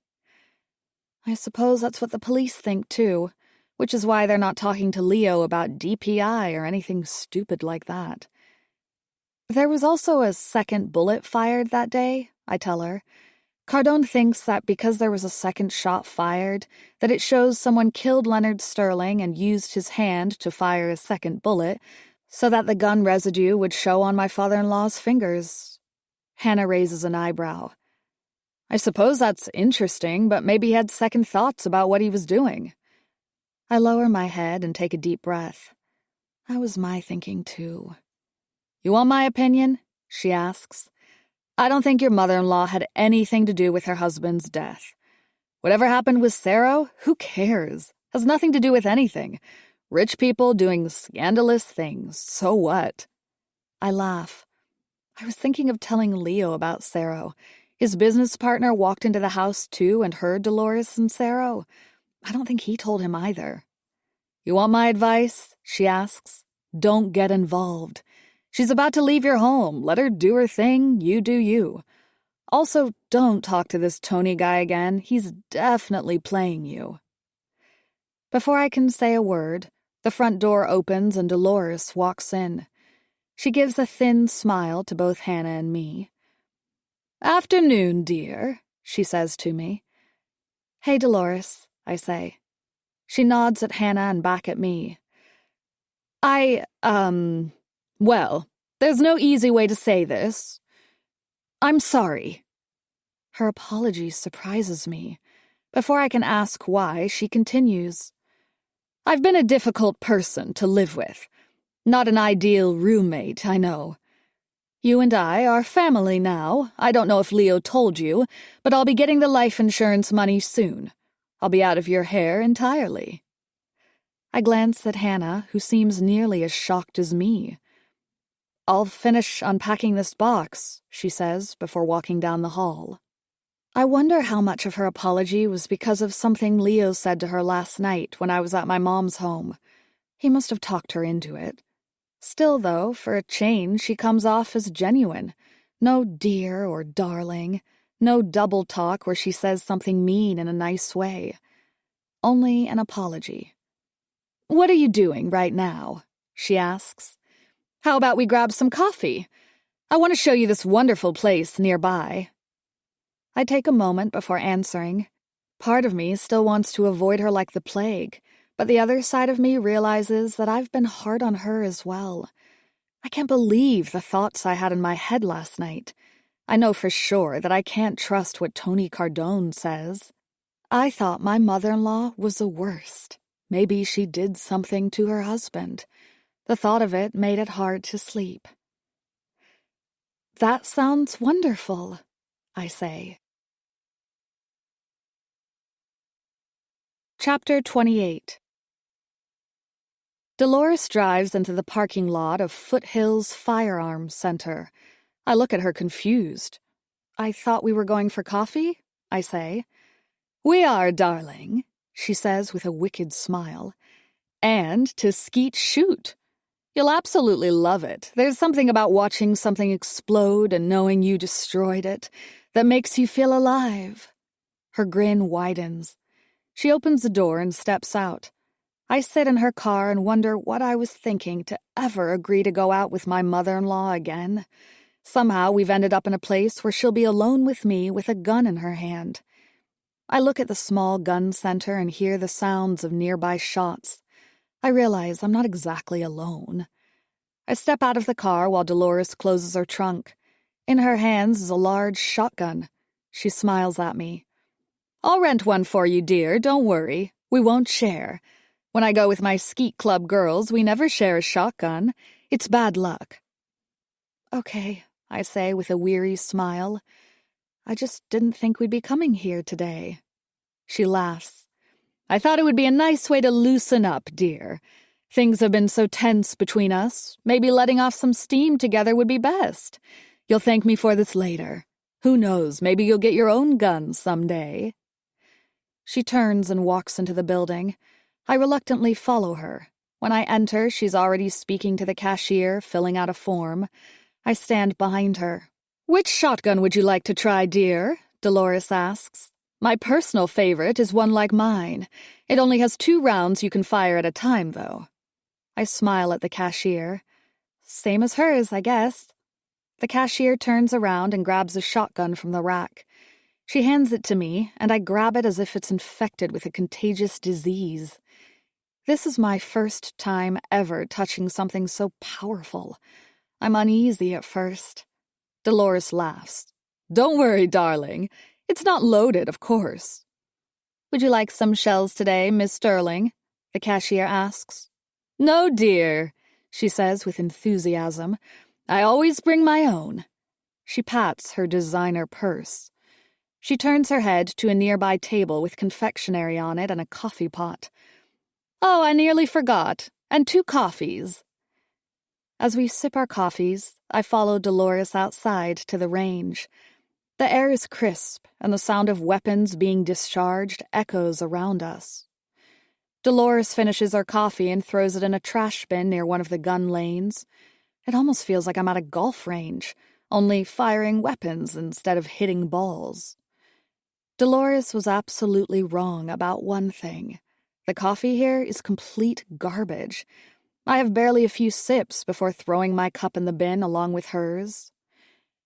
Dolores opens the shotgun. She takes a small carton full of shells out of her purse. "It's really not too hard, dear," she says. 2 slots, 2 shells go in them, just like this." She slides in 2 cartridges. "Then close it." She whips her hand back, and the barrel of the shotgun whizzes backwards until it clicks, locking it. She smiles at me. "Now, the best part." She nods behind me. "See that joystick thing? Grab it and click the button whenever I say pull. A clay disc will be shot out and—" She raises a gun towards the skyline. "Fire at will. You've got 2 tries to hit it. If you hit the disc with your first round, you can attempt to hit another with your second. Then we switch places. I'll click the button for you and you fire." She turns the shotgun to the side. "This is a safety. When it's on, you can't fire the gun." She clicks the switch and smiles at me. "Now it's not so safe. Does that make sense, darling?" I nod. "Oh, and don't forget to put on your earmuffs. They look silly, but it's better to wear it when firing. One of my girlfriends didn't put hers on in time, and now has tinnitus, poor girl." We both put on our earmuffs, and I step back towards the button, waiting for her to yell. "Pull," she says. I click the button and a disc shoots out. Dolores fires at it, missing, but when she fires next, the clay disc explodes in the air. My heart palpitates at the sight. I have to admit, it is exciting to watch. I'm a little nervous to try, though. "I'm a little rusty," Dolores says. "Missed that first shot. Your turn, dear." We change positions.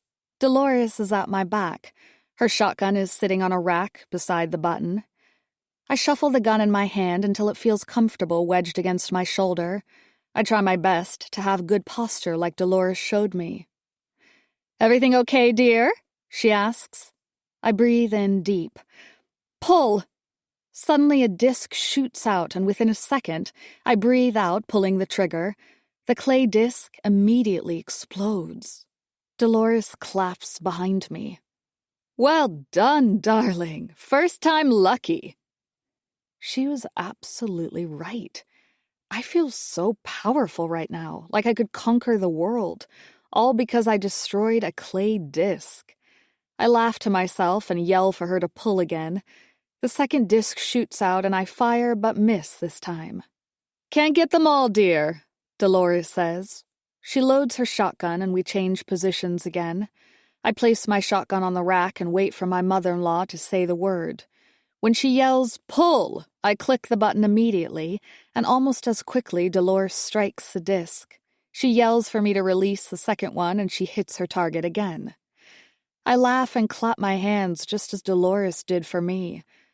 Only when Dolores turns to me, her face sours. As she turns, the barrel of the gun is directed at my chest. Smoke comes from it. She gives me a thin smile. Panic hits me as her smile grows and becomes more wicked in nature. I remember that she fired her 2 rounds. The gun is empty. I try my best to breathe again. For a moment, I worry she'll load her gun and fire at me, given the expression on her face. "You didn't have to tell my son," she says, lowering the barrel towards the ground. "What do you mean?" "Sarah and I," she says. "You told my son about us. I think that's rather inappropriate." I take a deep breath. "Listen, I heard you two the other day, but I didn't say anything to Leo. I went to my mom's house for a visit and just wanted to forget about everything I heard. It's none of my business, darling, I agree. It's not your concern who I bed, is it? And yet my son knows my business." I shake my head. "Charles, he came into the home looking for Leo. I left as he did. I know for a fact he heard you too." "Charles?" Dolores says, just as confused. "And yet I didn't see him in the house. I didn't see his car in the driveway. I did see you getting into your vehicle and leaving. Today I got a call from my son saying we need to talk." "Whatever is going on with you and Sarah is none of my business," I say again. "I wish I had never heard it, believe me." She laughs. "I suppose you wouldn't want to know.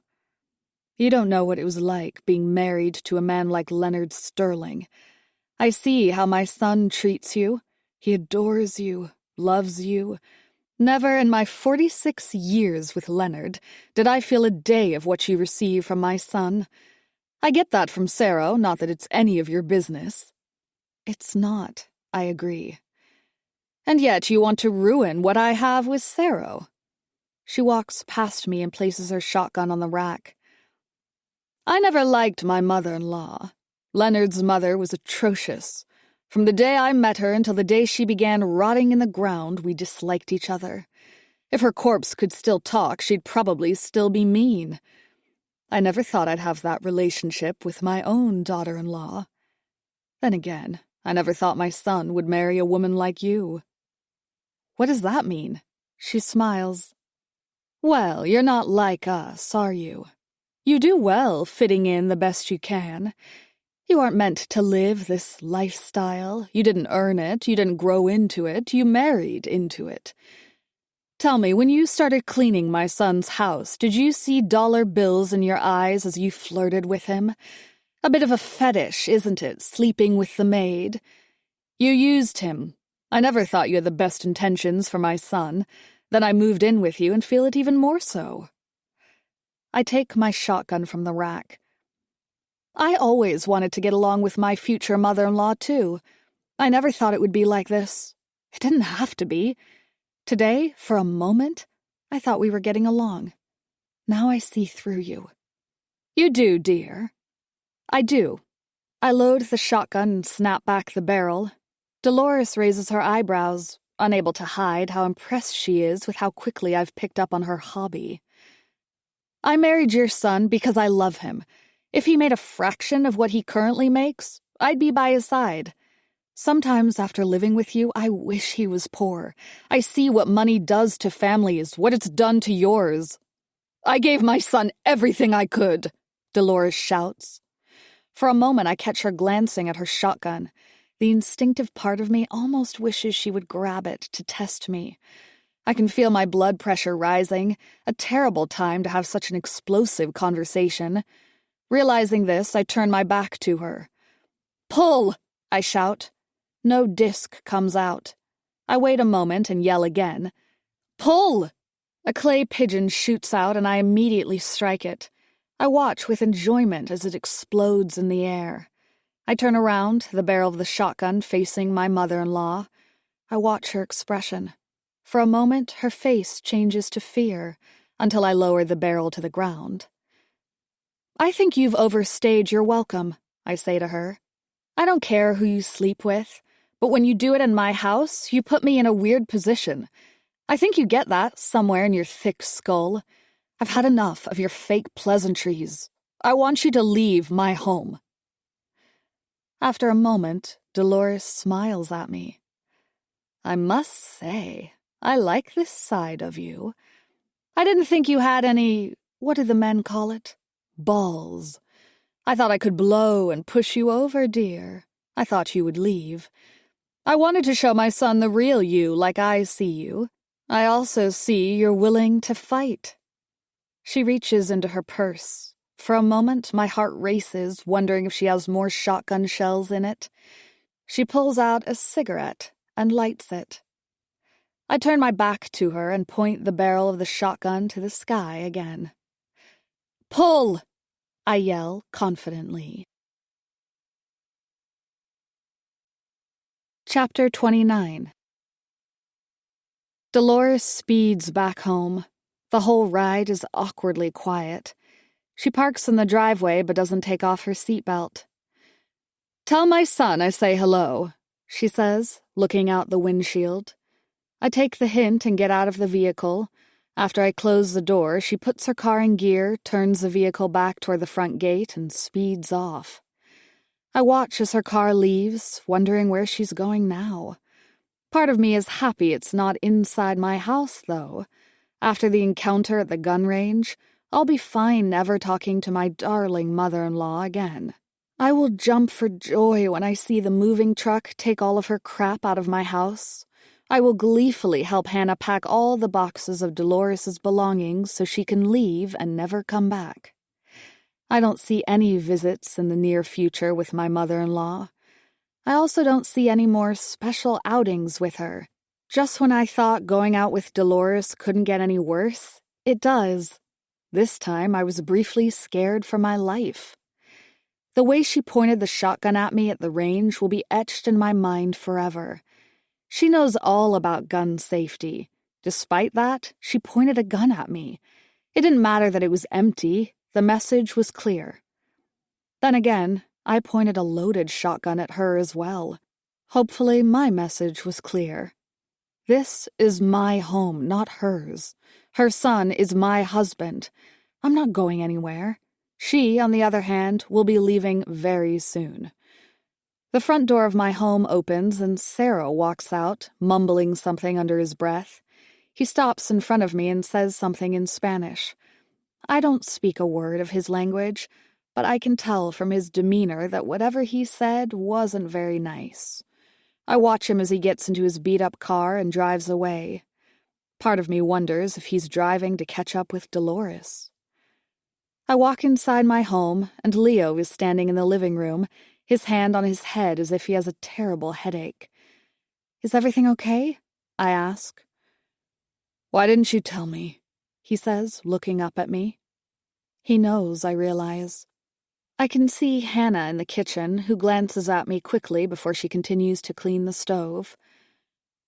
"Let's go to our room." Leo waves at me to follow him. Once we're inside, I immediately apologize to him, knowing exactly where this conversation is going. "How long have you known?" he asks.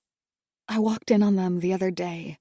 That's why I stayed at my mother's house. I couldn't come back home." "I just feel betrayed by everyone.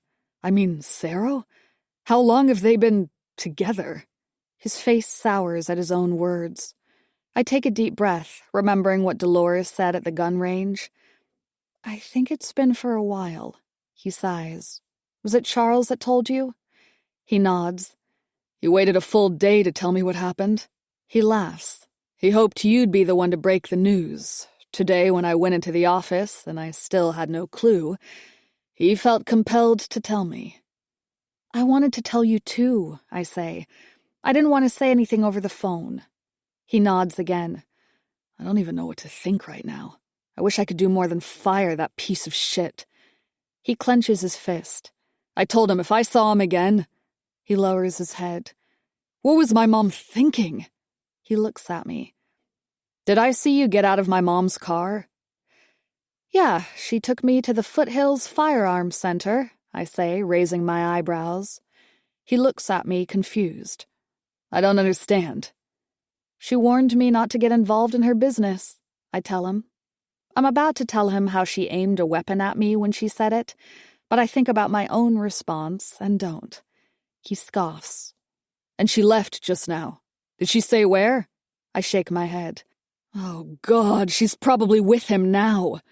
I didn't think she was that kind of woman. I mean, I didn't get along with my dad, but she was having an affair? I don't even know what to think. He looks at me. I think I'm going to go back to the office. No, it's okay. Stay. He shakes his head. I don't think I want to be in this house right now. It's a feeling I completely understand. I'll be back later tonight. He opens the bedroom door, and I walk him to the front door. I'll be okay. This peaceful moment is yours. Rest in it, breathe in it, and let it soothe you before the story resumes.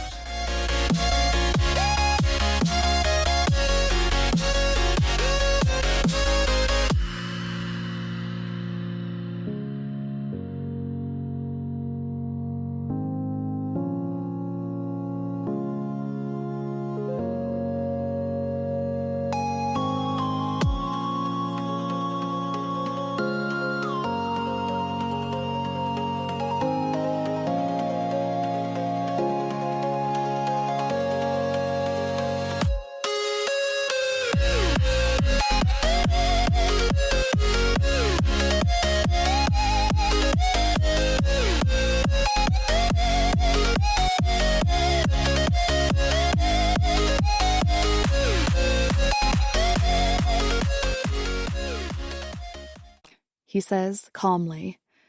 I just need to think about all of this. It's a lot. He kisses my forehead before leaving. As I watch him enter his vehicle, Hannah steps up behind me. We need to talk. I found something. Chapter 30. Hannah pulls me into the kitchen to talk. What's wrong? I ask. I couldn't help myself, she says. I've been putting away that old hag's boxes, and one of them contains some legal documents. You snooped in my mother-in-law's room? She shakes her head. More like I was putting stuff away and couldn't help but notice. I sigh. Well, what did you find? She raises an eyebrow. Something very interesting. The will of Leonard Sterling, or the original will. He changed it a month before his death. He just changed it? That's right. Originally, everything he had was going to go to your mother-in-law. The will had been in place for over 20 years. Then suddenly he had a change of heart. A list of charities was given everything. He wrote his own wife out of his will, and then he added Leo to it as well. Only the $1,000 to him, though, she says, confused. Nothing compared to the amount those charities received. Leo told me about that. It was a spiteful inheritance, I say, making a face. She shakes her head. Rich people drama. You give me money when you die, and I'll be happy. These aren't normal people, I say, and Hannah agrees. Finally, it hits me why a man would change his will suddenly. My father-in-law must have known about the affair with Sarah. Bingo, Hannah says with a smile. I feel like I'm pretty good at this sleuthing. The question is, what do we do about it? We? I repeat. I remind myself what Leo told me. The insurance company cut her a check, and it's coming any day now. Leo promised me he'd get her set up out of the house soon. Let's just let this be. Let it be? I mean, this is potentially murder we're talking about. Dolores thought she was going to get every penny from her husband, and after she and her lover did the deed, she realized the truth. She got nothing. I lower my head. Did Tony Cardone know about the change in the will? He must have. The lawyers would have to tell him who gets the life insurance, but that would have been at the burial of Leonard Sterling. Did Tony have access to the will before the funeral? Part of me is curious and wants to call him. I remind myself of how my last conversation went with him, though. I also think of my husband. I won't do anything without Leo, I say. This is his mother. I won't go behind his back to do some pseudo-investigation. Well, meanwhile, there's plenty more boxes your mother-in-law has. Who knows what other information could be found? I shake my head. Do yourself a favor. Don't get involved any more than you have already. This is a mess you don't want to get into. I wish I never was. You should just go home, take a few days off. Maybe she'll be packing up soon enough and we won't have to deal with any of this. Go ahead, I say. Go home early. And leave you alone in this house? I don't think so. I'll leave when Leo comes back. Chapter 31. Leo came home late, and Hannah, to her word, left after he arrived. Leo wasn't up for talking much, and I didn't blame him. We went to bed almost immediately. Despite being in my fertile days, there was nothing happening in our bedroom. I'm sure neither of us were exactly in the mood for it. Before going to sleep, Leo told me he loved me. That was enough for me to sleep that night, even though I wanted to talk it out with him more. In the morning, Leo brushes his teeth while I sprawl out in our bed. All I want to do is talk to my husband, but he has to work. To my surprise, he pops his head out of the bathroom, a thin smile on his face. "I'm taking today off," he says. "Really?" "I probably shouldn't, and Charles's anxiety will go into overdrive, but I need a day to myself." "Okay, no problem," I say. I lay back down in the bed, give him space. He needs it right now. "Well, not by myself. I was hoping we could go on a date," he says shyly. "It's been a while since we went out, just the two of us. I thought it would be nice. What do you say?" "A day date with my husband? I love that. What were you thinking?" "That's my surprise," he says with a wide smile. "I just need a shower and we can go when you're ready." "Perfect," I say. "Did your mother come home?" He shakes his head. "I went out to get some coffee in the kitchen. I knocked on her door, but she's not there. I don't see her car either." "She's okay," I tell him. "I'd like a day where we just don't think about her, okay?" I nod instead of screaming, "Yes!" I'm happy that he wants the same. Let's pretend she doesn't live with us and just enjoy our day together. Perfect. I remember the talk I had with Hannah last night. I wonder how much Leo knows about his father's will. I wonder what thoughts are in his head right now. Does he suspect Sarah or his mother being involved in his father's death? I remind myself that there's a reason why the police aren't knocking down our door looking for Dolores. There's still a lack of proof. A last-minute change of a will because of an affair doesn't mean anything. Perhaps there is some motive, but even if there was, it doesn't mean Dolores did anything. Despite Hannah's sudden interest in what happened, all signs still point to suicide. Leo heads into the bathroom and turns on the shower. I get ready for the day as I listen to my husband whistling. Leo always has such a positive energy, even when things are tough. And they are. His father killed himself. His mother moved in and is driving us both mad. He finds out about her affair. He tells me his business is doing well, but I know better. There's a reason he's been so busy lately having late meetings. It's not for fun. Times are tough. Despite that, he's taking a day for himself to have fun with his wife. And that's why I love my husband. I'm his stress reliever. Spending time with me makes everything better. That puts a smile on my face because I feel the same. I love being around him and spending time together. I wonder what he has planned for us today. I read some of my new books for a while as I wait for Leo to get ready. For a change, my husband won't be going to work or staying in his home office all day. We'll be out together, and I want to have fun. DPI. I could almost hear the term in my head as if Tony Cardone is saying them. Dots per inch. The suicide note was not printed at my father-in-law's house or his office. Besides his home and office, where else did Leonard Sterling go? I try to get the investigator out of my head. I try not to think of them, but the letters are haunting me. Leo continues to whistle in the shower. I get out of bed and open the hallway door quietly. Down the hall, I see Hannah walking into the living room. She's here early.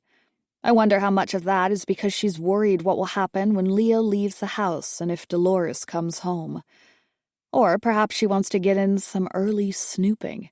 She seemed a little too excitable playing detective last night. I walk down the hallway to one of the rooms closest to mine, opening the door. I turn on the light in Leo's office. It illuminates the room and all the funny knickknacks he has on his desk. For an adult, he enjoys childish things. There's a comic framed on the wall, a first edition of some type of Spider-Man comic. I'm sure it cost a lot, no matter how silly it seems to me. He even made his own bobblehead that looks like him. He told me he bought one that looked like Charles and gifted it to him last Christmas. Leo thought it was hilarious. Knowing how serious Charles is, I bet he was indifferent. I walk around to the front of the desk and look at the paperwork that's scattered across it. If I wasn't sneaking around, I'd want to organize it for my husband. How can he work in such a mess? You wouldn't think a high earner would work at a station like this. Behind the desk on a small table is his printer. I stand beside it. Guilt strikes me.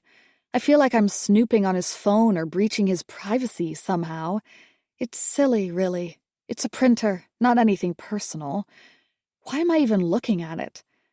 I think about leaving my husband's office, but the urge to know the specifics of his printer quality overwhelms me.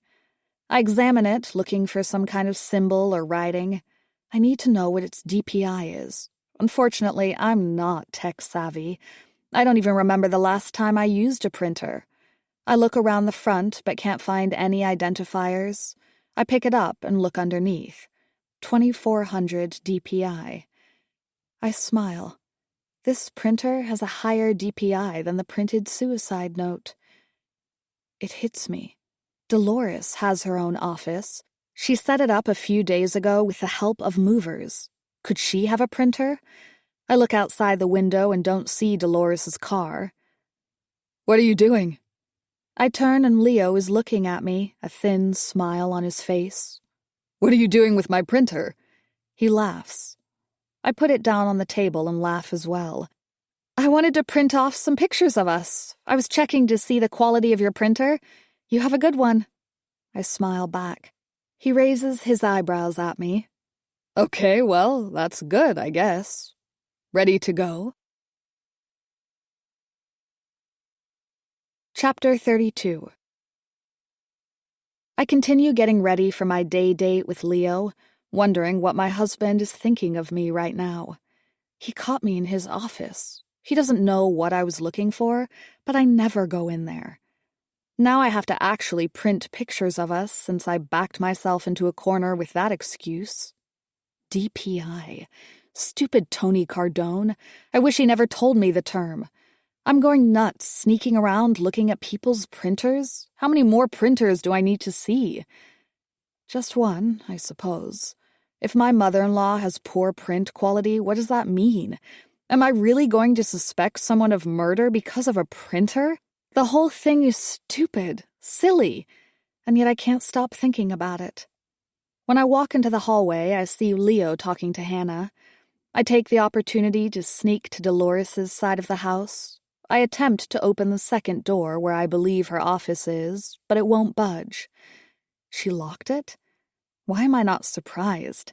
It's my house and my mother-in-law is locking doors to rooms that don't belong to her. Leo walks into the foyer and smiles at me. Good to go, he says. I nod. I gave Hannah the day off again. It's been tense here. Everything with my mom has just made things hard. I don't want her to be home when she comes back. I know how my mom is. I smile. Good idea, I say. I wanted the same. Hannah needs to be away from my house.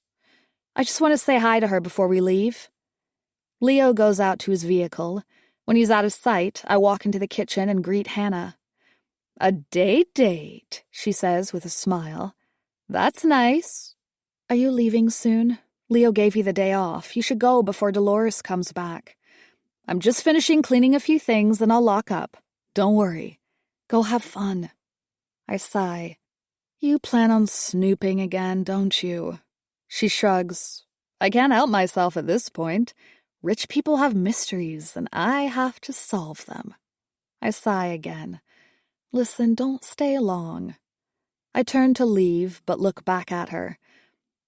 But if you do snoop, try and see if she has a printer and check the DPI of it. Her office door is locked, so it could be in there. Then go home. Chapter 33. Leo drives into downtown Calgary and parks near a trail we used to take often, Princess Island Park. It's located in the middle of downtown with tall buildings surrounding it, but the park is majestic. To get to the park, you have to cross a bridge. In the spring and summer, all the geese raise their goslings. We would come and watch the families grow. There's easily hundreds of birds in this small area. There's not nearly as many here today, though. Only a few goslings with their mama and papa. The park is still beautiful and brings back wonderful memories I've had with Leo. I love this place, I say to him with a smile. He nods. I loved taking you here, too. I miss coming here with you when we lived nearby. Now that we're so far away, I have to admit that I miss it. He wraps his arm around me as we walk. I nestle my head in his shoulder. So, what else do you have planned today? I ask eagerly. Any more surprises? He smiles. Well, coffee at our favorite place nearby. Lunch somewhere else, maybe a movie? I smile back. Not exactly the most romantic idea for a day date, but time with my husband, especially away from his mother, is time well spent. I'm already having so much fun being with him. He's starting to run out of terrible jokes to share with me as we walk up to the small bridge, and he starts to slow down. I match his pace. What? I ask. He stops completely and looks around. Yep, I think it was this spot exactly. I laugh. What are you talking about? You really don't remember, do you? He gives a thin smile. You know, I think men are truly more romantic than women. We're the ones who do all the romantic things. I laugh when it hits me. I remember. Very romantic. He nods. In this exact spot is where I told you I loved you for the first time. I can still remember it like it was yesterday. We were surrounded by all the geese and their goslings, their sounds, and the rest of nature was captivating against the backdrop of the downtown high-rise buildings. Despite the beauty around me, all I could think about was your beauty. How much I loved you, and I had to say it for the first time. I kiss him, and we both laugh, kissing again. The first of many, many times. This is the best date ever, I say, holding him close. We reminisce some more over coffee at a nearby cafe. It's the same one we went to after he told me he loved me. The restaurant we go to was also the same one we went to that day. I'm beginning to see the theme he had in mind. While we can't watch the same movie we had several years ago, we still go to the theater. The movie's terrible, but I don't care. He holds me and whispers into my ear the entire time. I feel just as much in love with my husband as I did the day he told me he loved me. On the way home, we laugh more as we reminisce about when we dated. I hope that Dolores won't be home, because I have only one thing in mind to do with Leo when we get back. As we park outside the house, I'm upset to see her car. That won't stop me from continuing to have the perfect day date with my husband. We laugh as we walk up the steps and open the front door. When Leo steps inside, he lets go of me instantly, his mouth wide open in shock. I peer inside and take a step in. Dolores is standing near the staircase. Below her is the twisted body of Hannah at the foot of the stairs. Chapter 34. I stay in my bedroom while the authorities remove the body of my friend from the bottom of the stairs. I've spoken to several officers, going over the same story. I tell them everything. I don't hold back. I know in my heart Dolores has something to do with Hannah's death. Just as Tony Cardone suspects my father-in-law's death wasn't suicide, I know Hannah's death wasn't an accident. Despite that, one of the officers I speak to called it just that, a terrible freak accident. A young woman didn't pay attention as she walked down a spiral staircase and fell to her death. A box belonging to Dolores was beside her body. I can't get the image of Dolores beside Hannah out of my mind. It was as if she wanted me to walk in and see my friend's lifeless body myself. She wanted me to see her beside my friend, make sure I knew it was her. My mind may be playing tricks on me, but in my head, I picture Dolores smiling at me as I look at Hannah. I cringe at the thought of seeing my friend's twisted body, her head twisted in an unnatural direction. Her death would have been quick, one of the policemen told me. That doesn't matter. Her death was not an accident. What actually matters is it was murder, and the murderer is living in my house. I told the police the same story. I told them everything I could. I told them about my father-in-law's suspicious death, the affair. I even told them about the shooting range. One of the officers I spoke to asked if I wanted to press charges against Dolores. Given that I pointed a loaded gun back at her, I declined. I also failed to tell the officer that part of the story. I'd be the one getting arrested, not her, if I had. After speaking to the officers in my bedroom, they left. Outside, Leo and Dolores were speaking to the police as well. I wonder what they are saying now. I can imagine Dolores. Poor girl. She wasn't watching where she was going. Dolores didn't call the police until after our arrival. She stated that she just got back home herself and found Hannah at the bottom of the stairs. When asked why she didn't call the police right away, Dolores said she was in a state of shock. She told the police that she had an alibi for where she was. Of course, it was with Sarah. I listened to what she said to the police and wanted to interject, telling them what I knew.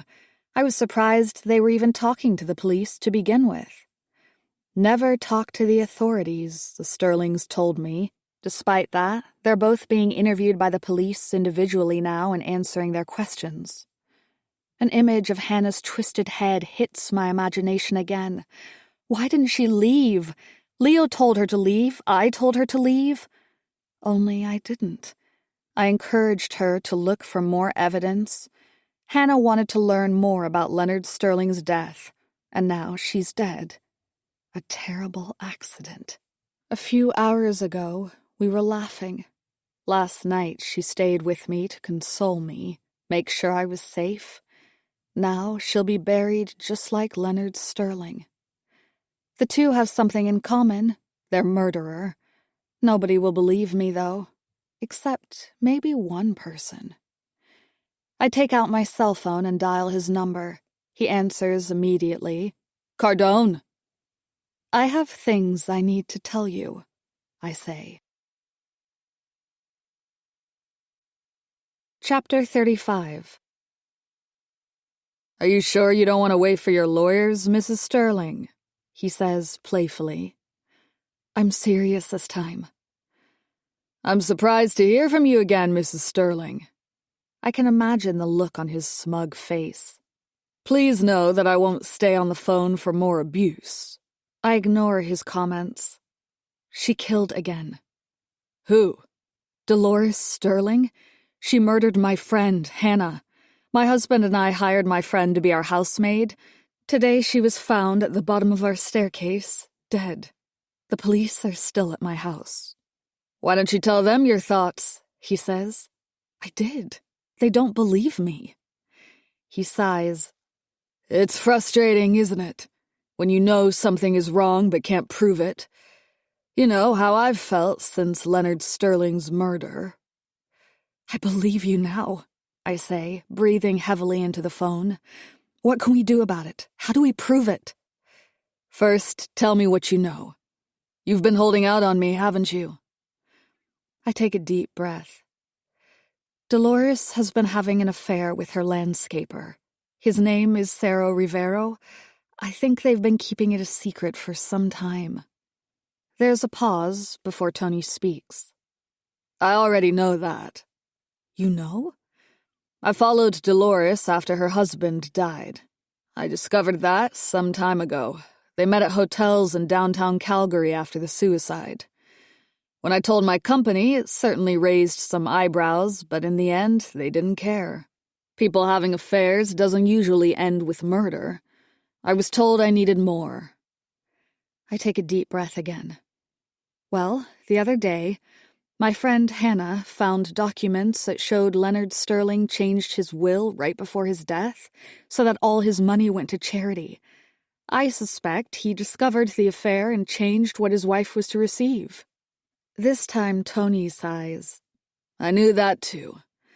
I was hoping you'd have more than this. I'm truly disappointed.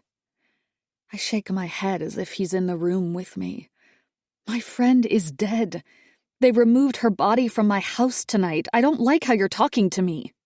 There's a pause before he continues. I'm sorry. I am.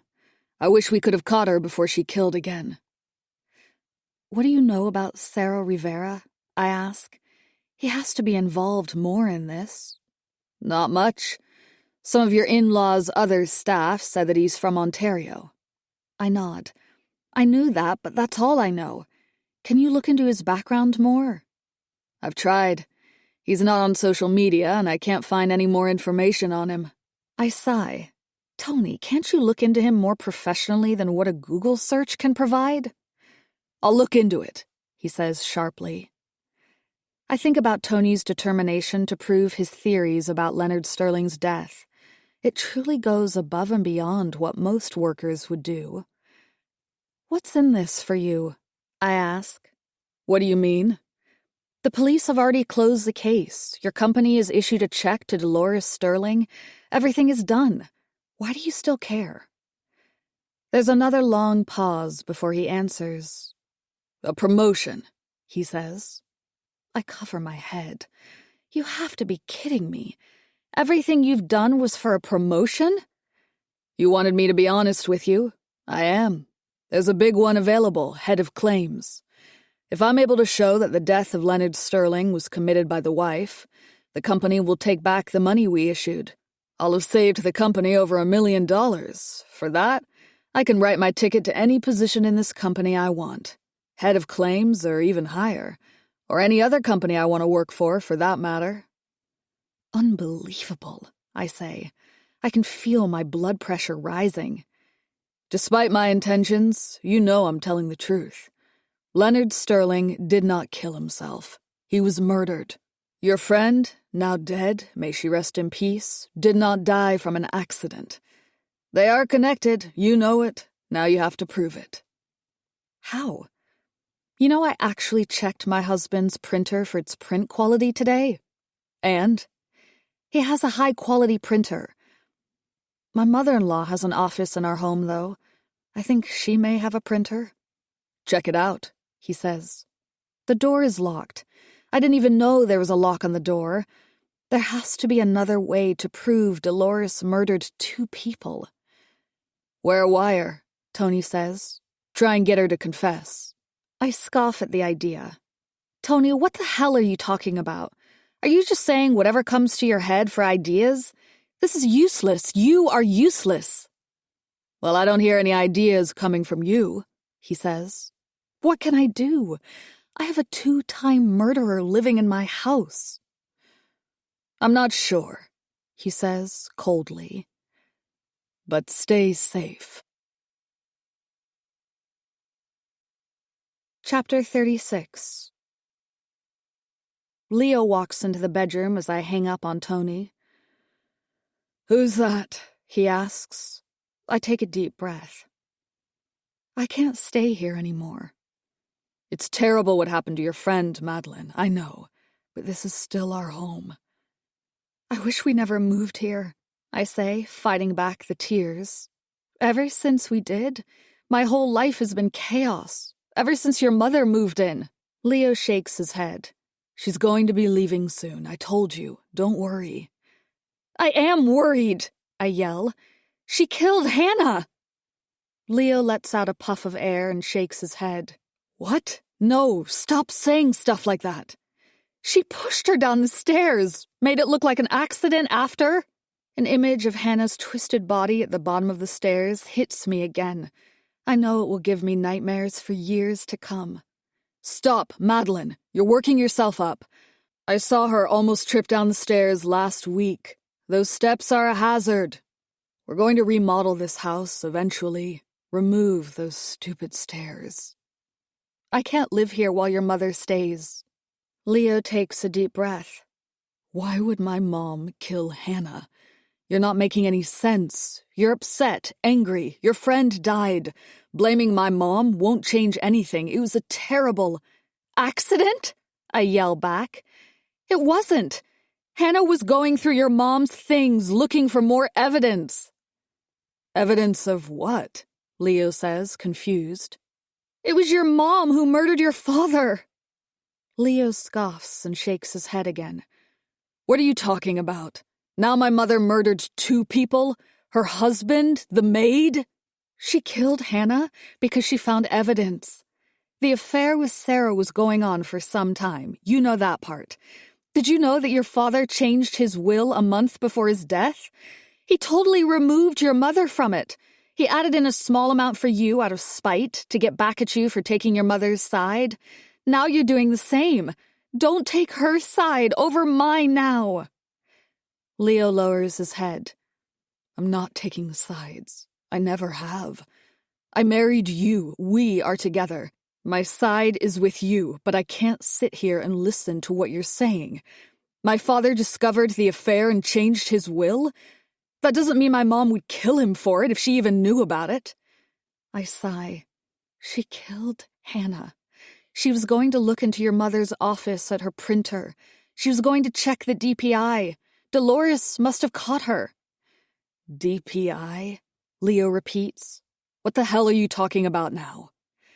I sigh. Dots per inch. I spoke to that investigator, Tony Cardone. Your father's suicide note was printed on a printer with a low DPI, but none of the printers in his house or his office match. That means the note was printed somewhere else. Your mother has an office. She must have a printer. Hannah was snooping. She must have been caught, and next thing you know, killed for what she found. Laughter erupts in the hallway as Dolores comes into my bedroom. "Are you seriously calling me a murderer because of printer ink? Next time I murder someone, will I leave a trail of Post-it notes for you to follow?" She looks at Leo. "Son, this is ridiculous. She's delusional. How can you listen to any of this?" "You threatened me the other day to not get involved in your business.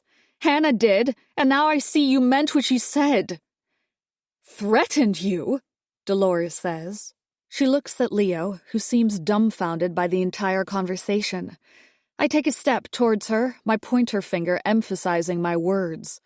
"You pointed a gun at me and threatened me not to get involved." She laughs again.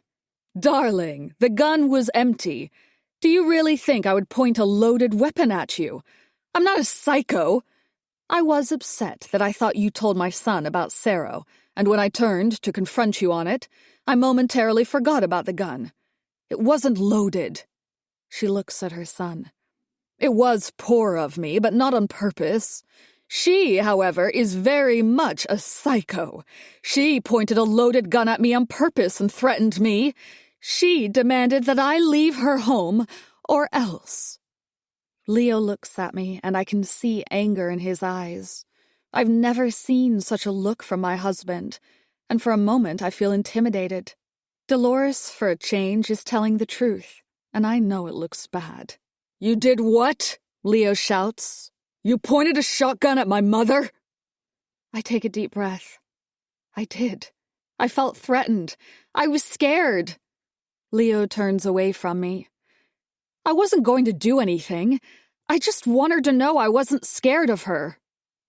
"By pointing a gun at her," Leo says, covering his face. "She killed Hannah," I repeat. "She murdered your father. I cannot stay in this house any longer with her because I know who's next." Dolores shakes her head. "You're delusional, darling. You need medication." "Shut up!" I shout. Leo puts his hand up, attempting to calm the situation, but failing miserably. "I don't even own a printer, dear," Dolores says, shaking her head. "You're foolish. You've accused me of killing my husband, who you probably hated," I yell. "You have Sarah to comfort you now. He probably helped you with everything." Leo looks at me sternly. "Enough!" I take a step back. "Tell her to open her office door. She locked it. Tell her to open it and we can see if she has a printer. We can see the DPI. She laughs. "This is ridiculous. Now Sarah is a murderer as well. What are you playing? Clue, darling? Sarah in my office with a poor quality printer." Leo lowers his head. "Just open the door, Mother. Let her see." She looks at her son. "You're truly giving this thought, after everything I've done for you. I've given my life to ensure you had everything you needed, and you turn around and accuse me of the ultimate sin. I gave birth to you. How could you do this to me? Your wife needs professional help, dear. I've been nothing but nice to her, and look what she does." "Stop gaslighting him!" I yell. "Open your office door like he said." She scoffs and looks at her son.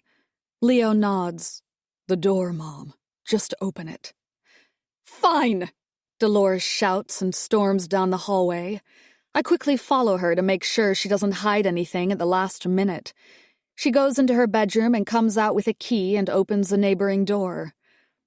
"There you go, dear," she says. "Find your smoking gun, or DPM, or whatever you called it." Dolores shakes her head as she watches me enter her office. Leo stands behind his mother and does the same. I enter the room slowly. I see no printer on the desk or anywhere else in the room. "It must be in one of her boxes," I say. She laughs and looks at her son. "I don't have a printer, dear. I never have. Why would I need one?" "Why do you need an office?" I ask. She takes a deep breath. "When you're a stay-at-home mother, you try your best to find meaning. I liked organizing group dates for the girls' club or other activities I do. I like to have a space that's just mine. I never thought this would incriminate me for murder." She begins to tear up, and my mouth drops when I see Leo console her. "I mean, your father was a difficult man to love. What I did was wrong with Sarah. All I wanted was to feel love, son. That's all. You left our home. You barely talked to me after you got married." He sighs. "That wasn't because of you, or because of Meline," he says. "The fight with Dad was bad, Mom. I couldn't go back." "All I wanted was love," Dolores repeats and cries into her son's shoulder. The sight makes me sick. I look around the room and open a box near me. "Meline," Leo says. "That's enough." "It's here somewhere," I say, searching through the contents. "You looked in my office today, too," Leo says. I stop rummaging in the box and stand up, looking guiltily at my husband. "You checked the quality of my printer. You weren't planning on printing pictures of us on it. You were trying to see if my printer matched the one you feel the suicide note was printed from, right?" "Leo," I plead in a soft voice. He shakes his head and lets go of his mother. "No, I'm right. That investigator got in your head and you thought I..." He takes a deep breath.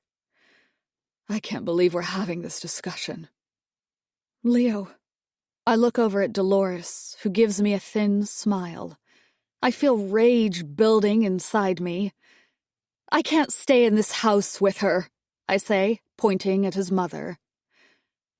I think you need to leave, Leo says. He clears his throat. No, you need to leave. Chapter 37. I stay at a hotel downtown. I thought about driving several hours to be with my mom, but it would have been too long of a drive. Since arriving in my room, I've managed to plop myself on the queen bed and do nothing except think of all the terrible events that have happened. I've been kicked out of my own home, and it's all because of my mother-in-law. I shouldn't have been so explosive with what I said to Leo, though.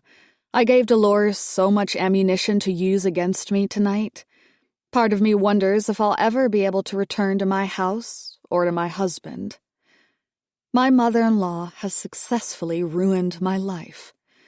I'm not sure if that was her intention when she moved in. Nothing the woman does makes sense to me. The face Leo had when his mother told him I pointed a loaded shotgun at her was enough to know I lost the battle immediately. How could he trust me? I don't understand how he can trust her. Of course, it's because Dolores knows how to manipulate her son. Leo took the bait. I've been kicked out. My marriage is already peaking after a year together. Dolores must be thrilled. Everything in my life has erupted at once. It's overwhelming. I'm not sure whether to scream into my pillow or dry my tears on it. I've done both since checking in. I look through the large hotel window that faces downtown. From up high, I can hear the muffled sound of the city below. I'm not used to it anymore. It's quiet on our acreage. I can spot my neighbor's home in the distance. Here, though, everything and everyone is crammed together downtown. I look out into the distance, wondering if I can somehow manage to see the area where my house is, but of course I can't. I wonder what happened after I left. Leo and his mother were shouting at each other as I stormed out. I didn't even bother grabbing anything to go to the hotel with. I just wanted to leave. How are we ever going to get over this? I think of Hannah and clench my fist. I'm not sure I can ever be around my mother-in-law again. I've thought about calling the police. One of the detectives gave me their card. I'm not sure what I'd say to them beyond what I already have. I'd continue to point the finger at my mother-in-law, and they'd continue to look away. At her age, how could she murder 2 people? They don't care about the changes to my father-in-law's will or the affair Dolores had. They definitely do not care about my fixation on printers. I cover my head. I must have looked hysterical to Leo, raving about printer ink. All I know is Hannah didn't die in an accident. She was murdered. I'll do whatever I have to prove it. I look at the clock beside the bed. It's nearly midnight. I haven't been able to relax since I arrived.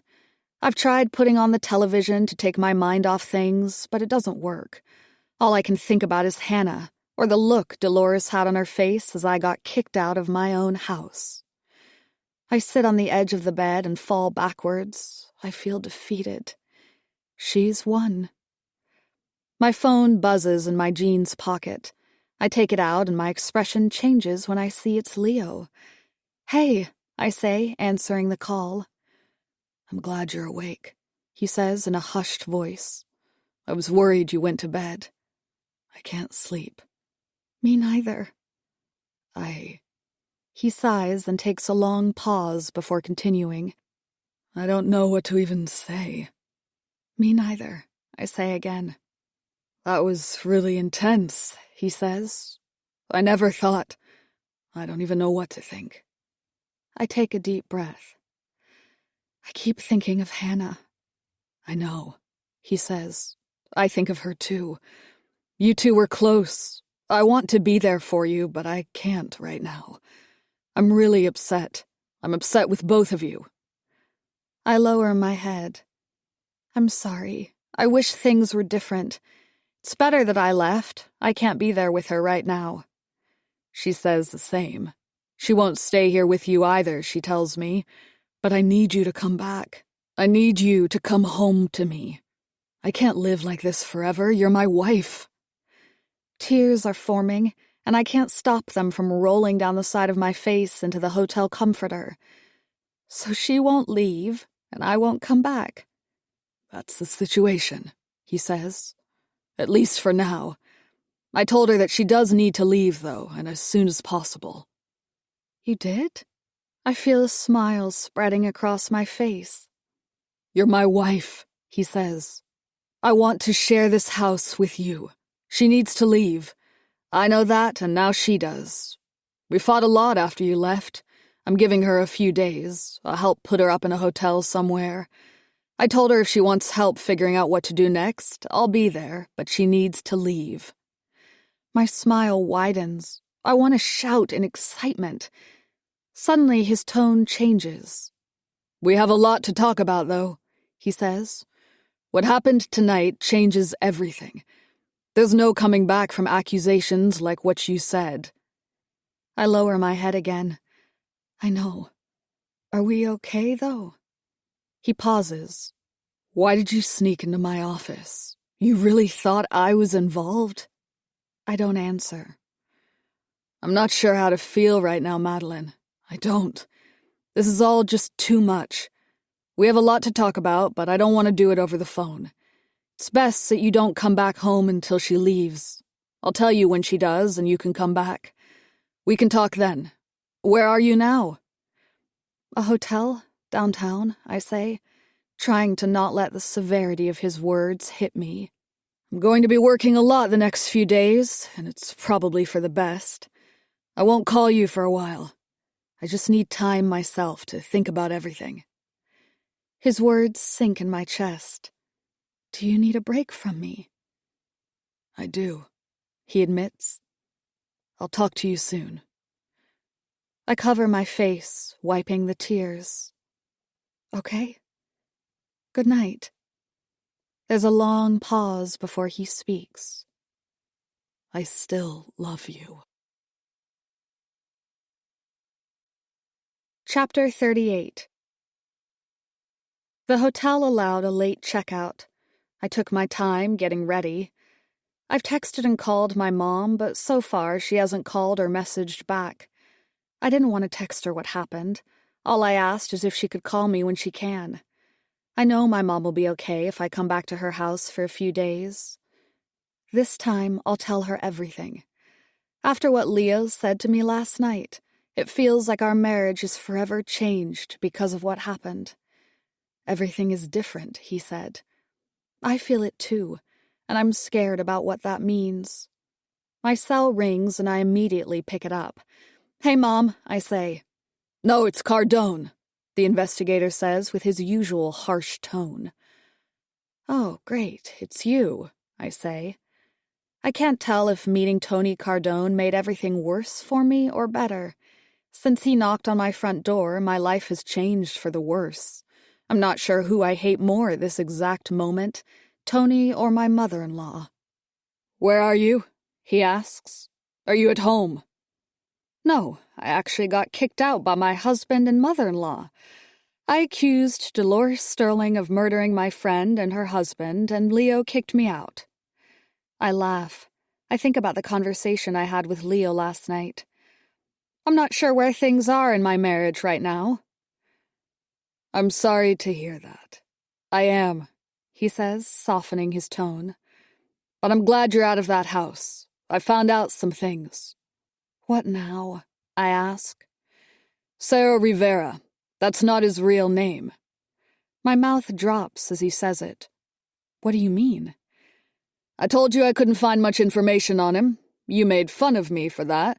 But I hired a private investigator who couldn't find much history either. But he did find a lot about a man named Marco Rivarios. Same birthday, and the picture on both driver's licenses are nearly identical. You told me Sarah moved to Alberta from Ontario, Sarah changed his name a few years ago before moving to Calgary. The name change likely had something to do with the 3 years he did in prison. Do you want to know what his convictions were for? Murder? Not at that time, no. Back then, fraud was his game. Mostly credit card fraud, stealing information from the elderly to steal from them. When Sarah moved to Calgary, he started working under the table for some landscaping company. Your father-in-law hired him instead of wanting to continue to pay the company. So you think Sarah is up to his old habits? Cardone doesn't answer. I did some more digging. Did you know your husband has his life insurance policy with us as well? Now, this is technically a breach of contract, but in the circumstances, I'm worried about you. Do you want to know who gets Leo's life insurance money if he suddenly dies? I breathe out. His mother. It's split, right down to the penny, Cardone says. You and your mother-in-law share everything, and it's a lot. I take in a deep breath. What do we do? I'm going to call the police detective on your father-in-law's case and reveal what I found out. I'm not sure if they'll bite and reopen the case, but I think I can raise enough hell for them to at least ask a few more questions. You, though, I think you should just stay put. Don't go back home. What about Leo? I say. Tensions are high right now, and he's kicking Dolores out. There's no telling what could happen if he's not at least aware of what Cardone told me. Call him, Tony says. Tell him. If he wants to talk to me, he can. He won't, I say confidently. He's been trained by his mother not to talk to people like you. Well, that could put him in danger now, Tony says. Do what you can. Invite him to stay with you at the hotel, maybe. Something. Is there a way to know where Sarah is now? I ask. I haven't seen him since Leo fired him. I have no clue. My hope is that after I speak to the detective on your father-in-law's death, that they'll attempt to locate him, ask Sarah questions, maybe your mother-in-law too. I breathe out. I take it back, Tony. You're not entirely useless. Sorry. Chapter 39. I call Leo's cell immediately, but of course he doesn't answer. I call again and leave a message. He's out at meetings, I tell myself. He's working. I know he's busy. Despite the more rational side of me knowing I shouldn't jump to the worst-case scenario, I do. I imagine Dolores, the wicked smile she wore when she pointed her shotgun at me at the range. It didn't matter that the shotgun was empty. She knew what she was doing. There was no forgotten lesson in gun safety. She wanted to scare me. I think of Hannah. I try my best to not remember the last image of her that my brain continuously injects into my memory. What will Dolores do if her son turns his back on her? How far will she and Sarah, or Marco as he was once called, go? I call my husband again, hoping that it's true that third time's the charm. It's not, though. I look through my phone contacts for his office number instead and call again. It continues to ring for what feels like forever before my husband's voice comes on. You've reached Leo Sterling. Please leave a message and I'll return your call as soon as I can. If this is an emergency, you can call Charles Rayer at... I scramble around the hotel and thankfully find a notepad and pen on the desk, jotting down the number. I shake my head as I dial the number. Please, Charles, pick up. The phone begins to ring and I wait with anticipation to hear his voice. But of course I don't. The phone continues to ring until Charles requests for me to leave a message. I leave one. Hey, Charles, I say, trying to not sound too worried. Call me when you get this, please. I take my things from the room and check out of the hotel, quickly making my way to my car in the parking lot across the street. Leo works in downtown Calgary as well. His office is not too far away. With any luck, I can just meet up with him there. Downtown Calgary is a mess of a place to park, though, especially midweek during the daytime. All the other business professionals struggle to find places to park, and so today I've become one of them. I've passed my husband's office building several times, but can't find a spot for the life of me. I give up and finally stop in a no-parking zone. I don't care anymore. The only thing I care about is finding Leo. I get out of my car, and once I get my bearings, make my way quickly to my husband's building. I push open the glass doors, and a cool rush of air-conditioned air hits me. The hum of activity fills the air as people bustle about, rushing to their destination. Once inside, I look for the directory hung beside the elevator, confirming he's on the 8th floor.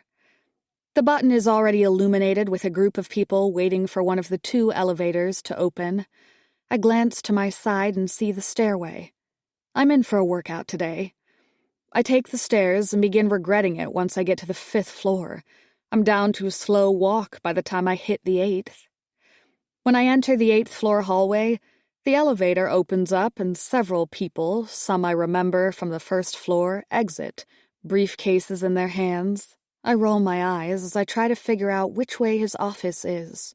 It's been a long time since I've met up with my husband at his job. Finally, I find the office door, and I'm immediately disappointed when I see it's shut and the lights inside are off. It's only Charles and Leo that work here. Since they are a small organization, they're waiting to grow their business before hiring more staff. How I wish that were not the case. I imagine how easy it could be for me to ask a receptionist where my husband is when it's an emergency, had he hired one. Taped to one of the windows is a handwritten note. On it is both Leo's and Charles's cell numbers. I had called Charles's number before, but after checking the number on the sign, I realized that I must have called his office number. I dial the number and pray for an answer. It rings a few times and I'm about to give up when, to my surprise, someone does pick up. Only they don't say anything. "Charles?" I ask. "Are you there? Hello? I need to speak to Leo." Suddenly I hear the sound of shouting as the line disconnects. Confused, I dial the number again, but this time it goes straight to voicemail. I call a 3rd time, but with the same result. I wait for the elevator, wondering what I just heard. I walk back to where my car is parked on the street. I'm thankful that it hasn't been towed, but saddened to see a white piece of paper flapping in the wind underneath my windshield wiper. A ticket. Of course I have one, even though I haven't been away from my car for too long. I should be happy, I suppose. It could have been towed. I get in my car and try again to call Charles and then my husband, but neither answer. Frustrated, I do the one thing I said I wouldn't do. I begin driving back home. It feels like it takes forever to arrive, even though it's less than 20 minutes. As I drive along the street heading to my house, I'm surprised to see a car parked on the side of the road, one I've seen many times. It's Charles Rayer's car. Why is it parked so far away from my house if he's there? I drive up to the gate and hit the button to open it. I wait patiently until it does and drive down the long driveway to the house. I know I shouldn't be here right now. Leo told me to stay away. Even Tony Cardone said the same. As if my body is trying to plead with me to get away, I feel my stomach turn as I get closer to my house. It's as if I'm scared to be near my home now. Leo's Escalade is parked outside, but not his Lamborghini. Usually he takes his Escalade out with him and rarely the sports car. Is he home? Charles is here, though. He must be. To my dismay, so is Dolores. Her Rolls-Royce is parked beside Leo's. I slowly get out of my car and reluctantly go up the steps. When I approach my front door, I feel like I'm a stranger. I ring the doorbell and smile to myself when I remember it's not working.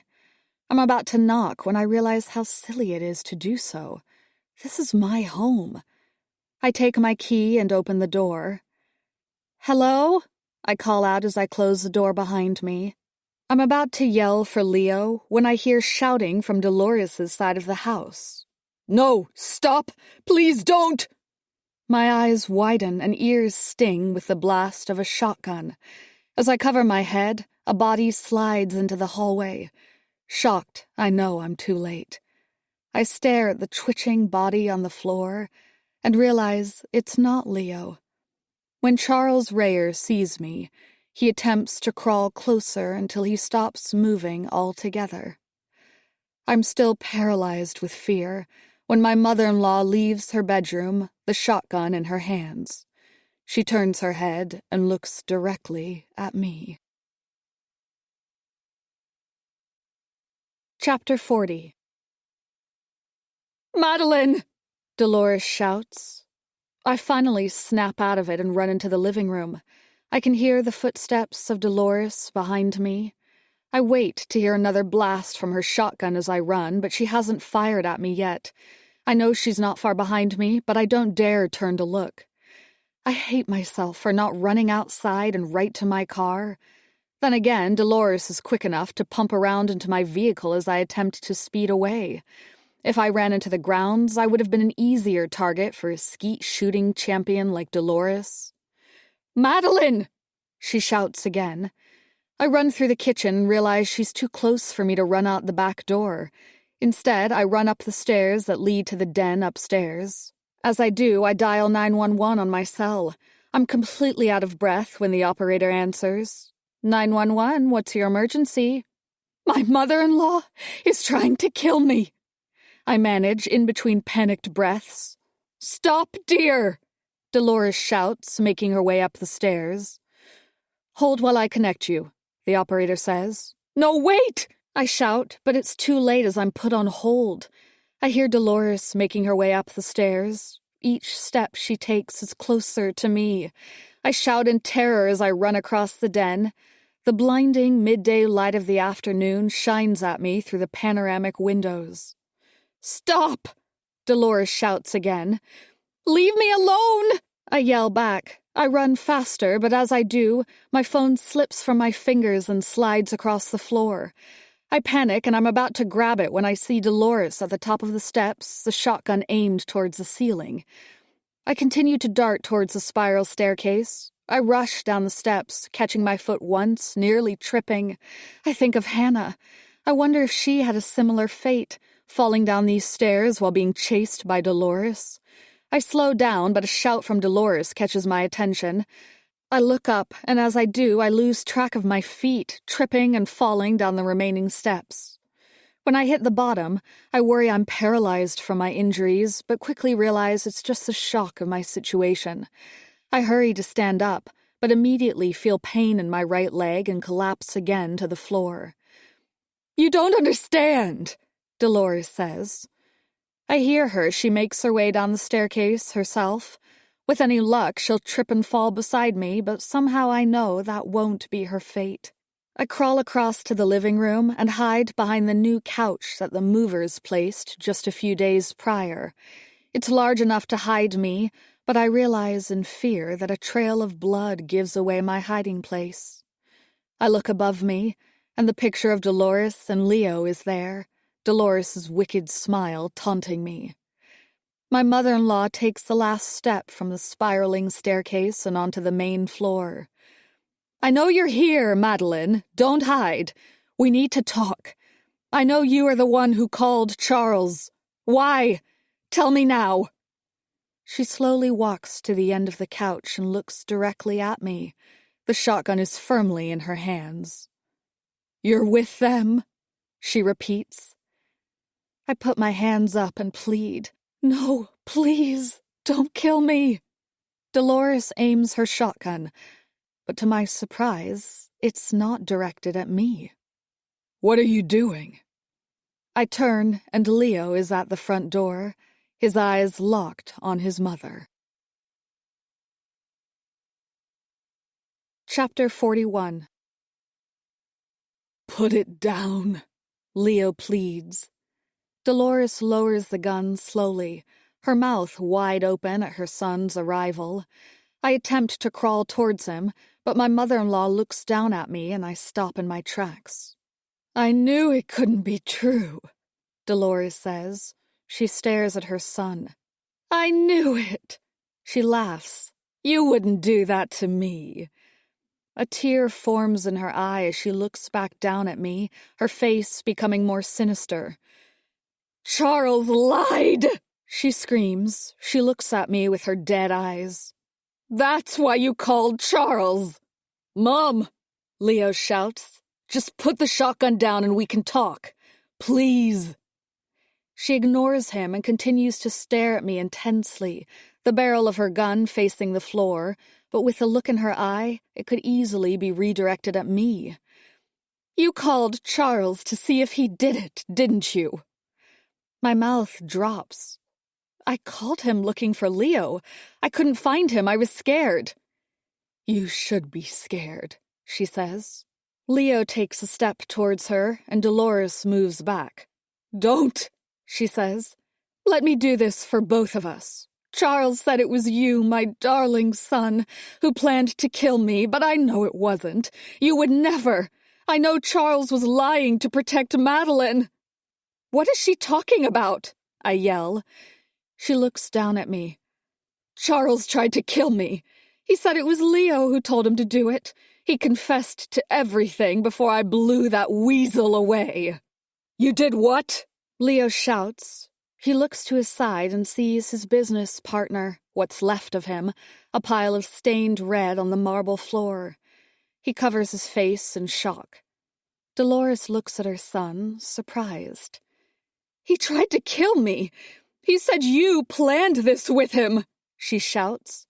I know you would never. I knew the moment your wife called Charles that my son was not involved. She looks at me again and raises her shotgun, directing it at my head.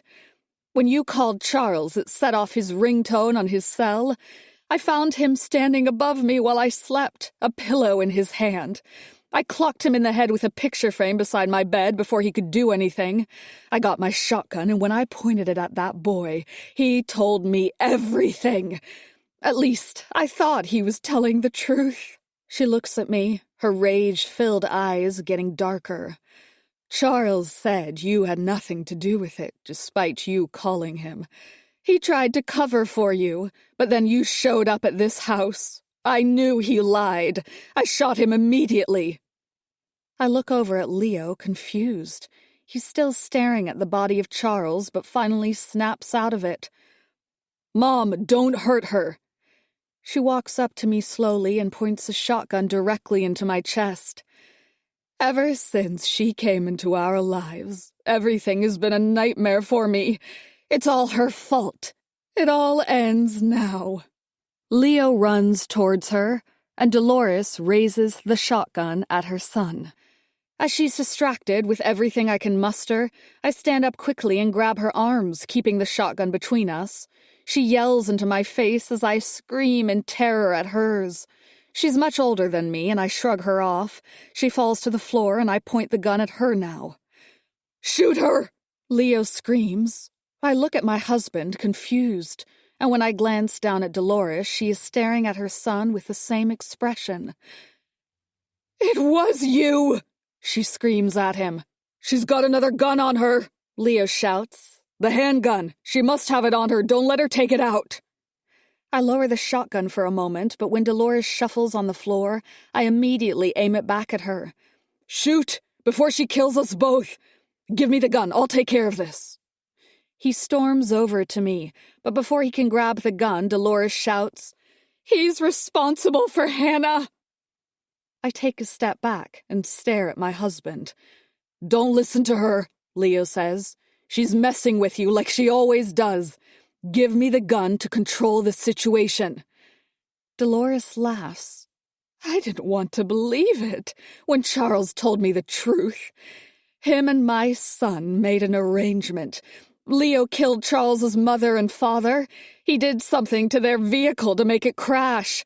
Even if police figured out what my son did to it, Charles had the perfect alibi. They wouldn't suspect Leo either. What reason could he have for killing Charles's parents? Why would he do that? I say. Leo shakes his head. You're not listening to her, are you? She's a lunatic. Dolores laughs at her son's words. It was all for money, dear. Charles collected the life insurance and everything from the estate and used it for their business. Leo shakes his head. Don't listen to her. He takes a step forward and I take another backwards. Finish what you're saying, Dolores. The deal was that if they needed more cash in the future, Leonard and I were next. Only my dear son had a change of heart. I made the mistake of telling him that his father made some changes to his will. I didn't realize that meant he took me out of it, but Leonard told me he included Leo in his inheritance again so that his son could get his fair share, as he called it.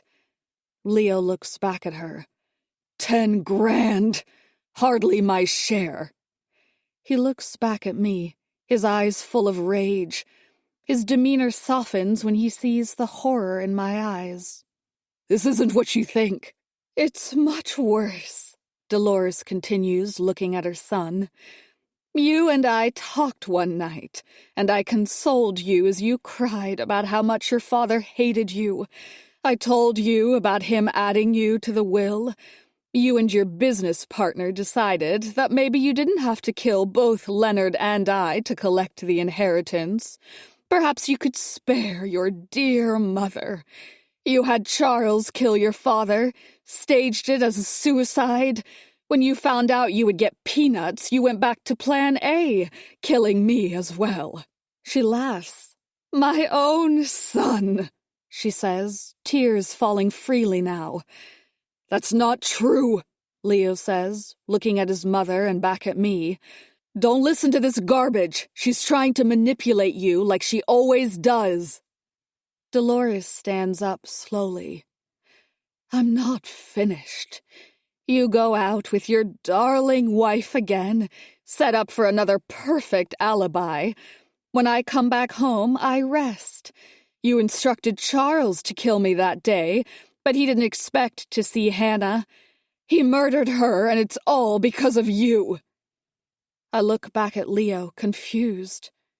You did this? He shakes his head. Stop listening to her. She's crazy. You know that. How many times has she tried to set you up by manipulating me? She's been trying to ruin our marriage since she came here. I see that now. She begged me to stay here. I should have kicked her out the first night. Dolores laughs. Leo was the one who begged me to stay. I wanted to leave after the first night. He pleaded with me to stay so that he could help me. By help, he meant make it easier for him to kill me in his own home. He shakes his head. Stop lying! All you do is lie. He looks back at me. You know how she is. Stop gaslighting your wife, dear. She laughs and looks to me. Leo sighs and takes a step towards me, breathing heavily. Our life was better before she came. Let's have that life again. You hate her, you've told me. I hate her too. You see how it was living with her for a few days? Try doing it for half your life. Dolores lowers her head. When she looks at me, she knows part of what Leo says is true. She shakes her head and undoes the top few buttons of her blouse, revealing her upper chest. Finish the job, darling, she says to me. She laughs. Just know that my fate will be yours one day. I look back at Leo. You killed Hannah. My eyes narrow at my husband. Before I can aim the gun at him, he charges at me and grabs it from my hand, whipping me to the ground. Before he can fire, Dolores jumps on his side, scratching his face, and he shouts.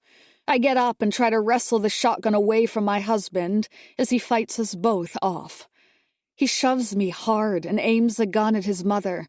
On the stand beside me is the bronze statue of the Sterling family. I grab it and swing as hard as I can, striking Leo on the side of the head. He falls to the ground immediately. Dolores grabs the shotgun again, but Leo manages to hold the barrel. Let go! She shouts. Stop! Leo, it's over! Stop, son! He tries to wrestle it away from her, and she pulls the trigger. Leo falls backwards, dead before he hits the floor. Dolores looks wide-eyed at him, and then at me. The barrel of the shotgun moves with her until it's aimed at my chest. She takes several deep breaths.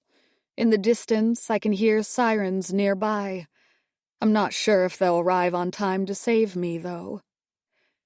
Dolores, I say calmly. Smoke rises from the barrel of the gun. I realize that she only has 2 shots, and she used one for Charles and the other Leo. The shotgun is empty. She looks down at Leo and lowers the weapon, dropping it to the floor. She kneels beside her son, staining her designer clothes with his blood, as she shrieks, "What have I done?" Chapter 42. Please, please. I sit in my mother's bathroom, staring at the mirror, praying.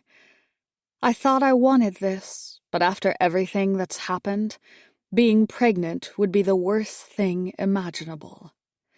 I stare at the pregnancy test intensely, waiting for the results.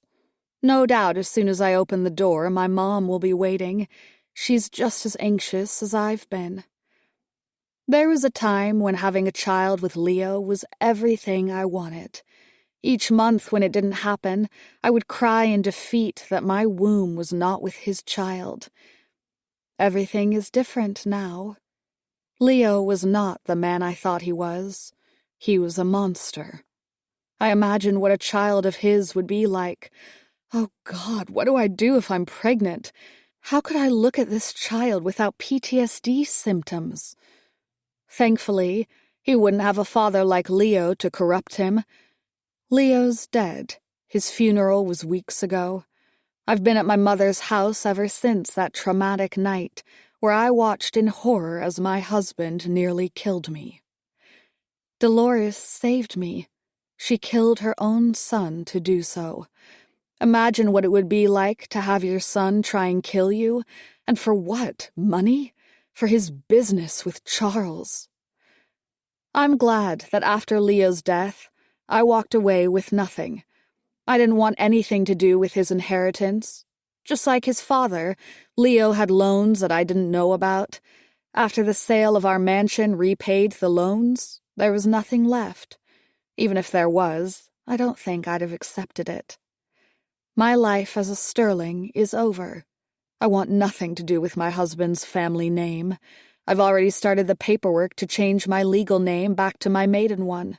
The idea that I still share my husband's last name after what he tried to do makes me sick to my stomach. If it wasn't for Dolores, I'd have Leo's last name permanently etched on a tombstone. He likely would have murdered his mother next. Can't leave any witnesses. He needed the money for his business, after all. It was the whole reason he had his father killed and attempted to kill his mother. Now the entire world knows what monsters Leo Sterling and Charles Rayer were. 2 men who conspired to kill each other's parents to collect an inheritance and life insurance. By doing so, they would have the ultimate alibi. Leo rigged the Rayers' vehicle so that they would have an accident. Charles killed my father-in-law. When it was discovered that Leo would get nothing from the will, he tried to kill his own mother next. That didn't go as planned. Dolores killed both the murderers. I sometimes wonder what would have happened had Dolores not intervened. What if I didn't come home that terrible night? What if Leo was successful in murdering his mother? I would have continued to be married to the monster. The next time his business needed a cash injection, no doubt he would have looked to collect the life insurance he had on me. My life has become a true crime story. I will never read this genre again after what I've been through. I look down at the test strip, and the results are revealed. There's no doubt about it. There are very few faulty pregnancy test results. I step out of the bathroom, the test firmly in my hand. As I expected, my mom is waiting for me. Her face is just as concerned as mine was. "So?"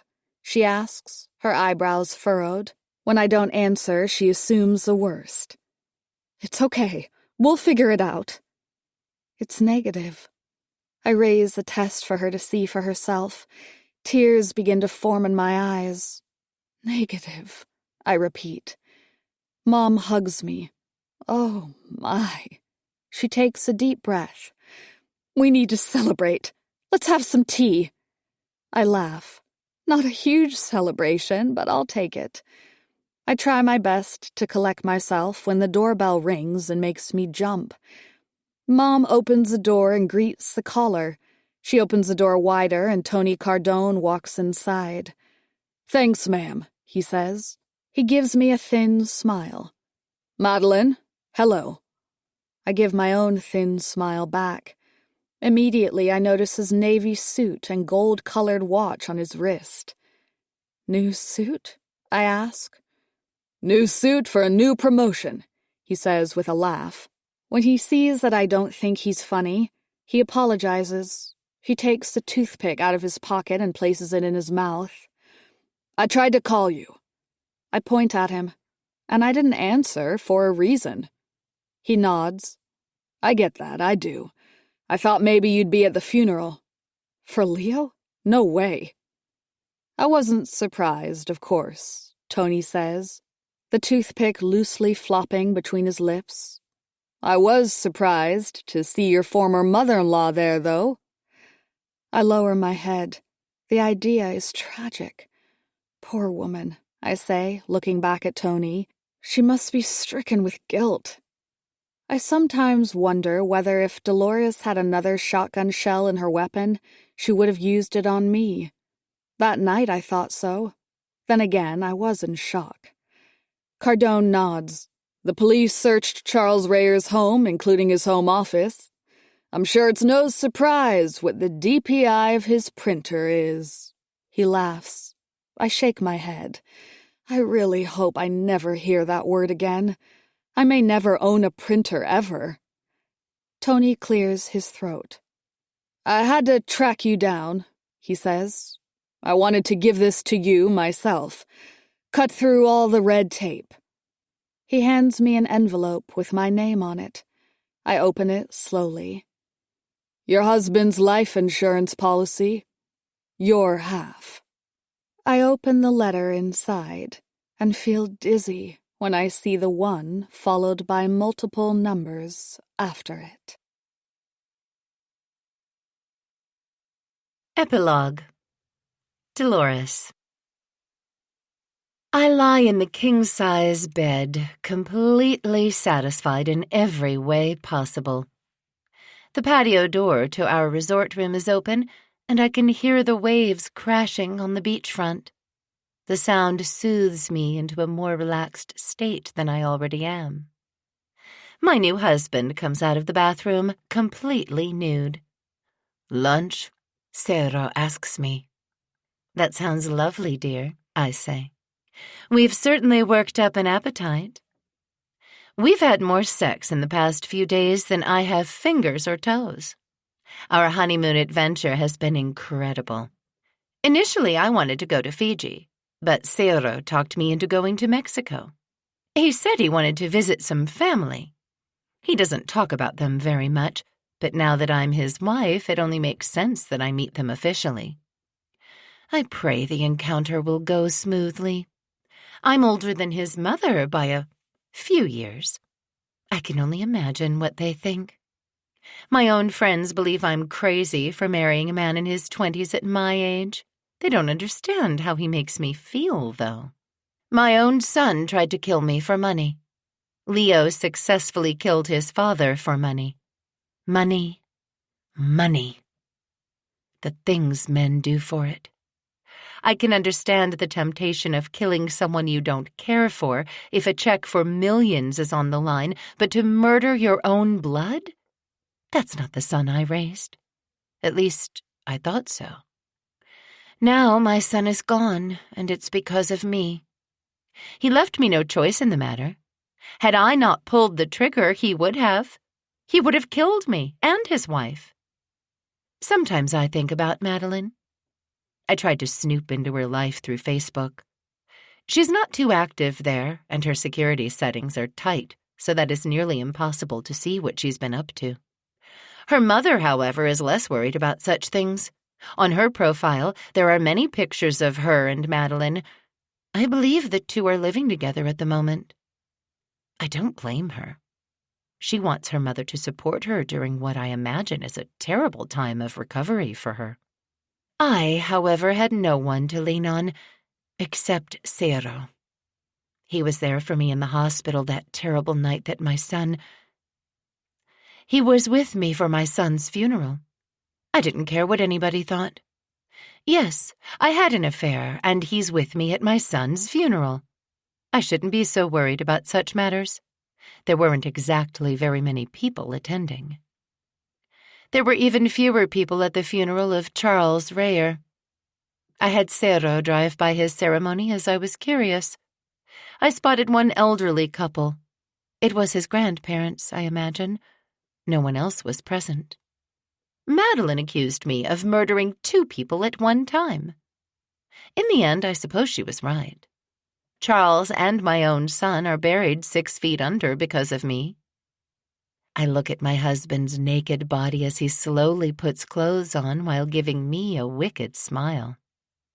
Despite the poorly working AC in the room, the humidity is close to unbearable. His body is glistening with sweat, making him even more appealing. I smile to myself at how attractive my husband is. Leonard Sterling would be rolling in his grave if he could see me now and how happy I am. I'm not stupid, though. I know what Cero and I have isn't exactly love. A lot of it is lust. Ever since I met Cero, I imagined what he would be like in bed, and he was even better than I could ever have dreamt of. I'm not sure why Cero married me. Money, I'm sure, has something to do with it, although I have much less now.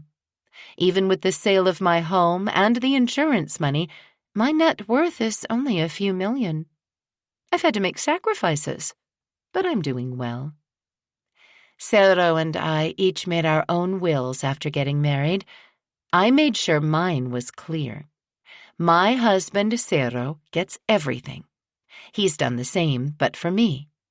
He doesn't exactly have much to inherit, though. He certainly won't be working as a landscaper now that he's my husband. Cero looks at some paperwork on the desk in the room. "What's this?" he asks. "Oh," I say, sitting up in bed, covering my body with the sheets. "I spoke with my lawyer before we left. I wanted us to finalize our life insurance, just as talked about. If I was to die, which may be during this honeymoon, dear, with how fast you make my heart beat, the insurance money goes to you and you alone. If you pass, your life insurance money will come to me." I give him a thin smile. I lower the cover and reveal my breasts, taking his attention away from the paperwork for a moment. "Hurry up, dear. I need more attention from my husband." "Esperar," he says, pleading with me to wait. I love his accent. I light a cigarette as he signs the paperwork and quickly gets into the sheets with me. Love fades in most relationships over time.